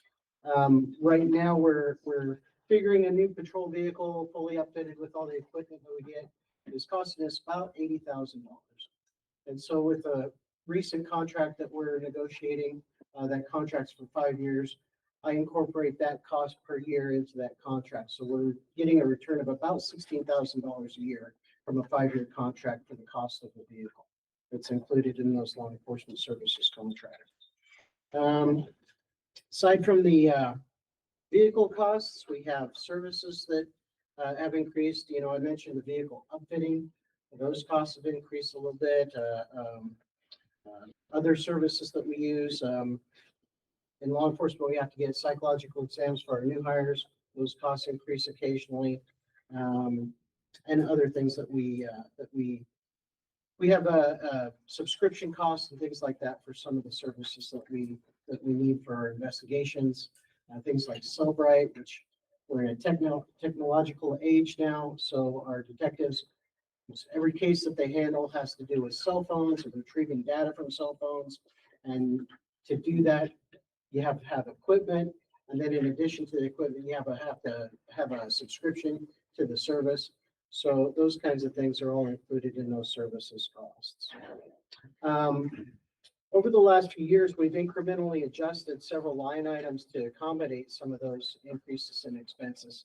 So this year, we're staying fairly stable overall. There was only a couple of items that I'd point out real quick that we've requested increases in. The first one is under number 550002, non-capital equipment computer. We've requested to increase that. As I mentioned, the Cellbrite and investigation services, there's also specialized, or not specialized, but more robust computer requirements for that. So part of our Stafford Hansel improvements over there, we plan to have in our detective office that we plan to build over there. We want to create somewhat of a cell phone docking station and downloading station. And that's where we want all of our cell phone data to be extracted. Where was that again? Over at Stafford Hansel, at the West County office. Yeah. So when that remodeling gets done, then we've already talked with Marty and Daniel and I, and one of those offices is going to be dedicated to detectives. And there's a lot of this technological equipment and cell phone data extracting equipment is going to go there. And we're going to. I'm sorry, but is that going to replace the one in Pendleton? The detective's office? It's in addition to. Okay, because in Pendleton, do we have a Cellbrite station and everything? It's kind of a portable station. Okay. And it's not as robust as it really needs to be. I mean, a lot of times our guys are, especially for the bigger cases, they're taking our phones over to our partners in Walla Walla, or even Hermiston has upgraded their equipment, so they have a little bit better capability than we do right now. Okay. And then, of course, when it's not the agency's case, we're in their stack of priorities, and so if it's something that we need now, we might have to wait a little bit, especially if we have to use the FBI, which is the best resource out there to get the data, but it's also, not the most timely. Yeah. So we want to set up our own station there, and we want to get the best equipment to facilitate getting that data as soon as we need it, so that it doesn't impede our investigations. So that's part of what that increase there is. The next item that I would point out real quick is 550009, and that's weapons and ammo. In law enforcement, of course, we have to deal with force issues, and with that, we have to deal with weapons and ammunition for that.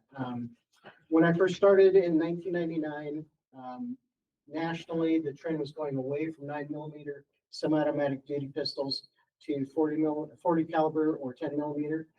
The trend is kind of coming back around now. Now, most agencies are going back to 9mm.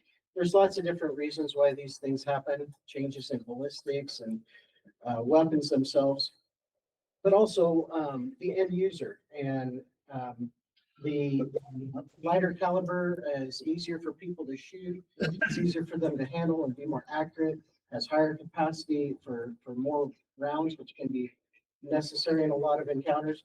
So the sheriff and undersheriff and myself and our firearms instructors, we've been researching the changes that other agencies and the data out there.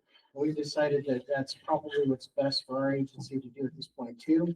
The last recruits that we sent through the academy, we were one of only a couple of agencies going to the academy now that are still using 40 caliber. Really? Most everybody else has gone to 9mm and also using the optic sighting systems.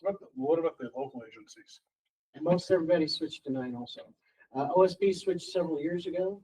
Pendleton PD has already switched. I'm not sure about Hermiston, what they're operating, but yeah, the trend is, and again, it's the issues with 9mm back in the day, it's been overcome with ballistics and other things that have made those, the problems that they had back then, they've kind of fixed at this point, basically. And so we think that it's time for us to do that too. Our supply of firearms are aging as well. So at some point, we'd be looking at replacing what we have. We're talking with different suppliers and we're able to get some compensation for the firearms we have now. And so part of our increase in that line item is anticipating incrementally changing over to the 9mm, the associated costs with the optics and those kinds of things. In that same line item and in that same idea of things becoming obsolete and needing replaced, we're experiencing that in our less lethal weapons too with our tasers. We currently have what's called the X2. It's a great platform for taser, but part of the Axon business plan is to take something that's working, change it enough so that you have to get something new. And so that's where we're at with tasers. The X2s are phased out completely now. You can't get any new ones, and we have just barely enough to supply our current patrol staff. And so if we're able to expand the division, or if we have one break or something like that, I'm not going to have enough equipment for new issue. And so last year, our taser instructors and our supervisors, we got some demonstration models, and we determined that what's the T7 is what it's labeled as the platform that's nationally, again, looking at police reviews and things like that. That's what we want to switch to. Unfortunately, where we were spending about $1,000, $1,100 on the X2, the T7s are about $3,000 a copy. And so to phase those in and phase the X2s out, it's going to be a little bit of expense too. And so that's part of what we've increased or requested the increase in weapons and ammo. Now the X2s, we don't get any trade-in value from them with Axon. There's not really any resale out there, any resale market on them. But we do have our reserve deputies that are carrying even older than the X2, with not quite the M, but the X26 platform, which was the XP26, which was the predecessor to the X2. So we plan to transition our own tasers to the reserves and also to jail staff. They've started they have been using tasers for some time, but they transitioned to the X2 a couple years ago as well. So we're still going to use the X2s and help some of the other units and divisions in the agency. A lot of other things were talked about earlier about facilities and maintenance things. I won't mention because it sounds like we have a plan on how to address those. And no real capital projects or other purchases that we're requesting this year. I'll just say that, we have, in addition to our daily duties, so to speak, and the patrol coverage and the investigations, we cover a number of events, and that's growing every year on the things that the sheriff's office becomes involved in. Our community events, we have, to name a few, we have Hodaka Days in Athena, the Pioneer Picnic Parade in Weston, of course, the Umatilla County Fair, Roundup, and all of those activities. Our reserve staff a number of rodeos around the county. But our full-time staff, when there's not enough reserves, we supplement that as much as we can. And those events, they take, I don't have enough staff on duty to just take somebody out of the patrol rotation to go cover those events. Those are all events that we have to schedule overtime for to provide the presence, the security, the public relations piece of it. That's all asked for from our communities. The Umatilla Landing Days, we've staffed that the last several years with our Marine deputies. We have a boat there, and it gives our Marine deputies an opportunity to interact with the public outside of an enforcement type of relationship. They educate boaters on safety. They hand out life jackets and talk about, personal flotation device and boating safety.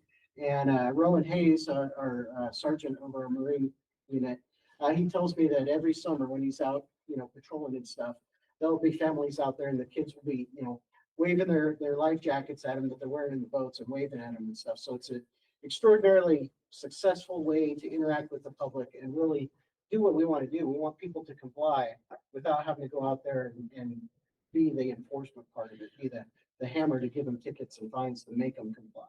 So getting the voluntary compliance is always the goal.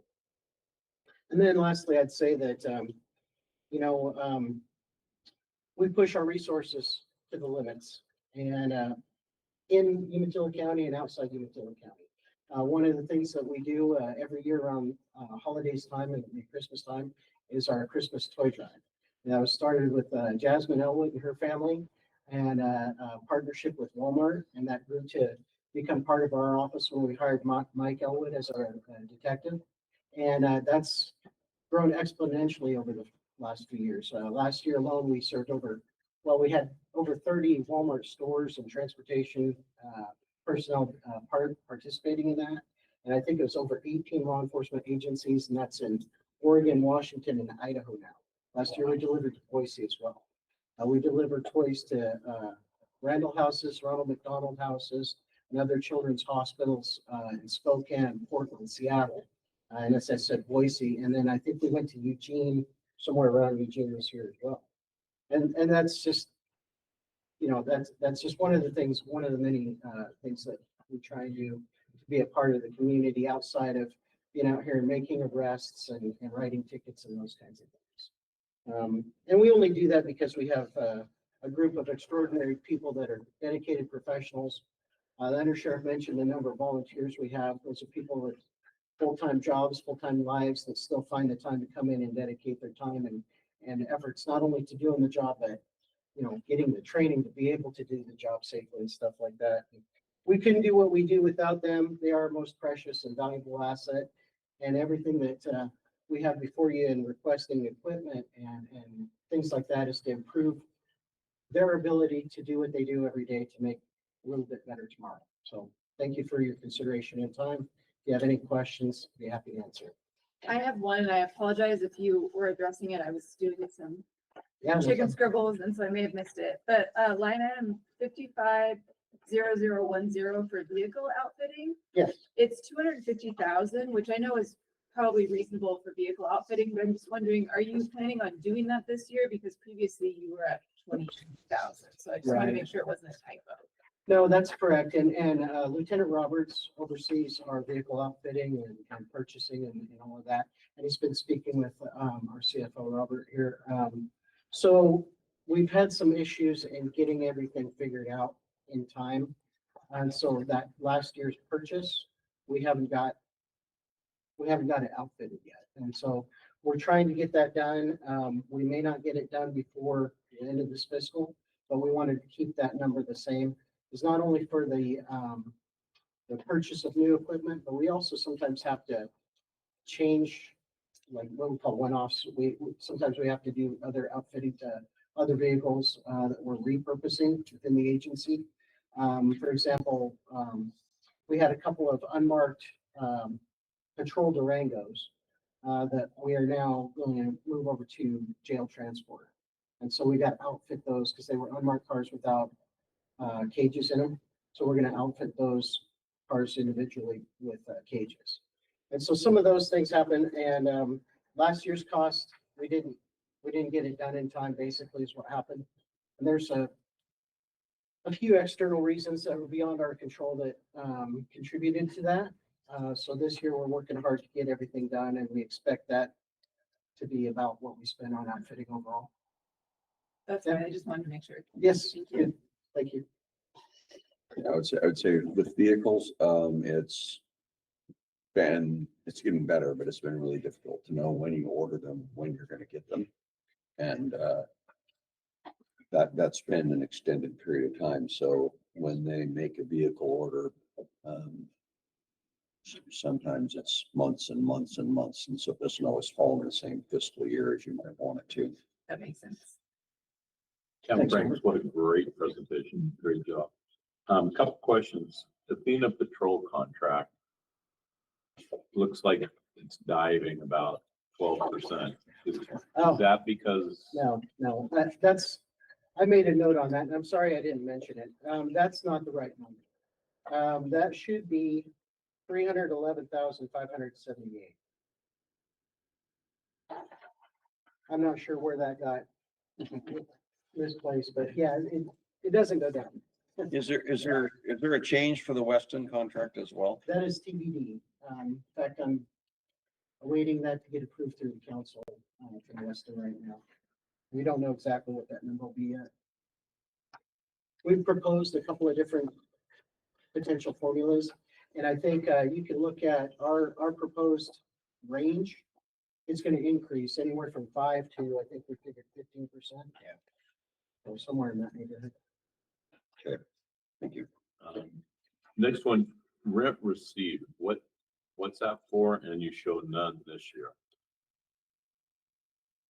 Oh, that's in the, Oh, I know what that is. I don't, I'll defer to Robert. I don't know either. That was historically, and we actually, we do an actual current amount in there, but that is rent that, that is received from the radio data district. They have equipment there. Oh, that's in the back corner there. I would say, I'm not exactly, I mean, I don't think it particularly applies to his department, but as long as we get the money, I don't care. So there should be $1 there. Yeah, so I would say we're gonna expect that $12,800 is probably what we're gonna expect. Okay. So if I can speak to that, I'm on the radio data district board. They haven't had their budget meeting yet. And I haven't seen what that budget's gonna look like, but yes, I'm sure you will get your money. No, I didn't know if it was, there was nothing in the line item, so, Yeah. okay, thanks. The other question I have is small, but always is an issue. Under boot allowance. Nope, I don't know the answer to that question. You don't want to answer that question? I said I know the answer to that question. Oh, okay. So in the previous law enforcement contract, employees of the sheriff's office union were allowed a certain boot allowance per year. And it was paid separate from payroll, but in the next iteration of the contract, it was included in their pay. And so it's no longer a reimbursement for that. Makes sense. Good explanation, Robert. You said you were working on some new contracts. We've been seeking a contract with the Bureau of Reclamation to do patrol on their property, primarily in Hermiston on what's called the Oxbow, which is a couple hundred acres of property along the Umatilla River. But they also have several pump stations and things all across the county, and so they've been experiencing primarily homelessness and on the Oxbow, and some damage and vandalism on a lot of their other properties. One of their properties, somebody built a gun range on, and they didn't know. They don't have patrol coverage. Their nearest patrol force is the U.S. Fish and Wildlife Service, which is out of Idaho now, but they don't have regular. So when they have something like this problem or others, they would like to have a local law enforcement presence, and so we're trying to negotiate. We tried, this is our third time. The last two times we've given them numbers, but higher up in the federal system, they've nixed it. Said, no, we want to keep our U.S. Fish and Wildlife. So I don't know what's going to happen this time, but they asked us to give them some more numbers, and so we did, and provided them a draft contract and had Doug look it over. And so we're waiting for see what Elon has to say about it. Thank you. Essentially. Any other questions? We're All open right, to thank get it. you. We're open to get it. Thank you. A new deputy, do you buy their weapon or do they buy it? We provide it. Yes. Provide it. That way you have a standard throughout. Yes. Yeah. Equipment as well. We want our officer to have standardized equipment, standardized setups. So, Yeah, I understood. Thank you. Thank you guys all. Great presentation Thank you. from everyone. Yeah, I just want to clap. Yeah. Thank you guys. I told you, it's all them. They do it all. You're gonna put Doc in these. Come on, man. You're gonna get around with Doc and motorcycle. I know, right? I said, I assume the weapons become obsolete now. Please do. We're gonna ask how many guys you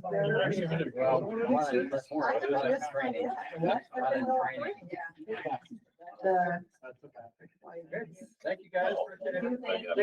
Thank you. 6 o'clock. Just see me. I'm gonna watch John Simmons. We're scheduled to start at 8 a.m. tomorrow, so, if we could, I think the sooner we get started, the sooner we'll be done. I think we had, as far as I'm concerned, we had a really good day today, and, I'm optimistic for tomorrow. And we're gonna lock this room so we can leave our stuff. Yes. That's what Mike's been, I was reminded we started at noon. Yeah. Yeah, we finish on Thursday. So I'm optimistic that tomorrow's gonna go well and we're gonna not be doing this all day. Aren't the commissioners coming? We can slow things down. You just watch us. You're gonna speed it up so I can make my kids. That's, I understand. Award 100%. ceremony. That is important. George, do we have a Capco board meeting on Friday? We don't, okay, We canceled it because of the possibility we were going to. okay. I mean, I didn't want to schedule it because it's the 16th of May. I didn't want to schedule it in the off chance would it be done. Sure. No, I understand. Because otherwise Thank you, Molly. we wouldn't have enough of this. I will say, Molly. Bye, Molly. Thanks, Lauren. So we're gonna do the 16th. 15th of May, okay. That's a Friday. Is that a Friday? Okay, yeah, I think I'm okay. All right, All right, thank you, Robert. you're welcome. Now you go to work. Can I get back in and get my 1,000? Oh, yeah. Well, the fact that you remembered it is